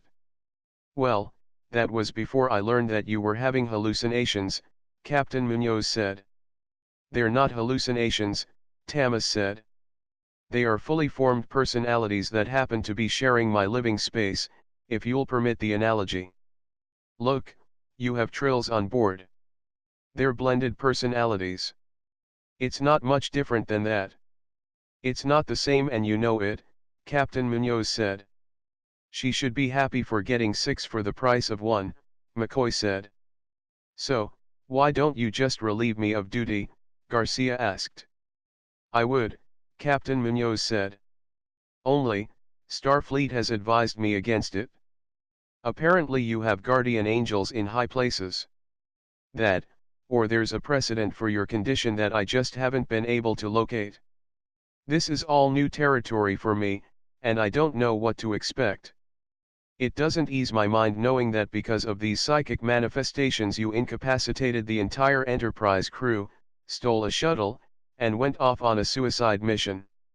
I was unduly influenced, Garcia began. My point exactly, Captain Munoz interrupted. It doesn't help any that you're still just a cadet with delusions of grandeur. You have a reputation for being an arrogant know-it-all that scoffs at tradition, likes to grandstand, and argues contemptuously with authority figures. I wouldn't say that it's with contempt, Garcia argued. Munoz made a gesture as if he had just proven her point. You don't play well with others, and, quite frankly, I don't fully trust you. I will, however, provide you with opportunities to succeed and build some trust with me. And at any time I feel that your performance is less than perfect, or that you are endangering my mission, I'll relieve you of duty so fast your head will spin. Garcia checked his anger. I would expect nothing less, Garcia said. Is there anything else you'd like me to know? I told the quartermaster to give you 3 days off before slotting you in, to give you time to mourn your losses. Will that be adequate? Munoz asked. I can start work now, Garcia told her. Take the 3 days, my compliments, Munoz told him. Dismissed. McCoy followed Garcia, saying, I think she likes you. Before thinking about his action, Garcia turned back to scowl at McCoy for his comment, only to realize too late that Captain Munoz was scrutinizing him. He sighed, believing that she no doubt assumed that the glower was for her. He didn't bother to correct her assumptions, but only because the explanation would. 52. Only add to the concerns that she had just revealed. His career was certainly not going the way he had imagined. Back in his quarters, Thomas Parkin Blaster Garcia paced. This is unacceptable, he complained. His complaint didn't fall on deaf ears. Duana, McCoy, and Ilona sat on the couch watching him exhaust himself. Lal was examining the paintings in the room. Troy was talking to Lal, explaining the details in the painting, which was distracting. He kept looking over to hear if he had heard her right. Her position is completely untenable, Garcia continued. Why even bring me along if she doesn't intend to use me? My entire class schedule is now off, so I won't be able to graduate with my friends. I have a choir and an orchestra that needs my attention, and I'm supposed to be flying with Sierra Squadron next month in the pre-qualifying race for the Rigel Cup. Even going to Vulcan and completing my civil responsibilities with Simone would be more enjoyable than this. I really like it when he's angry, Duana said. I wonder where he gets his temper, McCoy mused. Ilona and Duana looked to McCoy to see if he were being funny. They determined he was serious. He really didn't know where Tam's temper came from. Neither volunteered suggestions. I'm sure that whoever is on the away team will be qualified to make detailed reports, Ilona said. Reports are insufficient, Garcia said. I need to experience what life is like down there. My eyes need to be there. Aren't you the one that was just complaining about Kirk's qualitative response? McCoy asked. Your point? Garcia asked. Well, what makes your qualitative assessment any better than Kirk's? McCoy asked. If you're thinking of using cowboy diplomacy, relying more on instinct than contemplative thought and statistical analysis, flying by the seat of your pants, then you should be less critical about people who operated by the same instincts. Quite frankly, I don't want to hear you disparage Kirk in public again. He was my captain and my friend, and you were out of line in there. Throwing the Hitler card, indeed. Where do you go from there? You better not have been comparing Kirk to Hitler. I wasn't, Garcia said, and resumed pacing. If you didn't want my opinion, you should have left my Kutra alone, McCoy snapped. I told you not to do it and you went ahead and did it anyway, so now you're just going to have to listen to me. I'm getting too old and tired to be having my mind tampered with by every Tom, Spock, and Harry who thinks he has the right to do with it as he pleases just because he can. I did not violate your last request, Garcia pointed a finger at McCoy. The way I see it is when the bell started to toll, you jumped ship because you didn't want to die. McCoy stood up. Now, you get this straight. I put my life on the line too many times for you to be suggesting that I am afraid of death. I've sacrificed myself more than once for the well-being of my crew and people I didn't even know. Well, you didn't have to sacrifice yourself this time, Garcia argued. I could have saved you. With the Kelvin technology, I could have healed you. It was time to let me go, McCoy said, softer. All my people are gone, don't you get it? You need to let me go. Your people aren't gone, Garcia said. I'm your people. And you taught me that as long as there is a fighting chance, and there is dignity in life, then you have to do all you can to save your patient, to save your own life. You quit. You gave up. And I think it was because you wanted me to experience what you experienced with the passing of your own father. So help me, if I were physical I'd kick your butt, McCoy said. I wish you could, Garcia said. Tim, why don't you just send down an ROV in your place? Ilona asked, still musing on the seemingly dilemma about Garcia not being able to join an away team. That way you still can experience aasha, at least virtually. You still meet the captain's parameters of not leaving the ship, and if she feels the need, she could always pull the plug on your robot. 53. An ROV, McCoy mused, sitting back down. A remotely operated vehicle, Garcia mused, aloud. I know what it is, McCoy snapped. I am a doctor, you know. Not an idiot. I wonder how the Iotians would react to such a device. Duana wondered. Surely they have robots, Ilona said. They don't have robots, Garcia and McCoy said, simultaneously. How do you know? Ever been there? Ilona asked. They don't have robots. Garcia repeated, over McCoy's yes. And I don't have time to build a remote-controlled android. Not in 6 weeks. Maybe you don't have to build an android, Duana said. Surely there are ROVs patterned in the replicator. Maybe we can modify one or camouflage it to look like a normal terrestrial object that an Iotian would naturally encounter. I like robots, Ilona pouted. I was kind of hoping that we could get Garcia to build a robot and download our minds into it. Actually, a robot might not be a bad idea, McCoy said. What I need is a Class 1 probe that can defy gravity and can be cloaked, Garcia said. Nomad, McCoy said, reminiscing. That's what you need. Nomad? Garcia asked. He linked to the main computer via his neural implant and downloaded the specs as McCoy rambled about the machine. In his mind, the details of Nomad became available in 3 dimensions, with text. Nomad was an Earth probe that had been in an accident with an alien probe called TNRU. Their programs merged, and Nomad went on a killing spree, not too dissimilar from the VGER incident. Funny how both of those probes ended up with Kirk. The important detail about Nomad, though, was that it was about a meter in length, and weighed only 500 kilograms. Of course, McCoy continued to muse. Flint had a pretty good floating robotic servant, which was similar to Nomad in many respects. Flint? Ilona asked. Flint, Methuselah, Brahms, McCoy said. He had many names before he departed Earth. Built some pretty attractive androids, if I remember correctly. What was her name? Give me a moment. On the tip of my tongue. Oh, yeah. Raina. That was it? Nothing wrong with my memory. She was one beautiful piece of sculpture.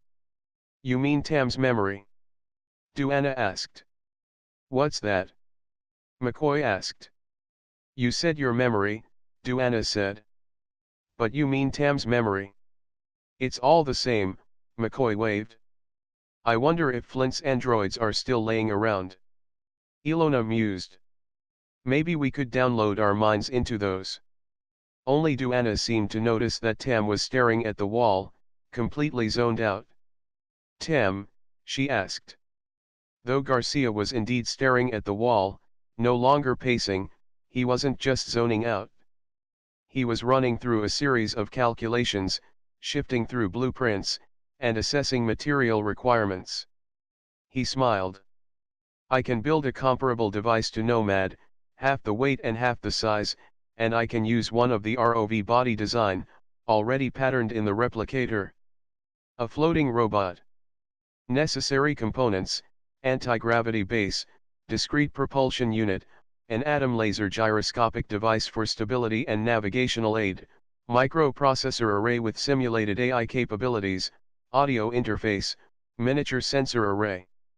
Hell, just drop a trick order in it, McCoy offered. Yeah. Garcia agreed, shaking a finger at McCoy. Force field generator, miniature tractor beam, mobile field replicator, power supply, portable fusion generator. Want to throw in a kitchen sink? McCoy chided. Oh, my God, Garcia stammered, resuming his pacing. Why didn't I think of this? Oh my God. Of course it will work. This would so work. I think he's losing it, Ilona said. 54. No, Garcia said, speaking to the computer, trying to construct a virtual model in his mind. The RF modulator has to be smaller. Find a comparable component from another pattern and swap it out. Hold. Rotate it to the left. No. Try another. You're crazy, Ilona told him. You may be right, Garcia said, part of his mind drawing on a song as the other part continued to work out the technical details of his ROV. I may be crazy. But it might just be a lunatic you're looking for. Turn out the light, Duana sang with him. Garcia stopped the song and gave Duana an angry look. Oh, come on. You never sing for us anymore. Stop trying to distract me with music, he said, and resumed his pacing. He was reading through 4 screens in his head at one time. One of the screens was responding to his voice command, the second screen was responding to the movement of his right hand, as if he were interfacing a holographic display that only he could see, and the third was being controlled simply by thought, while the fourth one was responding to his pacing. He was literally walking through a blueprint, his circling, reversing, left or right, back or forth, correlating to a change on the screen. He highlighted the chip alignment on the third screen in order to copy and paste it into a new location, which would make it easier to swap out the isolinear chips should the need arise. Try a different capacitor. That will work. What? His mental companions asked as they watched him circling like a hamster in a cage. What will work? No, that won't work. Change, no, delete that, computer, try reversing the coupling energy manifold, smaller, no, change. Alright, hold that. Run a virtual diagnostic. I don't understand why no one has thought to do this before. It's so simple. More simple than the one I built as a kid, and that took up 10 times more space. Computer, what just happened to my simulation? Okay, that's why we're running the virtual sim. Relax, Tam, you're okay. Try again. Replace the power supply and go with higher terawatt. Use 2 of the Type 4 phaser battery with 2 backup capacitors. Run the virtual program again please. Tam, maybe you should take a break. When was the last time you ate something? McCoy asked. Garcia didn't take a break immediately, but kept working until he was too exhausted to continue. It took him nearly a day and a half to get the virtual model working to his satisfaction. Only then did he lie down to take a nap, but he continued his work from a lucid dream state, so that all in all, it took just over 4 days to complete his project. During that time, he took no calls, and didn't answer the door. He left an automated note that said he was meditating, please leave a message. You really should take time out from this, McCoy said. Later, Garcia snapped, having finished his latest rounds of virtual testing. Excellent. All right, computer, create a replicator pattern for the ROV schematic I just created. I know my replicator isn't big enough for the whole unit, so we'll just replicate it in parts. Reorganize the components within the framework provided in such a way as to make it possible to replicate the whole functioning device in the least number of replications and the least amount of reassembly.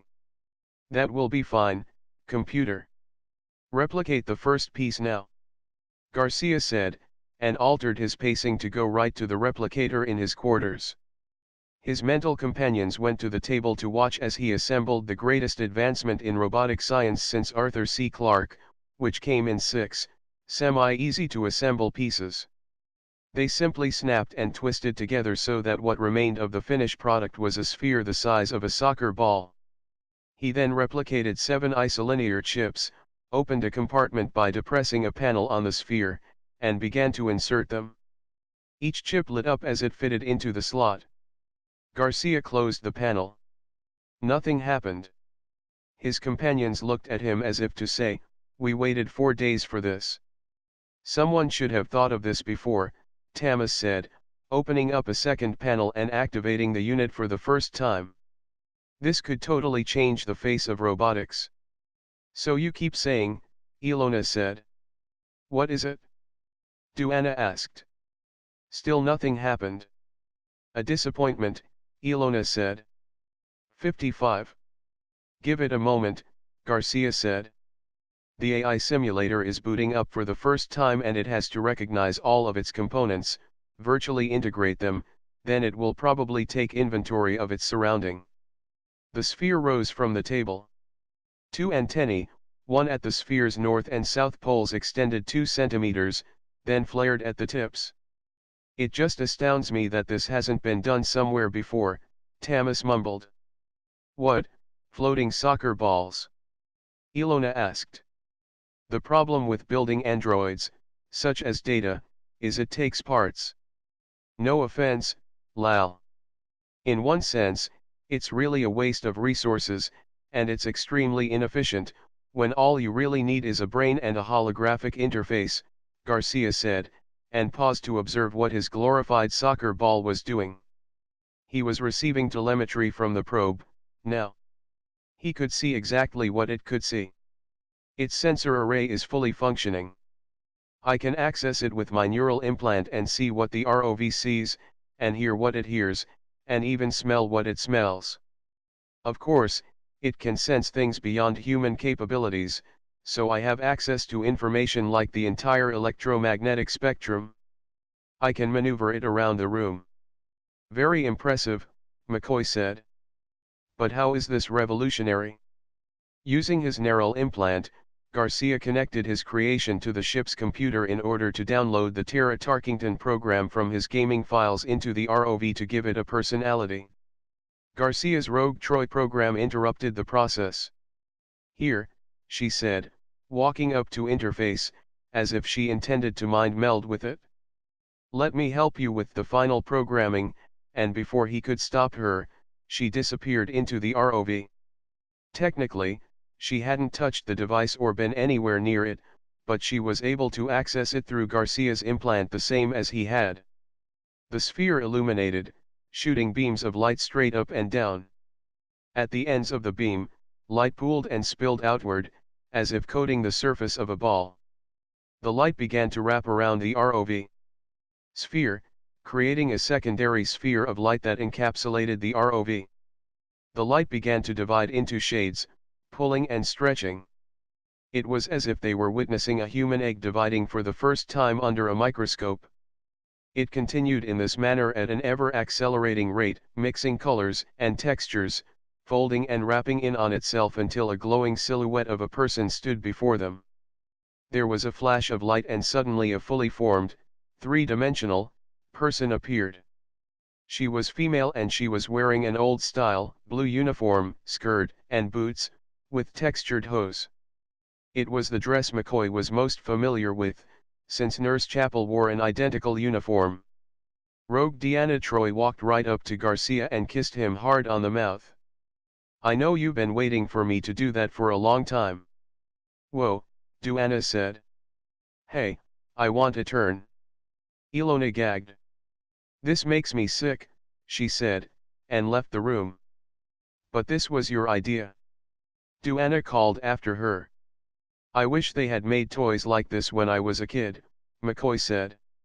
"You would have never left the holodeck," Deanna smirked. "Holodeck?" Garcia asked. "Who needs a holodeck when you can have a holographic remotely operated vehicle?" 56. Chapter 5.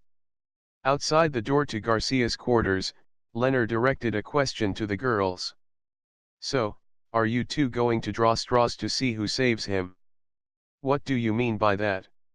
Tatiana asked. "You know," Leonard said. "Without a holodeck he's going to go crazy." "Please," Tatiana said. "He'll do what every grown man does in his situation." "Go without?" Afo asked.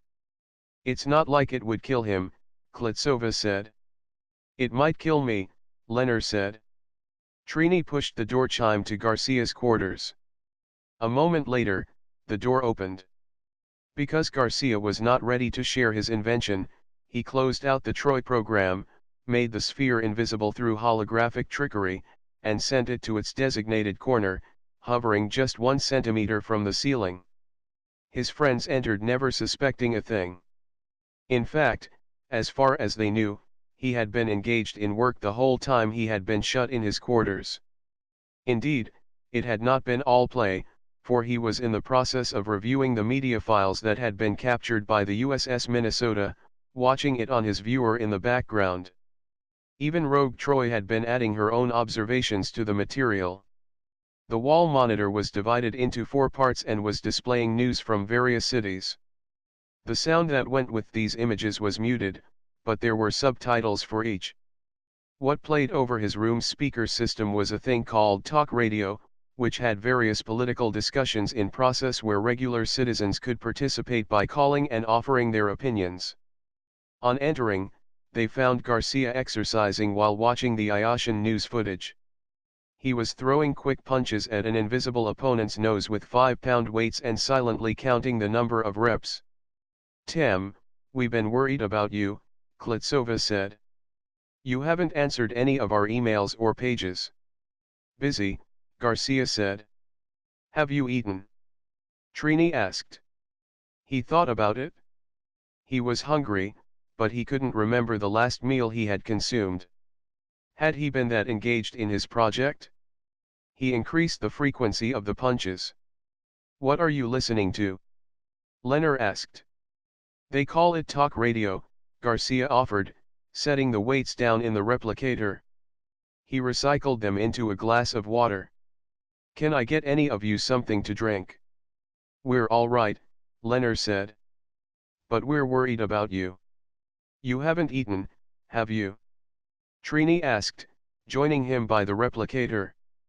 "Computer, roti, and mango chutney." "I'm all right," Tamas said.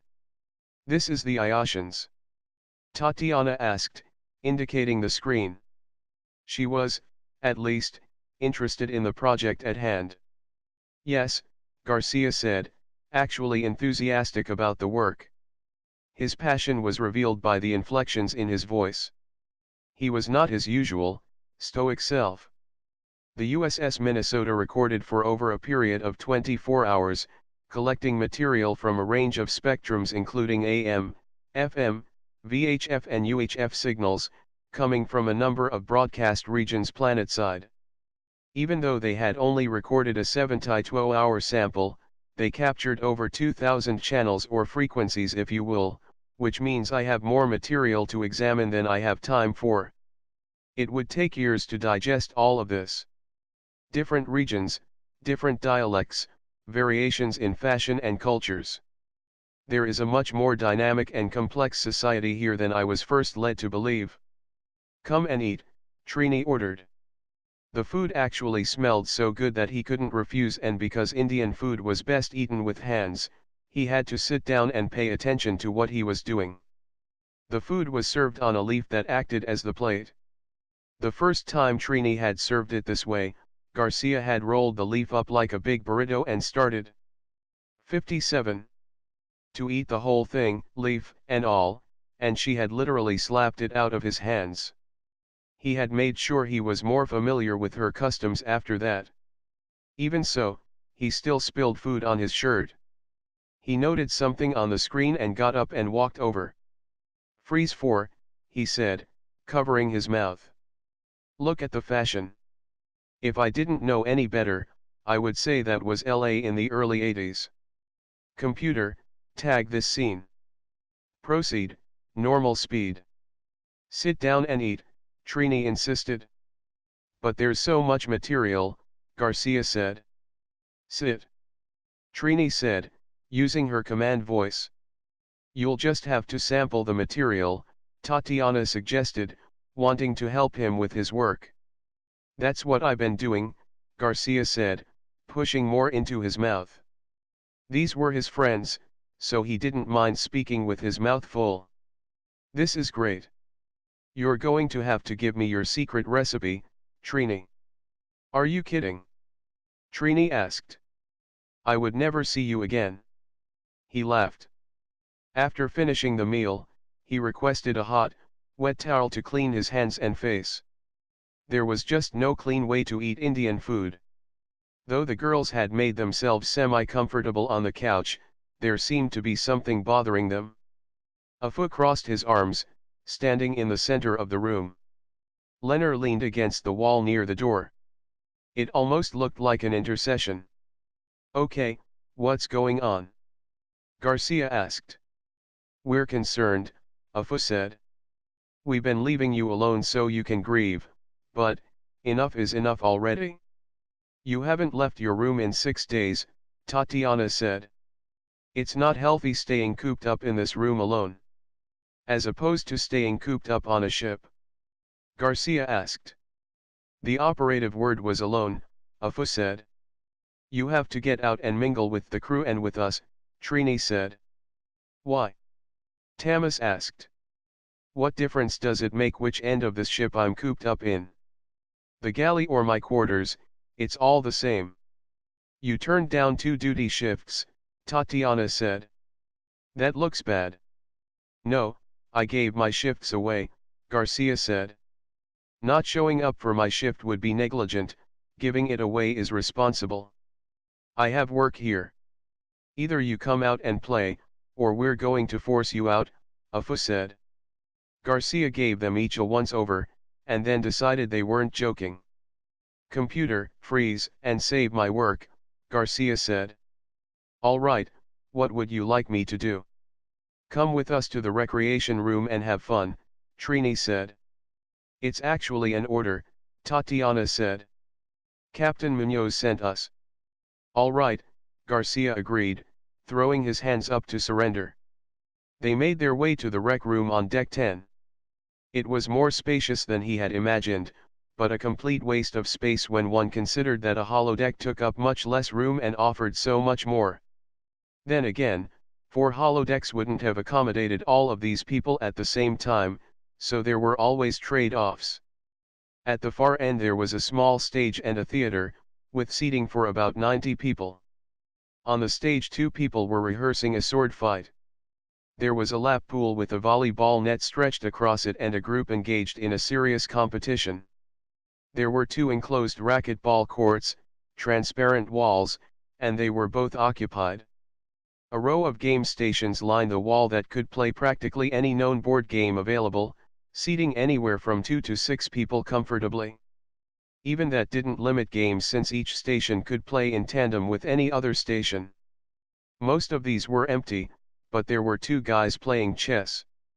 There was a bar with someone playing waiter, and several people sitting or leaning on the bar chatting and laughing. There was exercise equipment, a quarter of which were being utilized, and a 3-lane bowling alley. As strange as it was to see the whole assortment of entertainment opportunities, it somehow worked well enough that it wasn't uncomfortable to see people in swimming suits, or exercise clothes, in uniform, or even casual wear. People were here to relax, and for a 58 couple of those people, relaxing meant arguing about work. On seeing the free lane, Trini jumped and clapped her hands. "Look, one of the lanes is open," Trini said, tagging Tatiana and sprinting over to acquire the lane. "I guess that decides that," Tatiana said, and she grabbed one of Tam's arms. Afu grabbed his other arm, and they both dragged him towards the lane. "You don't have to drag me," Garcia complained. "I already acquiesced to being here." "Let Trini win," Afu whispered. "Let her win?" Garcia asked, and then looked to Tatiana to confirm he had heard this correctly. "How about we settle for a tie?" "I would be interested in seeing you pull that off," Leonard said, hoping to engage him in play sufficiently to hold his interest. Trini started the game, girls against the boys, with Trini taking an extra turn to balance the players. No matter how many pins Trini knocked down, Garcia knocked down an equal number. After about his third turn, though, she became suspicious because the pins left standing were in the exact same position as hers had been. On the fourth turn, when he missed the same spare, she pushed past suspicions. "I'm going to go get a drink. Anyone else want anything?" Garcia asked. "Beer," Afu said, stepping up for his turn. "Same," Tatiana echoed. "Room temperature." "That's really disgusting," Afu told her. "You're too Americanized. Civilized Europeans do not ice or chill their drinks," Tatiana argued. "And we don't eat the eyes out of fish." "But that's the best part," Afu went on. Leonard said, amused by his friend's determination to civilize each other.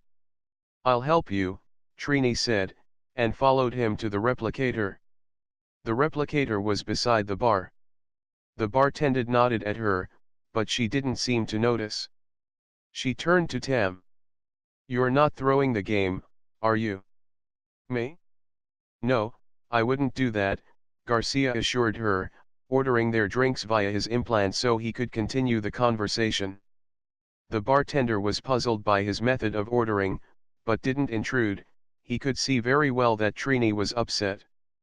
"I find it very challenging to leave up the same number of pins in the same position as you." Trini punched his arm. "That's what I mean."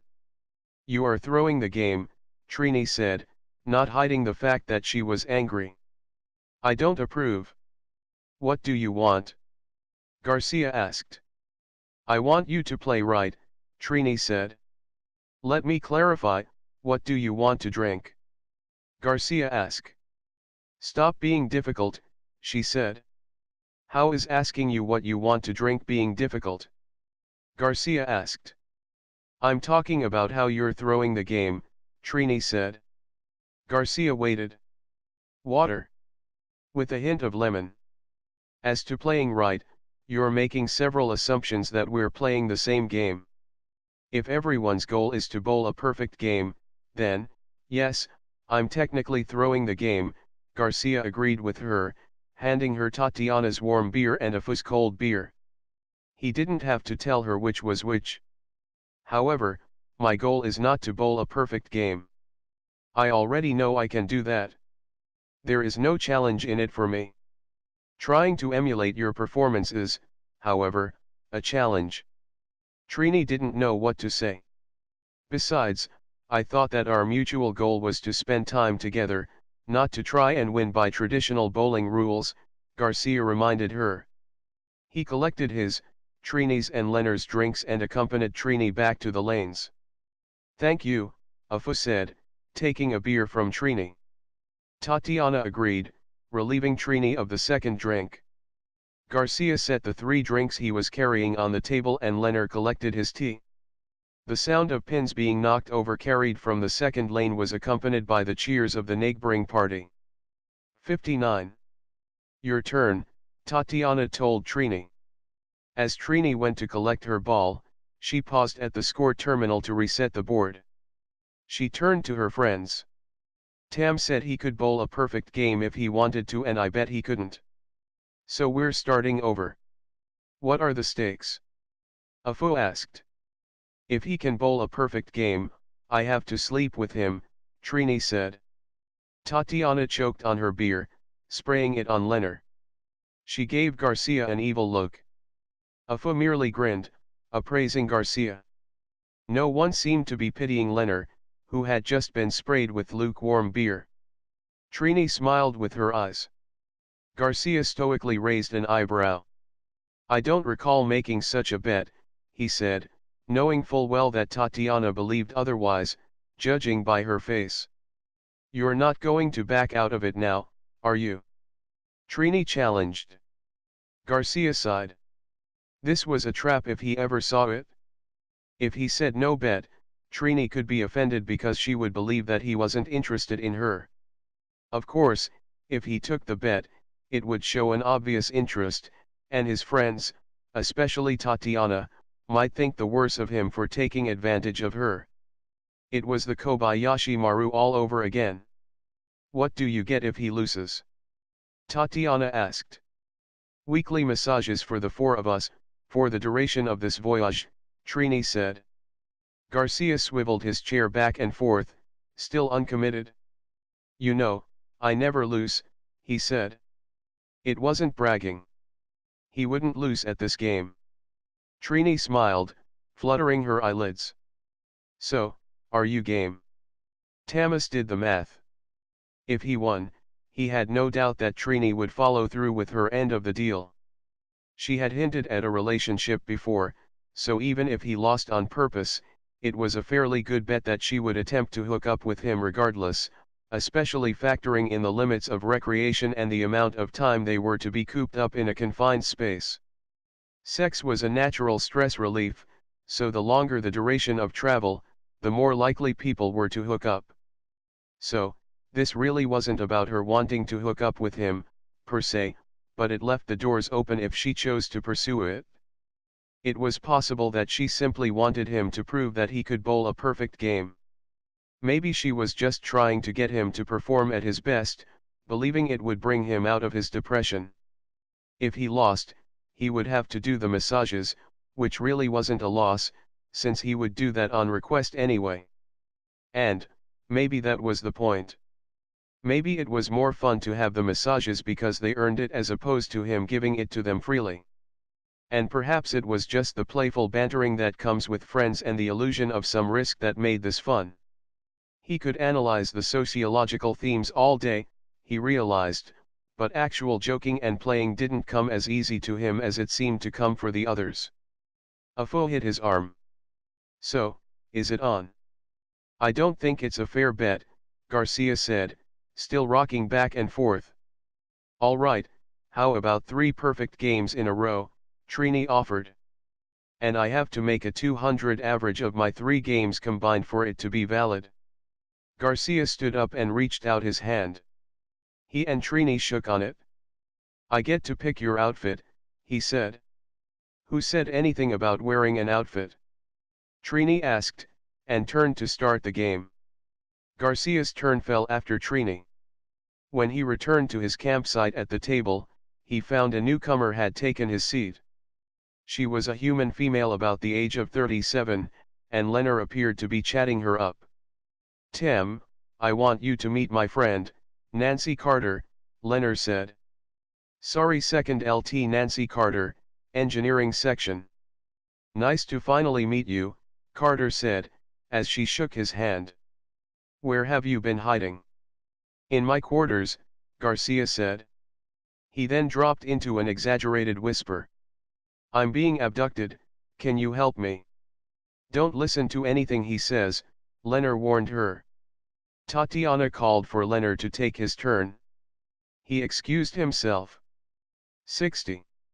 So, Garcia said, taking the seat across from her that Leonard had just vacated. How is life in engineering, LT? Carter. Please, call me Nancy, Carter said. Your turn again, playboy, Afu called. Excuse me, Garcia said, taking his turn. He didn't even pause to aim. Strike. After his turn, he returned to the table, passing an unhappy Tatiana. You could at least make it look like it's difficult, she mumbled as he passed. Leonard was back in the seat across from Nancy. Nancy, can I get you anything to drink? Garcia asked. Oh, let me, Leonard said, jumping up. Cranberry juice, hot, right. Thank you, Leonard, Carter said. She watched him go and then turned her attention back to Garcia. I've been wanting to talk to you ever since I learned you were aboard. I know a lot about you. From Leonard? Oh, dear, Garcia said, sitting back down. No, actually. From my daughter, Carter said. She seemed a bit hesitant, but she pushed on through her discomfort. She's one of your biggest fans. Even has an official website. Let me tell you, the day you approved her site, and gave her original songs to keep there, was probably the most exciting day of her life. She still talks about it to this day. Garcia's eyes went up and to the left as he recalled all the people who he had authorized special websites. There were 30 people on the list, and they ranged in age from 8 to 72. He identified Nikita Carter easily enough, which triggered a memory of why he had approved her website. She had actually contributed her own music, had demonstrated talent, and he had wanted to encourage her to go further. Nikita had been 12 when he had authorized her website, which meant she was now 14, soon to be 15. Nikita Carter? Garcia asked. You remember her? Carter asked, surprised. I remember everyone I meet, Garcia said. Not that I met her, but when her email got through my filters, and I visited her site, and liked what I saw, I wrote her back, giving her authorization. She seems like a good kid. Well, good is relative, Carter laughed. Kidding. She is my daughter. She doesn't know you are on board, yet, and I was hoping I could arrange something to surprise her. Would you be willing to have lunch with us? It would really make my day, seeing her happy. It gets pretty boring out here in space, and we really hadn't expected to be out here this long, this time, and... Say no more, Garcia said. How about lunch, Friday? Tatiana only heard a part of the conversation and she rolled her eyes. Leonard seemed puzzled as he re-entered the area. He's not hitting on you, is he? Leonard asked. Oh, no, Carter said. He's doing me a favor. I bet, Tatiana said. Your turn, Tam. Excuse me, he said to Nancy. It's a very serious game we're playing.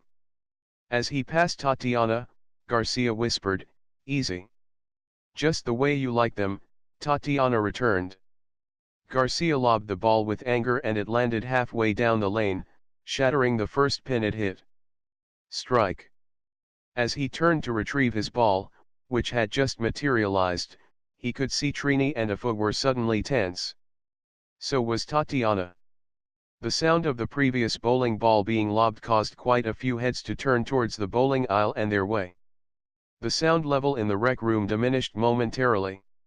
He set the next one down much gentler and immediately turned and headed towards Tatiana, not waiting for visual confirmation that he tumbled all 10. The sound of the ball sliding, then rolling, followed by the collision told him everything he needed to know. The old pins were beamed out and the new pins were beamed in. Is there something you want to say to me? Garcia asked Tatiana, trying to keep his voice low so that it stayed between the two of them. His eyes were fierce and challenging. No, Tatiana said, not looking away. Good, Garcia said. Because I don't want to do this little dance with you the whole voyage. Tatiana didn't say anything. 61. Everything all right? Trini asked. Everything is just fine, Tatiana said, not sounding truthful. Fine, Garcia said, with equal sincerity, not shifting his eyes from Tatiana until they mutually nodded that it was over. He returned to his seat at the table. What was that all about? Leonard asked. Nothing, Garcia said, brushing Leonard off. He downed his Ractigino, his favorite Klingon coffee. Don't worry about it. Is it because of me? Carter asked. Garcia softened. No, Nancy. Really, no worries, he said. I guess you'd like to do this before she discovers I'm on board. That would be nice, Carter said. Can we move it to tomorrow then? Garcia asked. Thank you, Carter beamed, shaking his hand profusely. Thank you so much. Is there any special meal requirements that I should know? No limits, well, no limit as long as it's all synthetic. I'm a vegetarian, but I will eat synthetic proteins that resemble meat products, Garcia said. Nikita Carter was bouncing a tennis ball off the bulkhead, occasionally bouncing it off the window. Nancy Carter came out of her bedroom and paused. I've asked you not to throw that against the window. It is transparent duranium, Mother, Nikita countered. It won't break. That's not the point, Nancy said, catching the ball and confiscating it as she passed. Now go change. We're having company for lunch. Oh, Mother, Nikita tossed herself on the couch. She rolled so that her legs were on the back of the couch and her feet were on the window. She hugged a pillow to her stomach. Who is it this time? That trill you've been hanging out with. My dating life is not open for discussion, young lady. Now, I highly recommend you go change. Nancy said, punching in her preset numbers to order up her favorite meal. She removed the dishes from the machine and began setting the table for three. This mission has turned into a nightmare, Nikita complained. We're never going to get back to Jupiter Station at this rate. You should have just left me at home with Dad. Your dad wasn't staying on Jupiter Station, Nancy said. Well, I've never been to Vulcan. I might have liked it, Nikita said. She tossed the pillow up into the air, catching it, tossing it back up so that it spun, and caught it again. She entertained the idea of visiting Tamas Garcia's home on Vulcan, daydreaming of a chance encounter with him. Maybe she would build a shrine. A real one as opposed to the virtual one she had created. You hate the sun and heat, Nancy reminded her. Sure beats being cooped up on this ship for the next rest of my life. I bet I won't even be able to go planet-side at this aasha place, Nikita said. I can guarantee that you will not be going planet-side, Nancy affirmed. The people we're visiting have a history of violence. Klingon influence? Nikita asked. Old Earth influence, Nancy corrected. Old Earth as in Khan influence? Nikita asked. Older, Nancy said. Strange. How can it be older than that? You mean like Old Earth broadcast influence? Nikita asked. Someone tuned into a radio station and freaked out? What was it? Bach? Big band? Country and Western? Without the proper context, that might mess an alien people up. Lost my girl, lost my mom, lost my dog, and all I got left is the spear. The door chime rang out, announcing a guest. Nikita didn't budge. The way she saw it, it was her mom's guest, so her mom could answer the door. He's here early, Nancy said, sighing a little. Nikki, would you at least answer the door for me? 62. Enter. Nikita yelled. No. Computer, belay that order, Nancy shouted, overriding the door control before it opened, ruining her surprise prematurely. I said answer it, like a civilized human being. Nikita kicked off the window, rolled off the couch, and came up on her feet, executed two perfect cartwheels towards the door, and walked on her hands the last few paces. Is this civilized enough for us? Nikita asked. Why are you being so difficult today? Nancy asked. Right side up, please. We're in space, Mother. There is no right side up, Nikita said. And you never did answer me why all ships we encounter are all orientated towards the same up. I did so.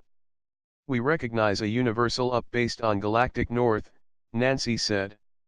Now, are you going to let our guest in or not? Well, maybe I don't want to participate with that convention, Nikita said, opening the door providing the guest with a presentation of her feat. Come in, she said. I'm a contrarian and we do everything contrarily, she said.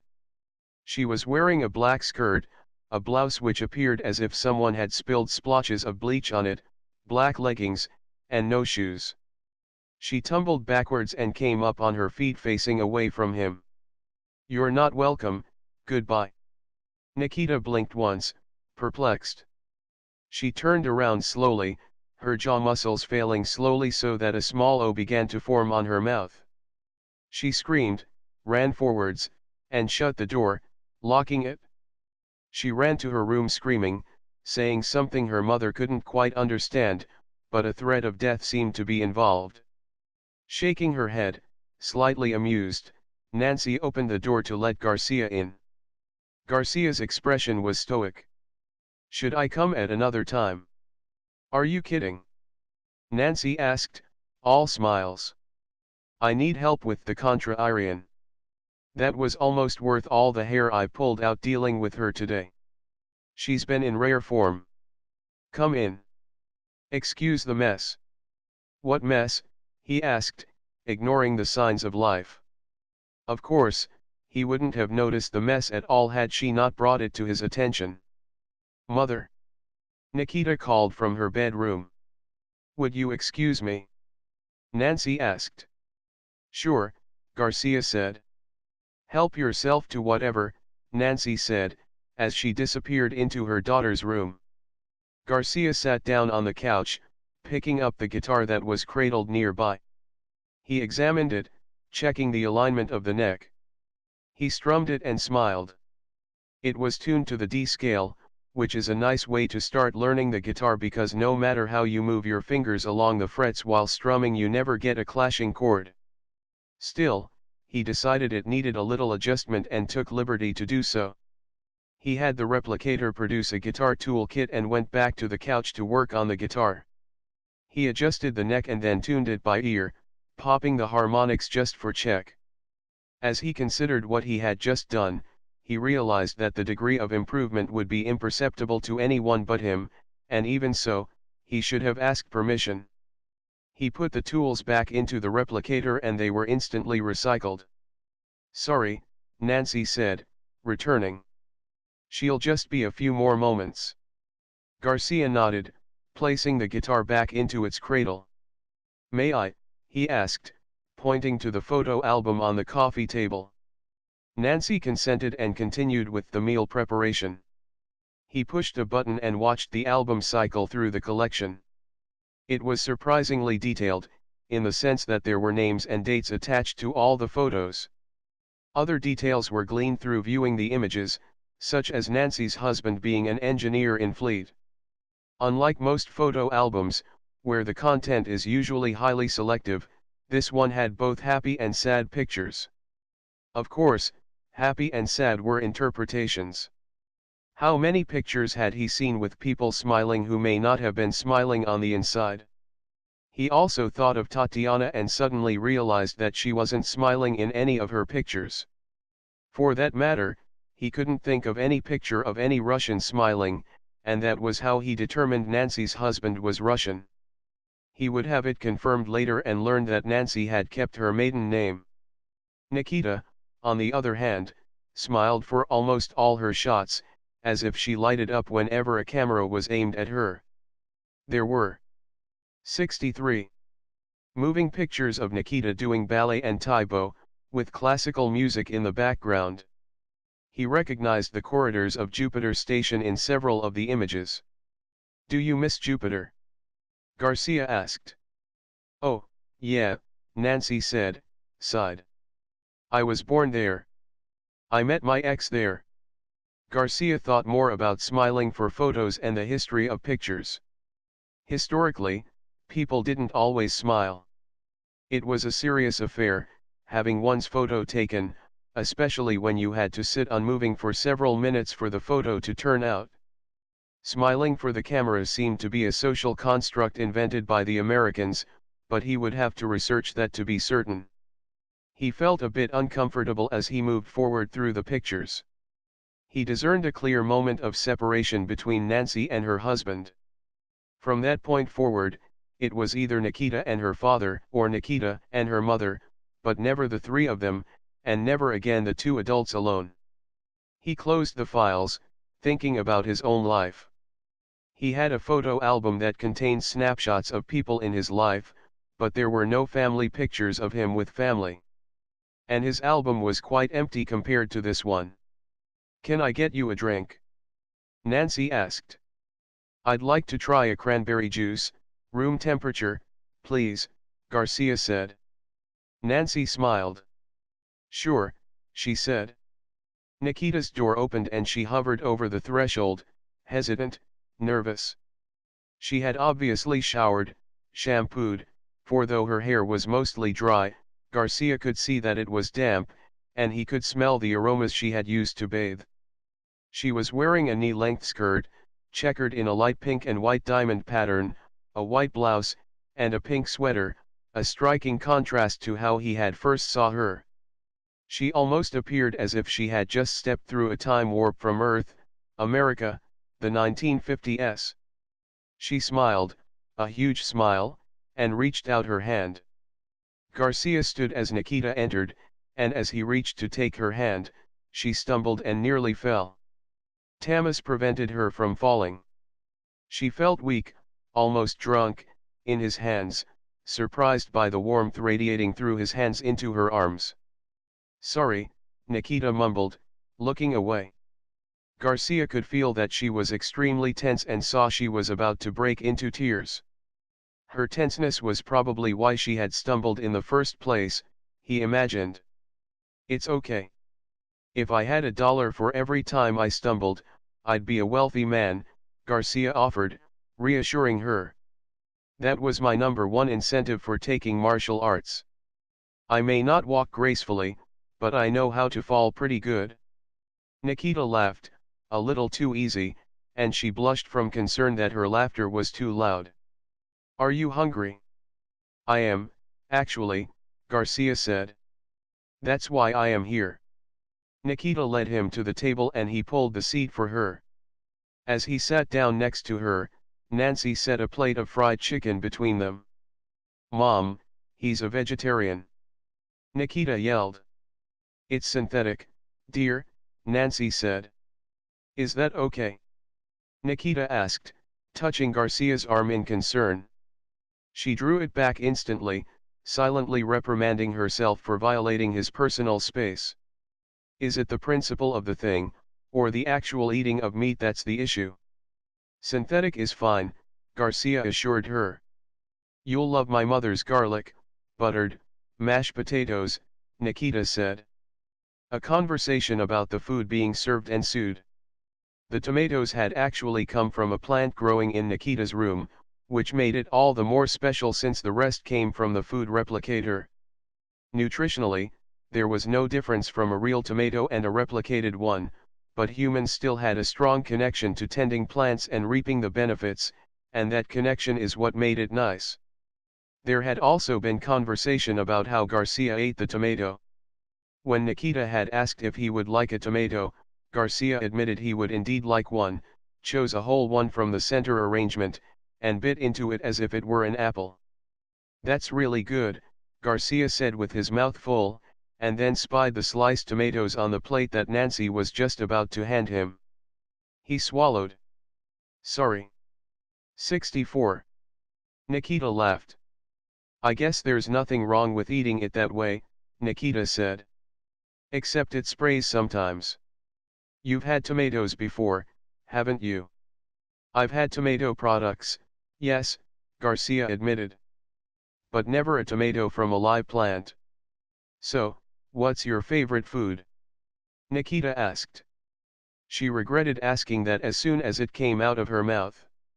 It was a wasted question, wasted time. "Ah," Garcia waved a finger. He put the tomato on his plate and chose a chicken leg. That's a frequently asked question that you should know the answer to. Yes. I know. Sorry, I guess, I meant, has it changed? Nikita asked, still fumbling for words. She was trying to engage him in talk, but it wasn't going the way she wanted it to at all. She had imagined it so perfectly, and now here he was, and she could hardly speak intelligibly. She hid her hands beneath the table for fear that he would see her trembling. No, Garcia admitted. Peanut butter is still my favorite food group. It's not a food group, Nikita said, laughing. She watched as he ate the food, favoring the mashed potatoes. Garcia noted she was watching and slowed his pace a little. She had hardly eaten her dinner, and Nancy was almost finished with hers. He glanced back to Nikita, who now had tears rolling down her face. You okay? Garcia asked. I just can't believe I'm sharing a meal with you, Nikita said, wiping her tears. Garcia wondered had there ever been anyone in his life that their mere presence had moved him to the point of joyous tears. Picard was up there on his role model list, but he couldn't say that Picard's presence stirred him that emotionally. Guinan came to mind. Yes, he could relate to how Nikita felt. Anytime he had been in the presence of Guinan, he had felt an overwhelming sense of love and peace emanating from her. Being around Guinan was almost a transcendental experience, at least for him. Garcia touched her hand. I'm glad to meet you, too, he told her. Can I ask you something? Nikita asked. When he nodded consent, dipping his jalapeno cornbread into his potatoes, she built up the courage to ask. Would you be willing to create a theme song for me? Does it have to be written by me, or can I just perform it if I find or know an applicable song? Garcia asked. However you decide, Nikita said.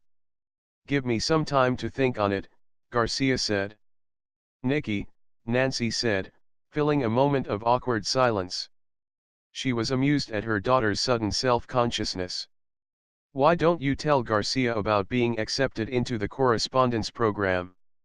Oh my God, Nikki said, grabbing Garcia's arm. The Nissan School of Music in Moscow accepted me into their program for advanced training in musicology through correspondence and LT. Matthews on board this ship has agreed to be my personal facilitator and coach. Nikita paused, suddenly realizing had she known Garcia was here she would have approached him to be her facilitator and to help her with techniques that can't be learned via mail and media. She considered asking Garcia, but then decided it would be disrespectful to Matthews who had already agreed to assist her. Still, she could get training and experience with Garcia that might count as extra credit. Would you be willing to sing a couple of duets with me, record them, and let me post them on my website? Nikita asked. Nikki, Nancy said. Ensign Garcia is a busy man. He can't spend all his free time with you. Well, Garcia said, reflecting on the request, and trying to ease Nancy's concerns. You know, I was thinking, this is going to be a long trip and all, so I was going to see about putting together a band, just for fun and practice. Would you be interested if I got something going? Yes.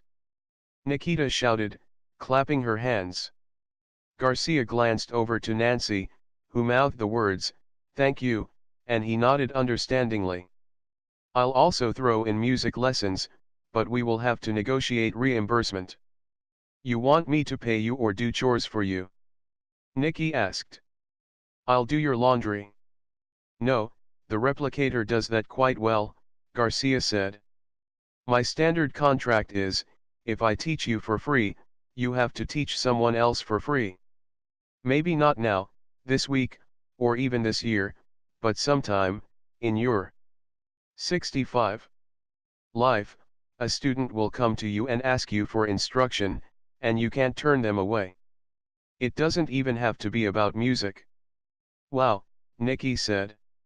I can accept that. Garcia shook her hand. Then it's a deal, he said, noting the internal alarm clock from his implant. Give me a little time to see what sort of talent I can stir up on this ship and I'll get back to you about our jam session. Meanwhile, I'll also coordinate with Matthews to see if I can assist him in your training. Well, I hate to eat and run, but I am actually going to have to go to work. I've not pulled a duty shift since I got on board and I have to make an appearance. I understand, Nancy said, standing as Garcia pushed himself away from the table. Nikita stood as well. Thank you for coming. It's my pleasure, Garcia said. Nikita hugged him. I love you, she said, crying. Garcia hugged her. You are very kind. I'll chat with you soon. The bridge layout on the Oberth-class starship was definitely less spacious than the Galaxy-class starship. It even seemed less spacious than the Constitution class. Garcia didn't like the layout of his workstation, which combined ops and communication into one, but he could work with it. Science was to the right of him and engineering to his left. The navigation station was forward and down, with a control panel that almost encircled the pilot, necessitating the pilot to swivel his chair nearly 180 degrees to exit his station. The captain's chair was center stage and slightly higher than any other chair on the bridge, with the potential for 360 degrees of swivel to take in the entire operation. Large monitors above each of the stations magnified the work being done so that the person in the big chair didn't have to squint or ask for details. The first officer, Osaka, was in the big chair when Garcia entered for duty. Osaka turned slightly to acknowledge Garcia as he sat down at Ops/Com for the first time. Finally decided to pull your weight? Osaka asked.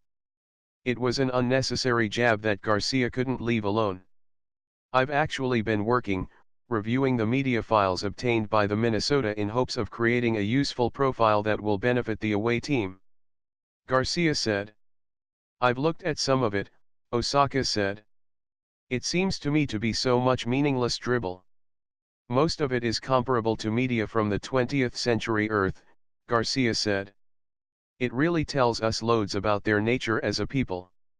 For example, some of the lyrics to the songs I've been reviewing suggest that they are capable of contemplating the deeper meaning of life. A society wouldn't tolerate such concepts in their arts if they were only about war, conquest, and material gain.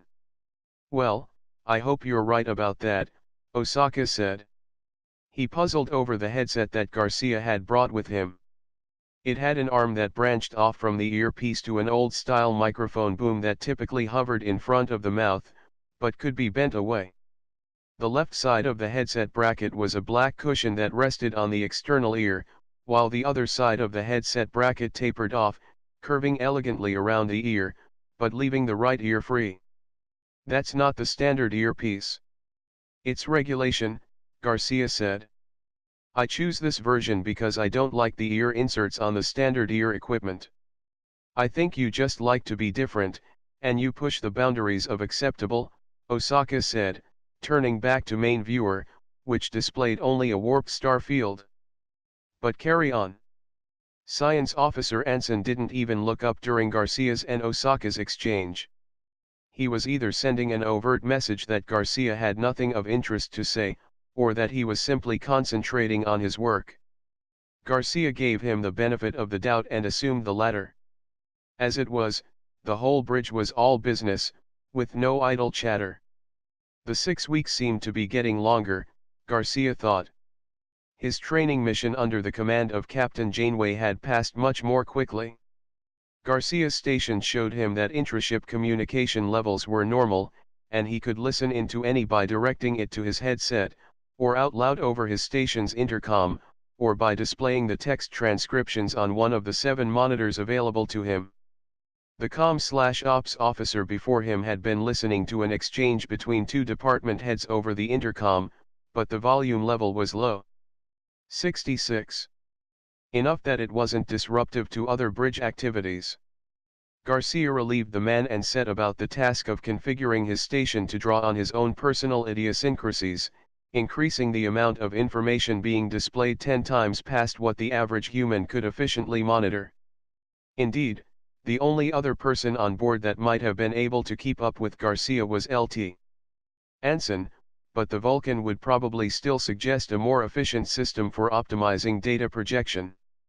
Garcia's setup was for him, though, not to appease a Vulcan sense of order. In addition to his bridge duties, he chose to listen to one of the Iotian recordings, directing it to his headset. He also delegated some computer time to searching for poetry and/or lyrics to come up with a theme song for Nikki. Via his implant, he instructed the computer to do a search by theme or actual words of a song based on his esoteric list, which included flying, falling for a celebrity, music, stars, Milky Way galaxy, fried chicken, wind, soul, earth, Jupiter station, dancing, martial arts. Commander, tactical officer, second Lt. Owen chimed up. There's a ship on the far end of our long-range sensor, and it appears to be on an intercept course with us. Osaka seemed grateful for the distraction. Anything to break the monotony of second shift. One of ours. It's Ferengi, Garcia announced. Osaka, Owens, and Anson looked at Garcia for an explanation. Helm started to turn around, but then decided he would just stay focused, watching the computer fly the ship. Garcia felt compelled to respond to Osaka's questioning gaze. All ships emit a particular subspace wave distortion as they warp space, Garcia said. Ferengi ships, for some unexplained reasons, create a specific noise interference on the lower subspace bands, outside of the normal Starfleet channels. And you just happen to be monitoring these unused channels? Anson asked. Just trying to be thorough, sir, Garcia said. I've never heard of identifying a ship in this manner, Osaka said, turning to his science officer. Anson frowned. All objects in space emit some sort of energy signature, Anson agreed. But I, too, have never heard of identifying a ship by the distortions it makes through subspace. In the old days a submarine commander could tell you the type of ship passing overhead just by engine noise alone, Garcia offered. Same principle here. I got a make on it, Owens announced. He smiled at Garcia. It is Ferengi. And they're still on an intercept course with us. Interesting, Osaka said. Let me know if it closes within 5 light-years of us. Garcia turned back to his duties, alert for any possible communications from the Ferengi vessel. He noted 3 planet-to-planet subspace communiques, one of which required a relay and boost through the Philadelphia Freedom subspace antennae. He validated the sending planet's code and relayed the message, as per the Federation Charter's agreement with the said planet. The Ferengi ship is passing through our 5 light-year perimeter, Owens announced. Garcia, see if you can hail that ship, Osaka said. Approaching Ferengi vessel, Garcia announced over standard frequencies, but directing the signal in such a manner that the approaching craft could not mistake that the message was for anyone but them. This is USS Philadelphia Freedom. Please respond. Philadelphia Freedom, came a reply, audio only. This is the Starship Oman, requesting you Hivito in order to facilitate the exchange.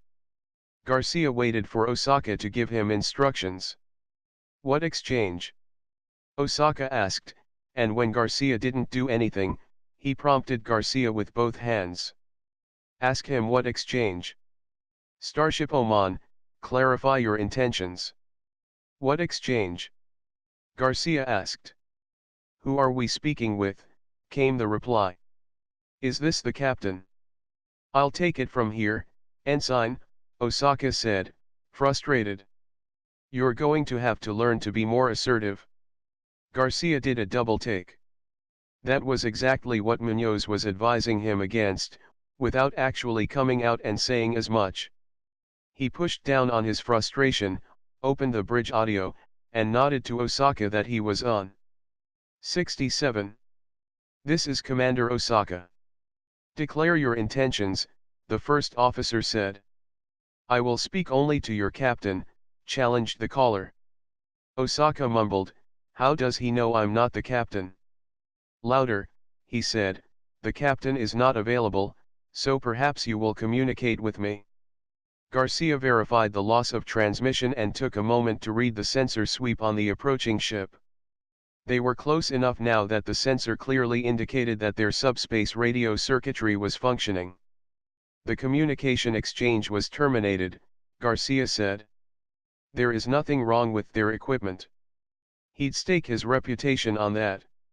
Osaka muttered a curse. Alert the captain, Osaka said.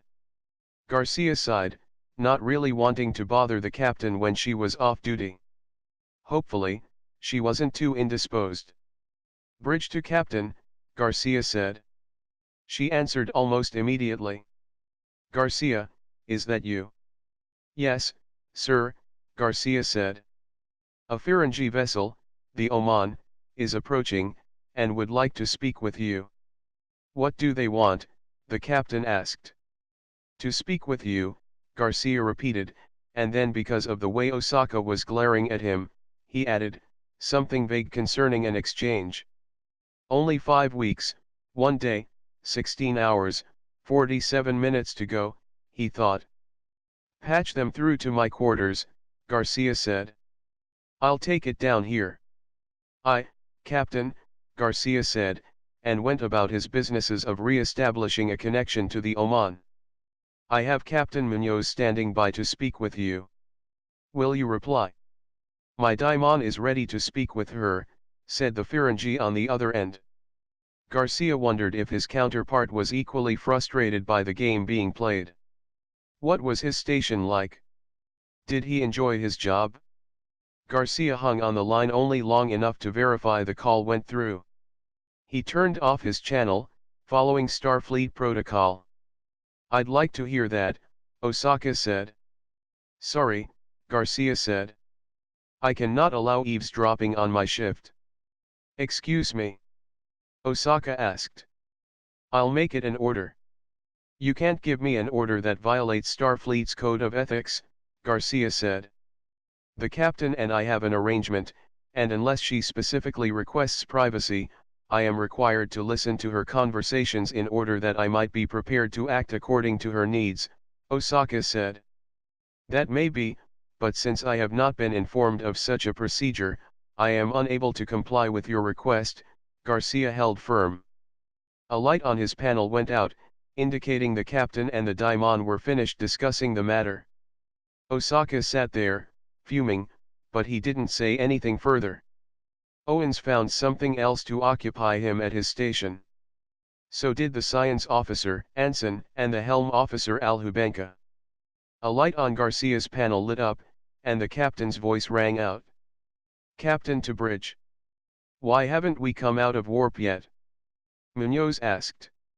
She didn't sound amused, but whether it was because of her conversation, or the fact that Garcia may have mishandled this ship's standard operating procedure, was anyone's guess. I'm sorry, Captain, Osaka said, his eyes boring a hole in Garcia. What are your orders? Bring us out of warp, Captain Munoz snapped. The helm immediately responded to the captain's request. And have Security Chief Owens meet me at Transporter Room 4. He's on his way, Osaka said, glancing at Garcia to see if he would page Owens' replacement at Tactical without being instructed to do so. Garcia was already alerting the next officer in the queue that their presence was now required on the bridge. Owens slid to a halt at the transporter room, and then entered slowly, trying to look dignified. Captain Munoz was there, pacing. The transporter technician on duty, a cadet Jody Newell, stood waiting. 68. What took you so long? Munoz demanded. Garcia was all about protecting your privacy on that call, Owens said. Munoz rolled her eyes. Did anyone give him my SOP? She asked, referring to her standard operating procedures. Owens shrugged. So, what's the deal? The captain tapped her badge. Garcia, notify the Oman that we're ready to receive their party. Garcia responded over the transporter intercom system speakers. Got them, Newell said. Transport commencing. 4 Ferengi appeared in the transporter alcove. At first they were all standing upright, but then one stepped forward, and the two furthest back began to drag and wave their arms, slumping in something that might have seemed like dancing chimpanzees as they cowed behind the second one, standing tall, but remaining on the pad. They moaned and complained about the clothed women, apparently experiencing culture shock. "Oh, give it a rest," the first one snapped at them, and they paused behind the second, peering out from either side of him. He turned back to the captain, smiling broadly, and held out his hand in a very controlled human gesture. "I'm Daimon Tolro. You were chosen to facilitate an officer exchange." "Excuse me?" Captain Munoz asked. He held up a standard Ferengi PADD, changing it to English before offering it to her. "I have a contract right here. It says you will participate in an officer exchange program." "Look, Daimon Tolro," Captain Munoz said, trying to sound patient. "I'm on an investigative mission, possibly a rescue mission, and I don't have time to nursemaid an officer exchange." "But you will exchange officer with the Klingons?" the Ferengi asked. "I never participated in an officer exchange period, much less with the Klingons," Munoz assured him. "It says right here, on stardate 42506.5, that there was an officer exchange with the Klingon vessel Paki and the USS Enterprise, condoned by Starfleet," Daimon Tolro said. "We, the Ferengi Alliance, were not invited to participate. I find this discrimination absolutely abominable. You Feds are all talk. You say you want peaceful relations with us, but every time an opportunity comes along where we might actually have a cultural exchange, you dismiss us." "I'm not dismissing you," Captain Munoz said with extreme patience. "I'm happy to hear that you are willing to broaden your horizons. It's just not going to be today, on my ship. According to this, Starfleet says otherwise," Daimon Tolro said. "Unless, you want to start an interstellar incident, I think you should reconsider your position." Munoz grabbed the PADD from Tolro, startling him enough that he yelled out and brought his arm up to protect his head. The two littlest ones began their primitive dance again, arms swinging, hands dragging the ground. "I'm not going to hit you," Munoz assured him. "If you learn anything here today, at least know we don't hit unless seriously provoked, and even that is in self-defense." Munoz scrolled through the electronic document. It actually seemed to be in order. "Would you excuse me a moment?" Munoz asked. "Of course," Daimon Tolro said, smiling ingratiatingly. That smile didn't help Munoz to feel less suspicious. It took all her strength just to keep from barfing at the smell of his breath. Before exiting the transporter room, she communicated to Owens that he was not to let them leave this room with a mere flash of her eyes. She went across the corridor and entered a small armory. She activated one of the monitors inside, waited for it to boot up while looking around at all the weapons locker. It was a tight fit in this particular armory, but all she needed was a screen. "Captain to bridge," she called, rereading the Ferengi PADD. "Bridge here," Garcia answered. "Go ahead, Captain." "Patch me through to Starfleet Command." "I want to speak to Admiral Warren," Munoz ordered. "And, Garcia, let Osaka listen in." "I, Captain," Garcia answered. 69. A moment later an admiral appeared on her screen.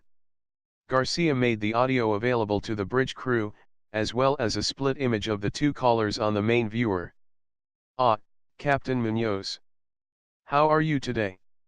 "Admiral Warren," Munoz went right to business. "Did you authorize this officer exchange with the Ferengi ship, Oman?" "Nice to see you, too," Warren said. "And, yes, I did." "You know I don't have time for this," Munoz said. "We're on an important mission. You only have roughly 5 more weeks of space travel to go. I think you can spare a couple of those weeks to participate in a cultural exchange event," Warren said. None of my officers are going to volunteer for an exchange with the Ferengi, Munoz said. I'm sorry to hear that prejudice runs so deep on one of our ships, Warren said. If no one volunteers, assign one. This is really ill timing and you know it, Munoz said. I have cadets on board, and I can't spare my experienced officers. Surely there is someone else. Less busy. Warren offered. Or, how about, less important? Captain, in the interest of interstellar harmony, on behalf of the Federation, and on the orders of Starfleet Command, you are authorized to participate in this officer exchange program. Make it happen. Starfleet out. Osaka. Munoz said more than asked, crossing her arms. I'm on it, Osaka said, knowing exactly what she was looking for. He needed to scrounge up a volunteer to spend a couple of weeks on a Ferengi starship. Munoz crossed the corridor and entered the transporter room. I really must protest this delay and this treatment, Daimon Tolro turned on her as she entered. He took a step back as she raised her hand suddenly, and then realized she was merely handing him back his PADD. I'm sorry, Captain Munoz said. Admiral Warren takes full reasonability for the delay, as he failed to notify me that I should be expecting you. Now that the red tape is out of the way, can I assume one of these is the officer you're providing us with? Indeed, Tolro said, pointing to the Ferengi not dancing, and still not slumping. This is my first officer, Brock. The two behind him are his attendants. This exchange is for one officer, Munoz pointed out. My officers don't have servants, so Brock will have no servants. Of course, I understand completely. If Brock has servants, then all your officers would want servants. I will take them back with me, Tolro acquiesced, offering a two palms up gesture. And, what sort of officer will I be getting? One of Starfleet's finest, I assure you, Munoz said, and, as if on cue, ALT. Stogner entered, a bag slung over his shoulder. Captain, Stogner said. Reporting for volunteer duty. Thank you, Light, Munoz said. She didn't have to say that she appreciated the sacrifice. We'll see you back soon. He nodded and stepped up on the transporter platform, while the Ferengi known as Brock came down. Take good care of my officer, Tolro said, stepping up with a salute farewell. I will. Please do the same for mine, Munoz said. Of course, Tolro said. I wouldn't dream of letting anything happen to him. Beam us back. Newell transported them over to the Ferengi ship and powered down the system. Munoz turned to Brock. So, Brock, what field do you specialize in? Communications, Brock answered. Interesting. LT. Owens, take Brock down to sickbay and have the doctor run him through the standard physical assessment, which all new officers must comply with, and then assign him to one of the guest quarters, Munoz instructed. I'll assign a member of the communication department to guide you on your stay, Brock. You are most generous, Brock said. 70. The rest of Garcia's shift was rather uneventful, except for the appearance of the captain who went right to the communications station and handed Garcia a PADD. Listed on the PADD was her standard operating procedures for all bridge personnel. Take some time to get acquainted with it, please, Captain Munoz said, turned, and exited the bridge. Garcia felt rather small, but no one on the bridge snickered or gave him any glances. In fact, they went so far to the other extreme that it seemed as if they were purposely shunning him.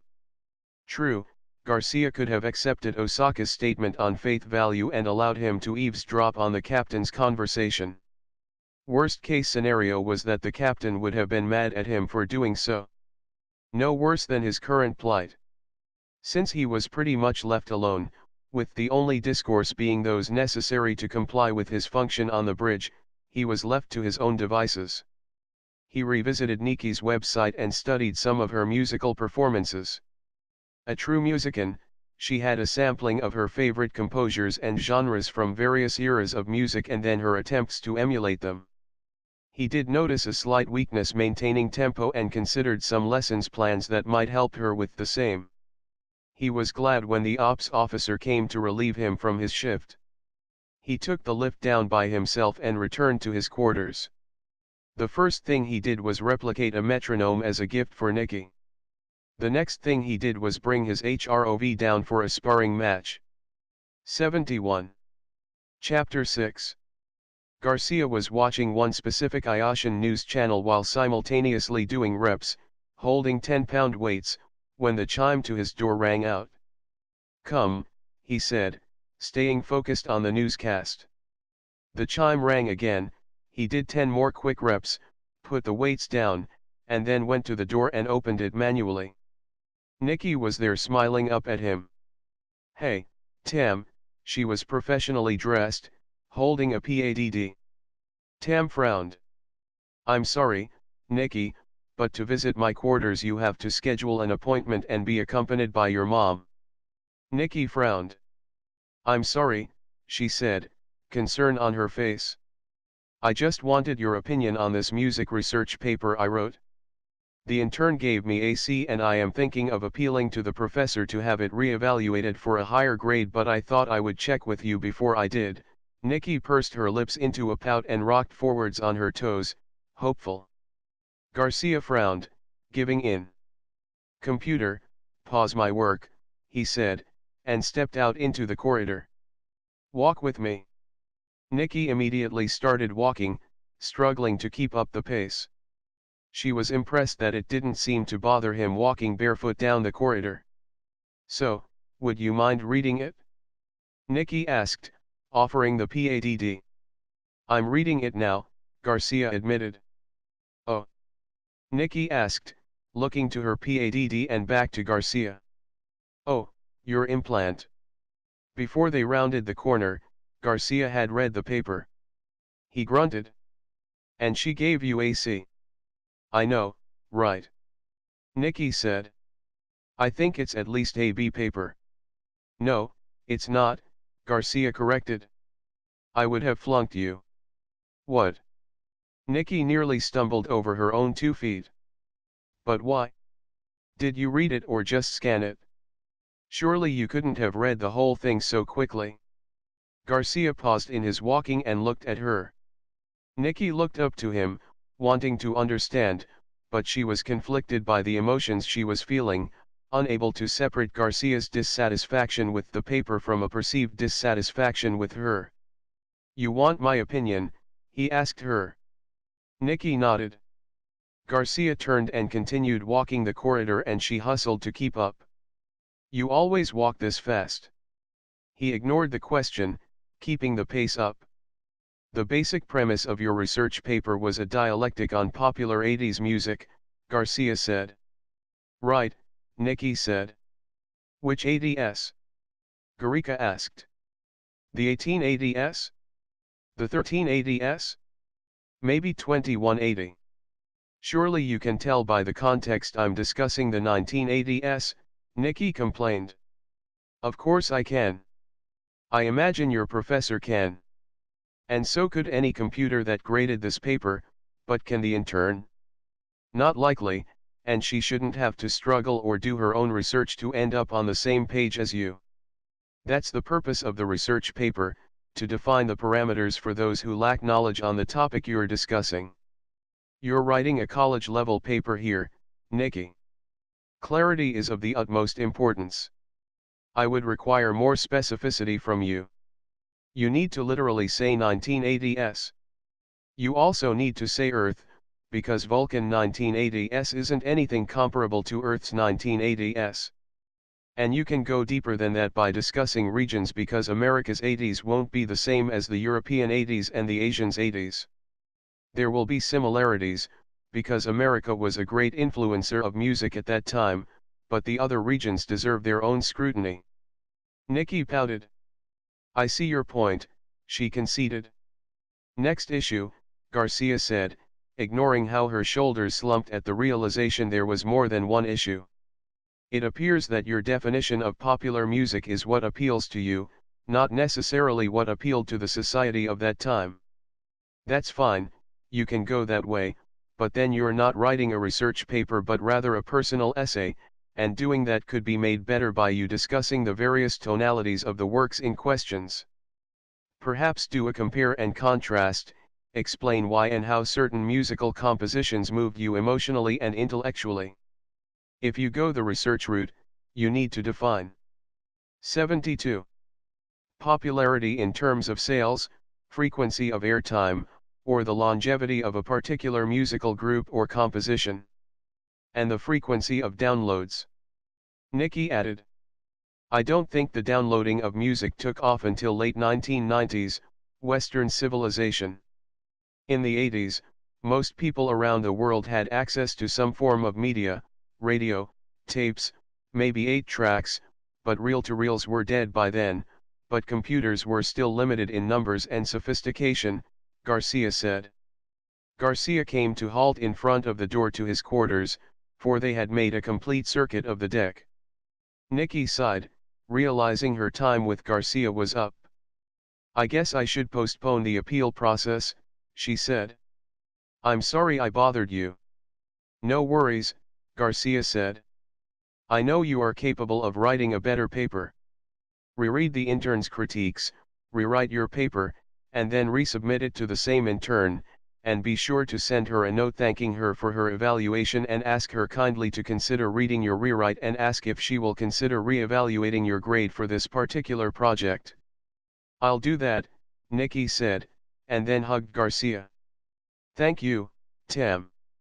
Hang on a second, Garcia said, disappearing into his quarters. He came back out and handed her the metronome.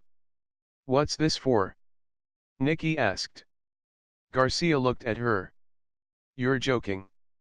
Well, obviously it's a metronome, but I don't need it, Nikki said. I like being free to change the rhythms according to my musical whims. Changing rhythm and changing tempo is two different things, Garcia said. Your expressions of musical phrases are good, but could be better. I have assigned some exercises for you to do with the metronome. Let me know when you've completed the first 5. Nikki sighed. Okay, Nikki said. She walked heavily away as if a weight had been added to her shoulders.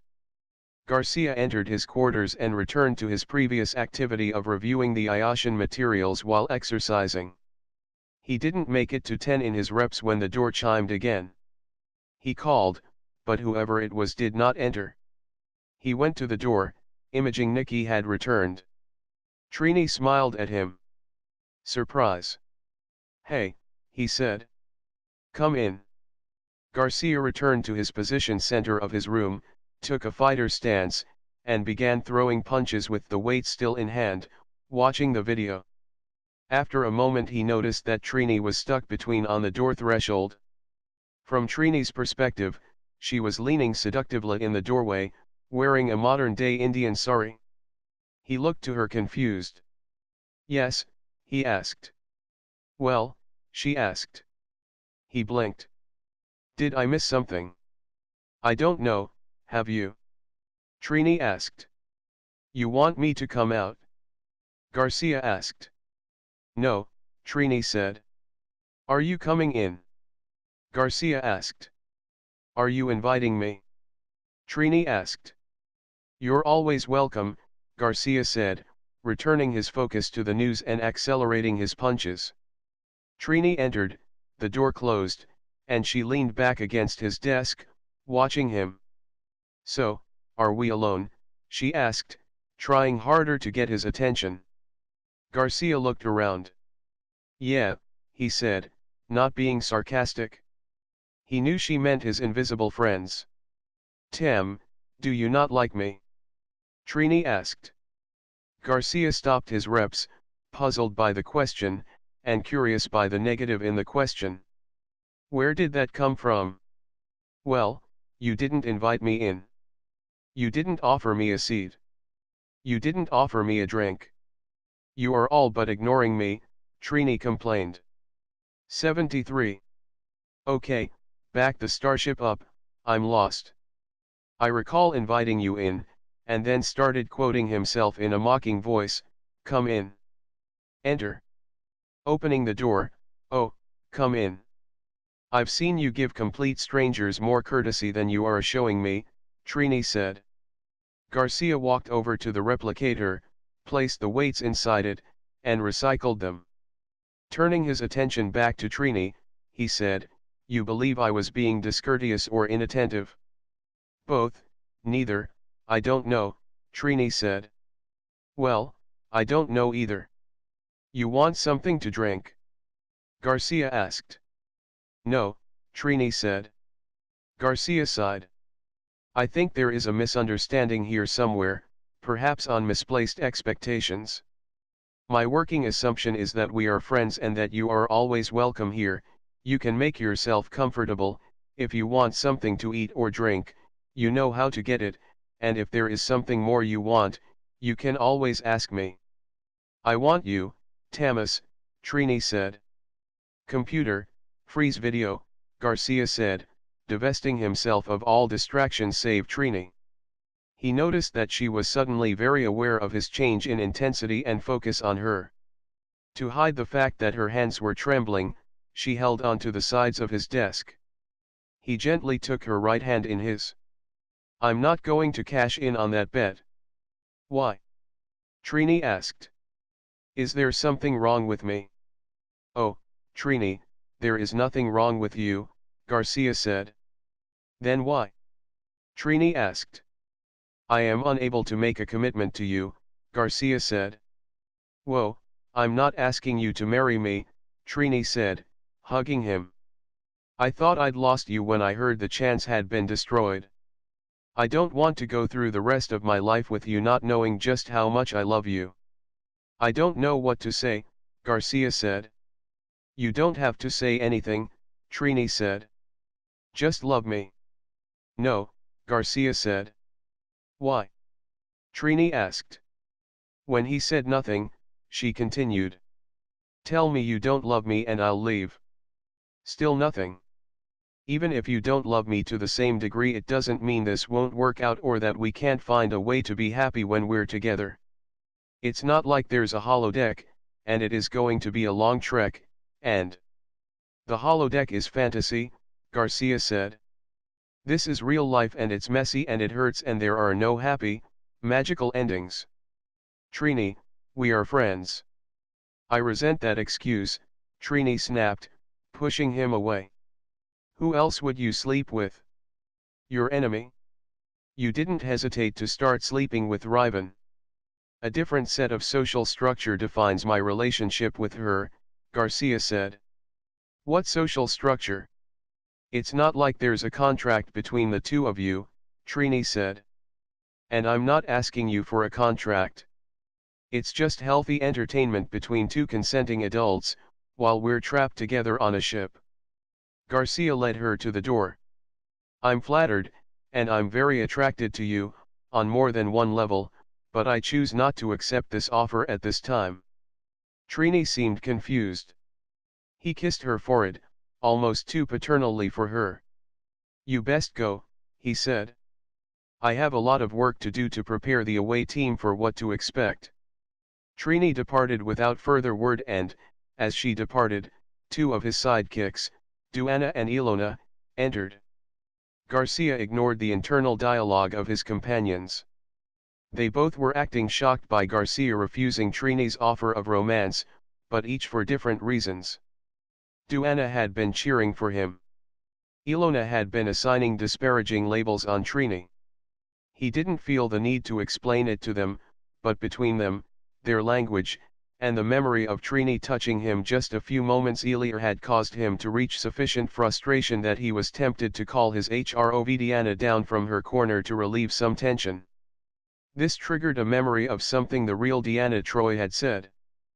Perhaps his fantasy life on the 74 holodeck was holding him back from making a solid connection with a live female. He decided not to think of it and forged on with his work. Garcia sat in his chair, watching multiple channels of media, with subtitles, while simultaneously listening to the radio.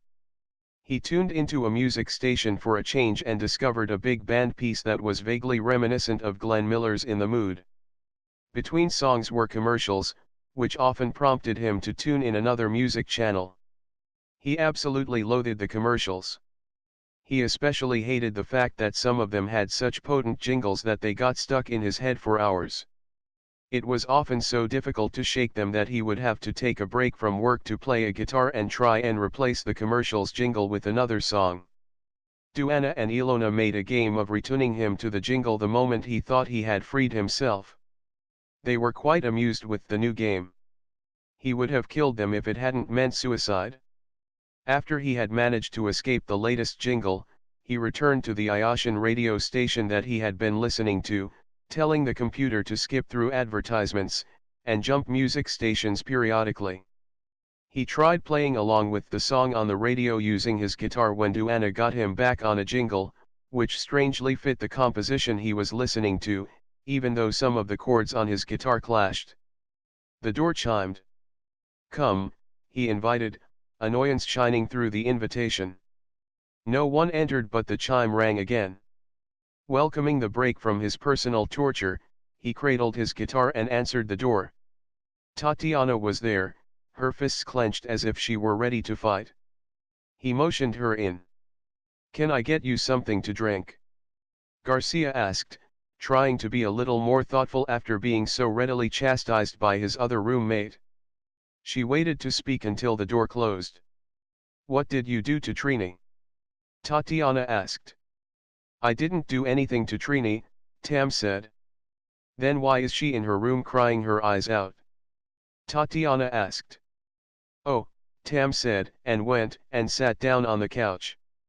Duana and Ilona made a quick exit, beaming out, but not before kissing him on the cheek. "Good luck," Duana whispered. "Oh," Tatiana said, standing akimbo. "That's it? You didn't follow through on that bet, did you?" "Not that it's any business of yours," Tam said. "It is my business," Tatiana said. "She's my friend, and she's been my friend a lot longer than you and I have been friends, and if you hurt her, I will personally kick your butt." "You just need to relax," Tam said. On one level he was angered by her tactics, and yet on another level, more academic in nature, he was curious about the violent nature of her proposed solution to her perceived problem. Very Iotian of her. Or was it a Russian thing? What was the Russians' perspective on fighting? Would they still be friends if they fought? Was that dependent on who won the fight? And what was she really mad at? "I did not sleep with her, and I suspect the reasons she's crying is because I turned her advances down. And another thing you should know is that it wasn't my bet. She made it up on the spot." "You didn't sleep with her?" Tatiana asked, taken aback. "No, I didn't," Tam said. Tatiana was silent for a moment. "Why the hell not?" Tatiana asked, her energy level going up a notch. "You've slept with every two-bit whore on the holodeck, you can't spend 1 hour with Trini." Tam did a double take. "Did you hear what you just asked?" "I know what I'm asking," Tatiana snapped. "Before you were angry because you thought I had slept with her, and now you're angry because I didn't," Tam pointed out. He walked over to the replicator, ordered a jar of peanut butter and 1 spoon. The jar appeared, no lid, spoon inserted into the peanut butter, just the way he pre-programmed it. "You are insane," he told her, and then ate a spoonful of peanut butter. "I'm insane? I'm not the one going around talking to myself," Tatiana said. Tama swallowed, pointing the spoon at her like a dangerous weapon. "Look, there is nothing wrong with Trini. I love her, I think she's great, but I'm not going to be romantically involved with her," Tam 75 said. "She's my friend, but, more than that, her need for intimacy is more than I can give her.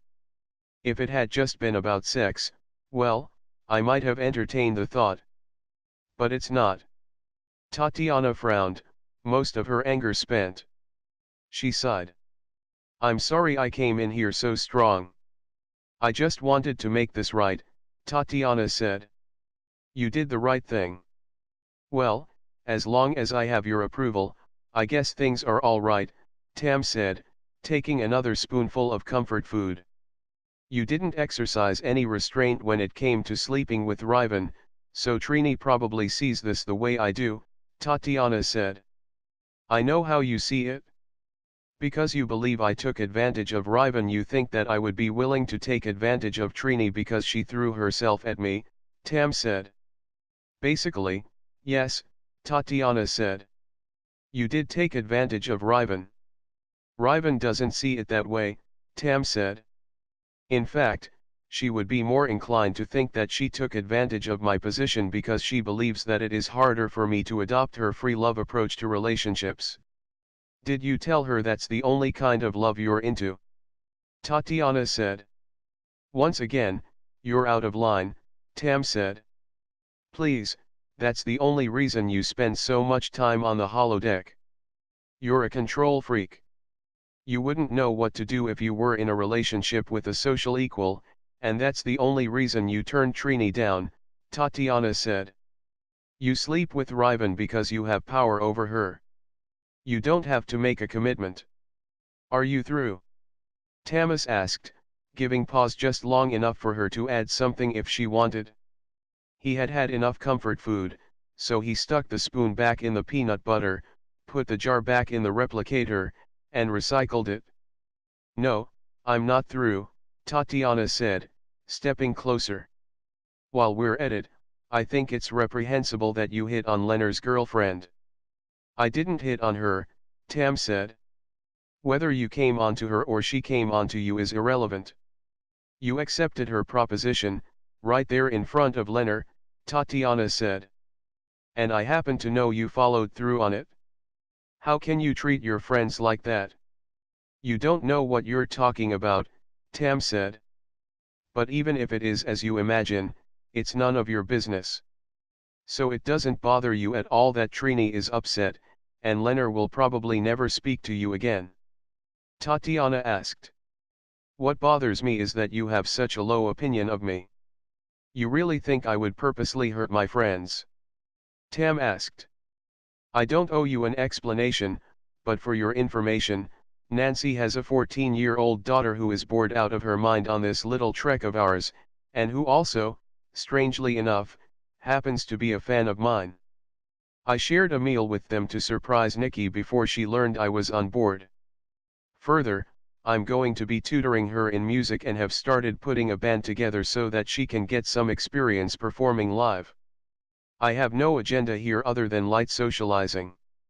I'm not out to steal Leonard's girlfriend and I don't expect any rewards for entertaining Nikki. Now, if you are quite finished, I would like to be alone. Tatiana wanted to apologize once again, but couldn't find the words. Instead, she moved in and kissed him. Garcia looked at her, confused. Tatiana started to say something, paused, and then shook her head. I think I get so angry with you because I love you, and I'm jealous, and, Tatiana started to cry. Are you and Trini both menstruating at the same time? Tam asked. Tatiana started to pull away but then decided to just slap him. Garcia blocked, grabbing her wrist, and surprisingly she kissed him again. Sometimes I think you know absolutely nothing about women, Tatiana said. She wiped a tear from her face. Maybe you should program your holodeck for a little more accuracy. Even if I were menstruating, it is socially inexcusable to blame a woman's emotions on her cycle. I'm just feeling all of these feelings and I am doing something very non-Russian. She wiped her eyes on a sleeve. 76. You mean crying is socially unacceptable for Russian women? Garcia asked. Tatiana pulled away, turning to leave. Tam touched her arm and she paused. He brought his hands up to her head and gently turned her face back towards his. He kissed her gently, and when she looked down, he tilted her face up towards him. It's okay, he said. We'll keep it our secret. That I cried, or that you hate me, Tatiana asked. Garcia answered her with another kiss and she accepted it with a passion, pulling him in closer to her. She grabbed 2 fists full of his uniform and dragged him to the floor. He was about to take it to the next level when the music in the background distracted him. He stopped participating. What? Tatiana asked, trying to pull his uniform top off. Do you recognize that song? He asked her, helping her to remove his shirt. I only hear one song, she said, rolling him so that she was now on top. Tam stopped her from kissing him. No, he said. If we stop now, I might come to my senses and not do this, Tatiana said, tugging her shirt out of her pants. Tama stopped her, trying to sit up. I know this song. It's an Indian song, Tam said. So, Tatiana said, still trying to engage him in a kiss. It sounds like something Trini listens to. Tatiana observed. That's it? Garcia took her by the shoulders and held her back. Let me up, he insisted. She got off of him and collapsed to the floor, unable to believe she was being turned down because of a song. It's from the Indian cult classic Kum Kissa Kum Nahin, he told her. She decided he was on a totally different planet than she was. So, it's not like you haven't heard it before. Trini listens to it all the time, Tatiana said, sulking, giving up on any further affection. But this is one of the Iotian music channels, Garcia explained, going to his desk. How would they get access to this? Tatiana asked, not suppressing the frustration in her voice. Though she had a bra on, she felt completely naked, and strangely, as if she were completely alone. Good question, Garcia said. It would have never occurred to me that there were Indians on this planet, Tatiana said. That's because people from Earth no longer think in terms of racial division, Garcia explained. The Iotians have the full spectrum of human beings on their planet, and thanks to the materials left behind by the horizon, they have emulated some of the racial disharmony from Earth's past. I've documented several examples of this from watching their television broadcast. Since the horizon, women and people of non-white descent have been treated less than equal. It seems to have improved since Kirk has been there, but to what degree I won't know until I can actually get down there and measure social integration. Okay, but even if they have all the races that Earth has, that still wouldn't explain the Indian music. Tatiana said. I know. That's what puzzles me, Garcia agreed. He began to pace.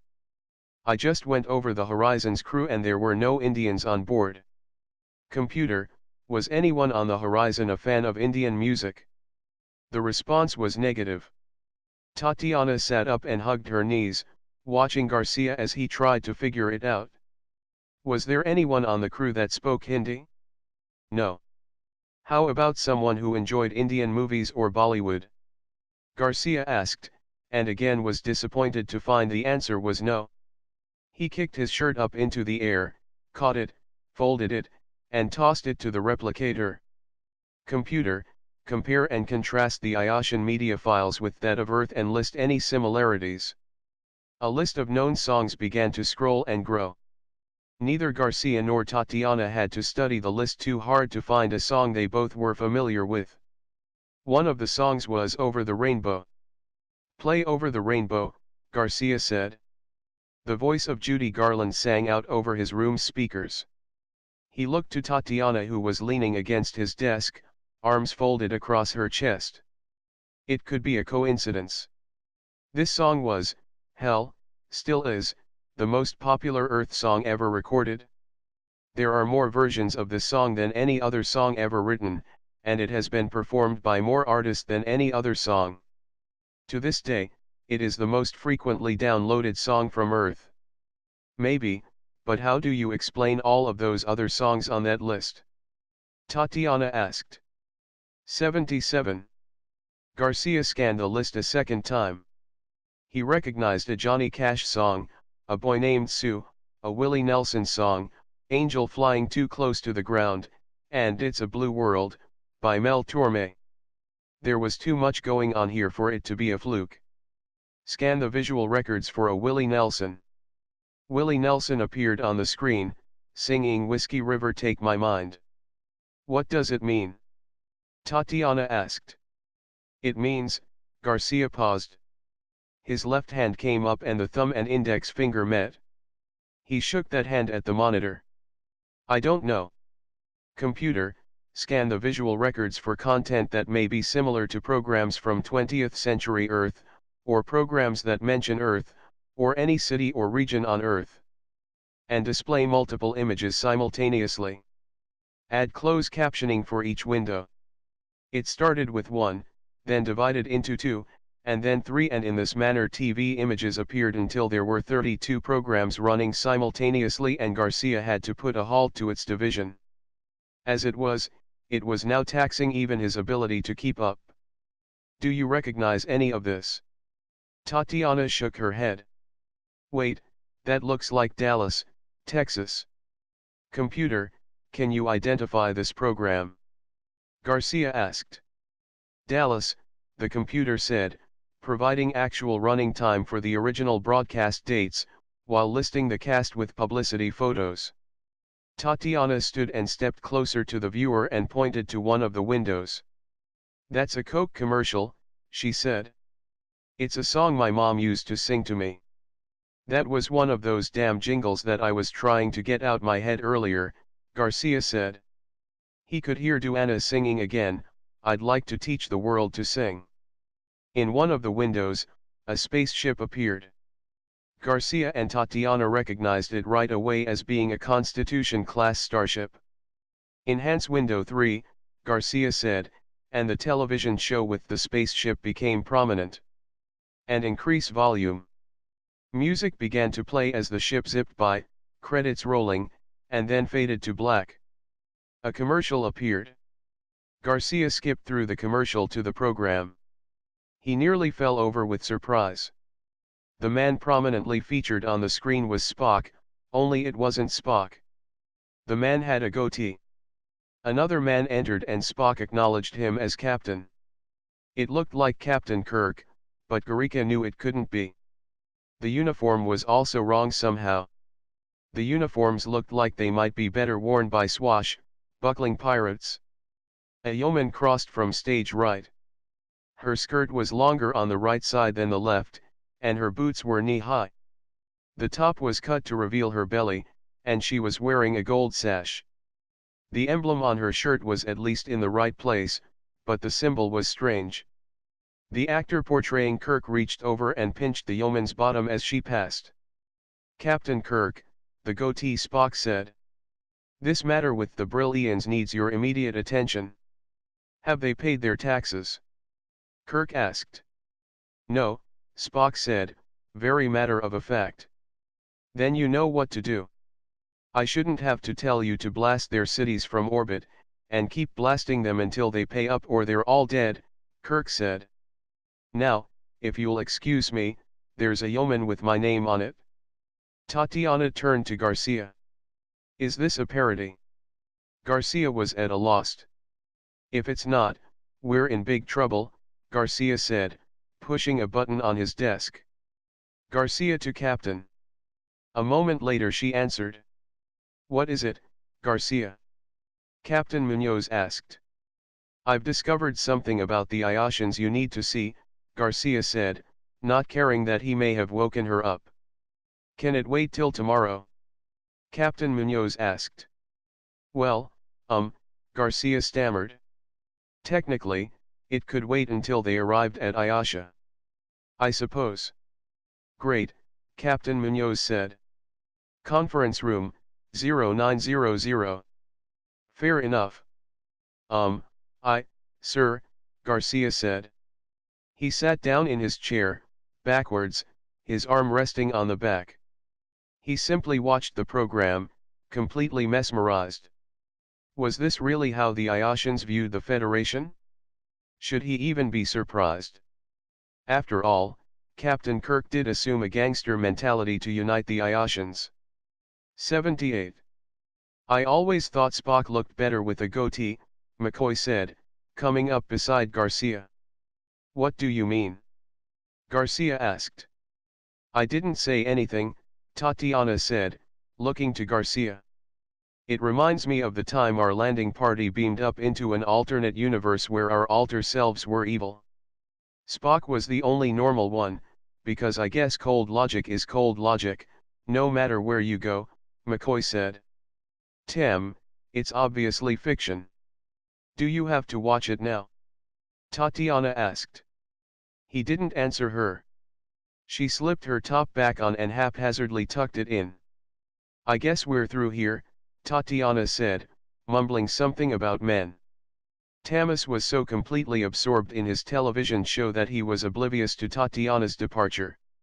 When the next commercial came on, he asked Tatiana, "To an empty room?" He shrugged and turned back to the screen, flipping past the commercials. Captain Munoz, Counselor Lester, Dr. Simmons, Lt. Anson, and First Officer Osaka were waiting for Ensign Garcia in the conference room, 3 of which were drinking coffee. There was a tray with assorted condiments nearby. Garcia arrived at 0904 and apologized profusely for being late.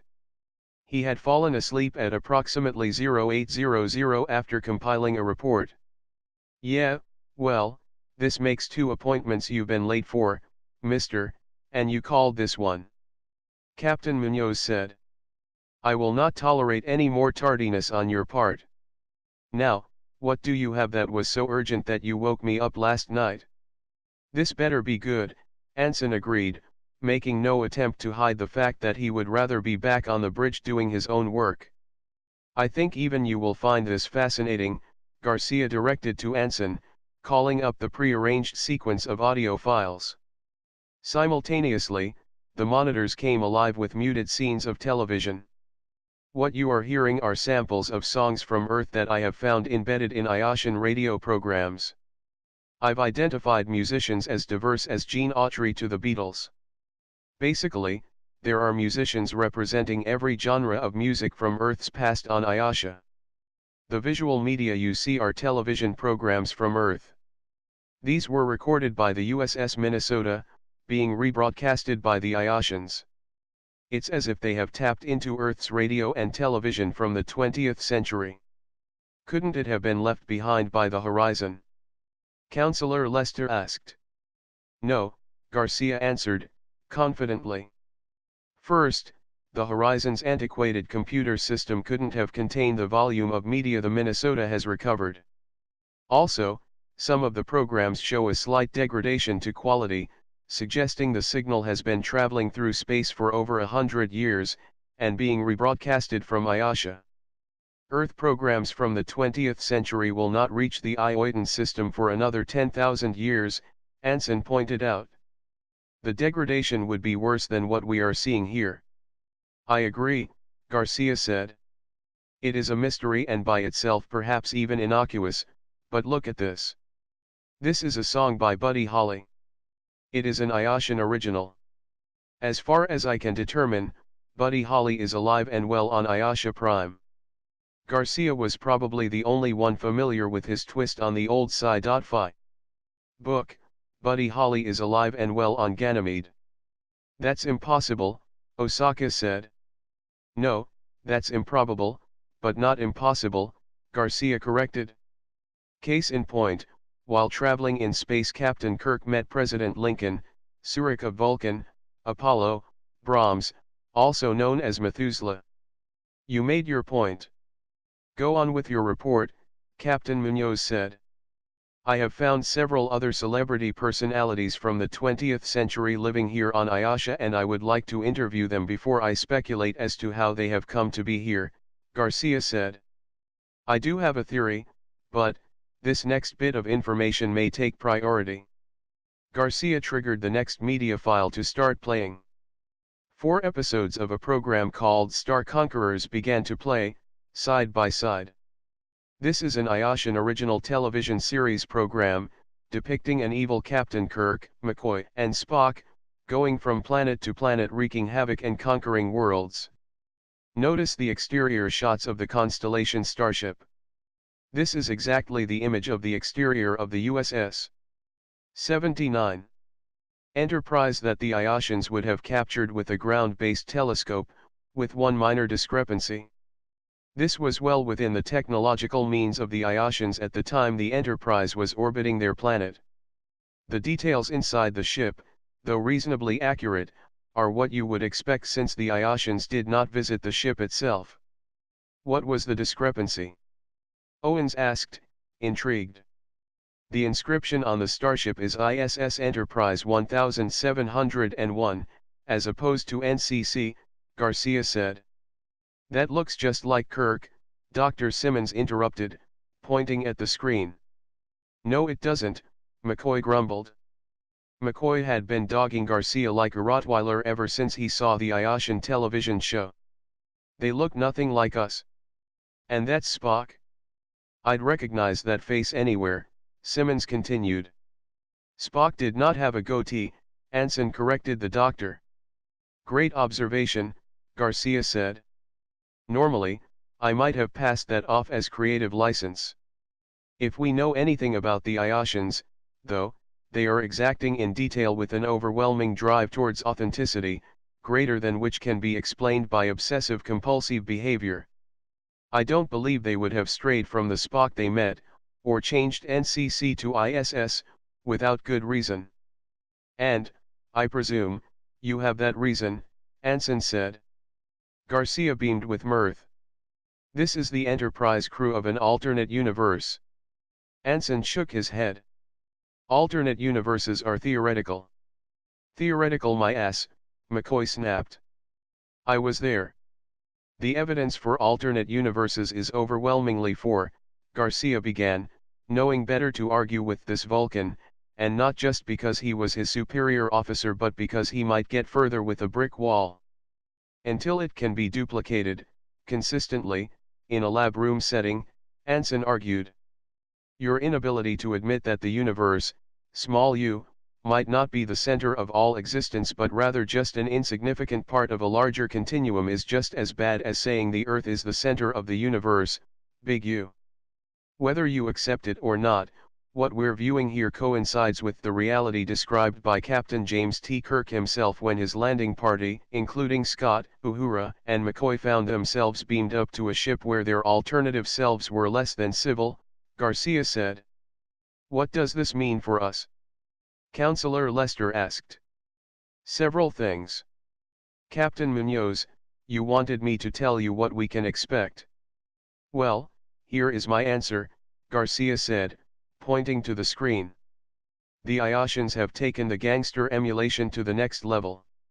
As far as they are concerned, that way of life was sanctioned by Captain Kirk, and this is what they believe Starfleet is all about. Starfleet is about conquest, taxation without representation, might makes right. You're speculating, Captain Munoz said. Yes, Garcia admitted. I would have to speak to the show's creator to be certain, for it could very well be just an example of Iotian creativity, a parody if you will, about the people they met 100 years ago. Or, Captain Munoz prompted, knowing good and well that there was a caveat coming. Or, at the risk of sounding paranoid, Garcia said. There is an alien intelligence at play here that is influencing the Iotian culture above and beyond the horizon's initial cultural contamination. Here we go, Anson said. Out of reality and into the metaphorical deep end. Light, Captain Munoz waved her science officer to silence. I would like to hear what he has to say. Thank you, Captain, Garcia said, flashing Anson a look that might be interpreted as, haha. Fact, in 2266, Captain James T. Kirk discovered an M-class planet that was an exact duplicate of planet Earth. It had an identical planetary evolution, with every continent, volcano, and fault line in the right place. That alone is enough to raise cosmological questions, but Kirk further discovered that there were humans on this planet. Kirk refers to the planet as Miramee's planet, which is less dry than A175C2'. Fact, Garcia continued. On stardate 4040.7, Kirk, Spock, and McCoy found themselves on a planet that had a human population which had developed a cultural perspective identical to the Roman culture from Earth. Kirk's assessment is that this planet's cultural development is what we would have seen on Earth. 80. Had the Roman civilization not fallen. Further, and even more interesting, they had Caesar and Christ together in a 20th century setting. Fact, Garcia pushed on after a dramatic pause. In year 2268, Captain Ronald Tracy found humans on a planet called Omega-4. He found two competing populations, referring to themselves as the Combs and the Yangs. At closer inspection, Captain James T. Kirk, with Spock and McCoy at his side, discovered that these people had had an identical cultural evolution that coincided with the development of what most people agree was Earth's greatest historical document, the Constitution of the United States of America. The Yangs even had an American flag, with all 50 stars. Fact, Garcia went on, ignoring Anson's outward signs of disapproval. Also in 2268, Kirk helped to save a planet from an asteroid strike. This planet has become known as Miramee's planet. It is basically a colony of Native American who had been relocated from Earth by the aid of an alien race known as the Preservers. It is speculated that the Preservers were intrigued with the Native Americans' way of life, and recognizing that it was doomed, transplanted the society. At any rate, contemplating on these 4 examples alone, I believe it is preposterous, even illogical, to believe that an alien influence is not at work here on Aasha. You have no evidence to support such a claim, Anson stated. These television shows and music clips can't even be considered circumstantial evidence at this point. But I have more circumstantial evidence, Garcia said, pointing to the screens, where once again the images were changing. The Star Conquerors episodes disappeared and were replaced by newscasts and documentaries in which Iotian people were discussing UFOs. What you're seeing now are reports of UFO sighting and alien abductions taking place on Aasha. Garcia, alien abduction stories could be attributed to mass hysteria, no doubt confounded by Aasha's actual encounters with 2 alien spacecraft, the Horizon and the Enterprise, Counselor Lester said. In another place or time I might be inclined to accept your psychological conclusion, Garcia said. But what I find most interesting about these reports are, 1. The Iotian accounts are identical to accounts of sightings and abduction that were reported on Earth between the 1820 and 2056. 2. There is a remarkable lack of any physical evidence, which was also the case on Earth. Perhaps there is no physical evidence because there is none to be found, Anson offered. Logic like that is irrefutable, but does not invalidate the possibility of an alien influence on this planet, Garcia said. It does not mean what you think, Anson began.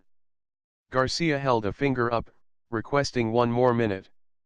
Simultaneously the images on the screen changed to reveal crop circles. This is another phenomenon that happened on Earth in the same period as the alien abductions were taking place, and which is now occurring on Iotian Prime. I thought the crop circle mystery on Earth was solved, Osaka said.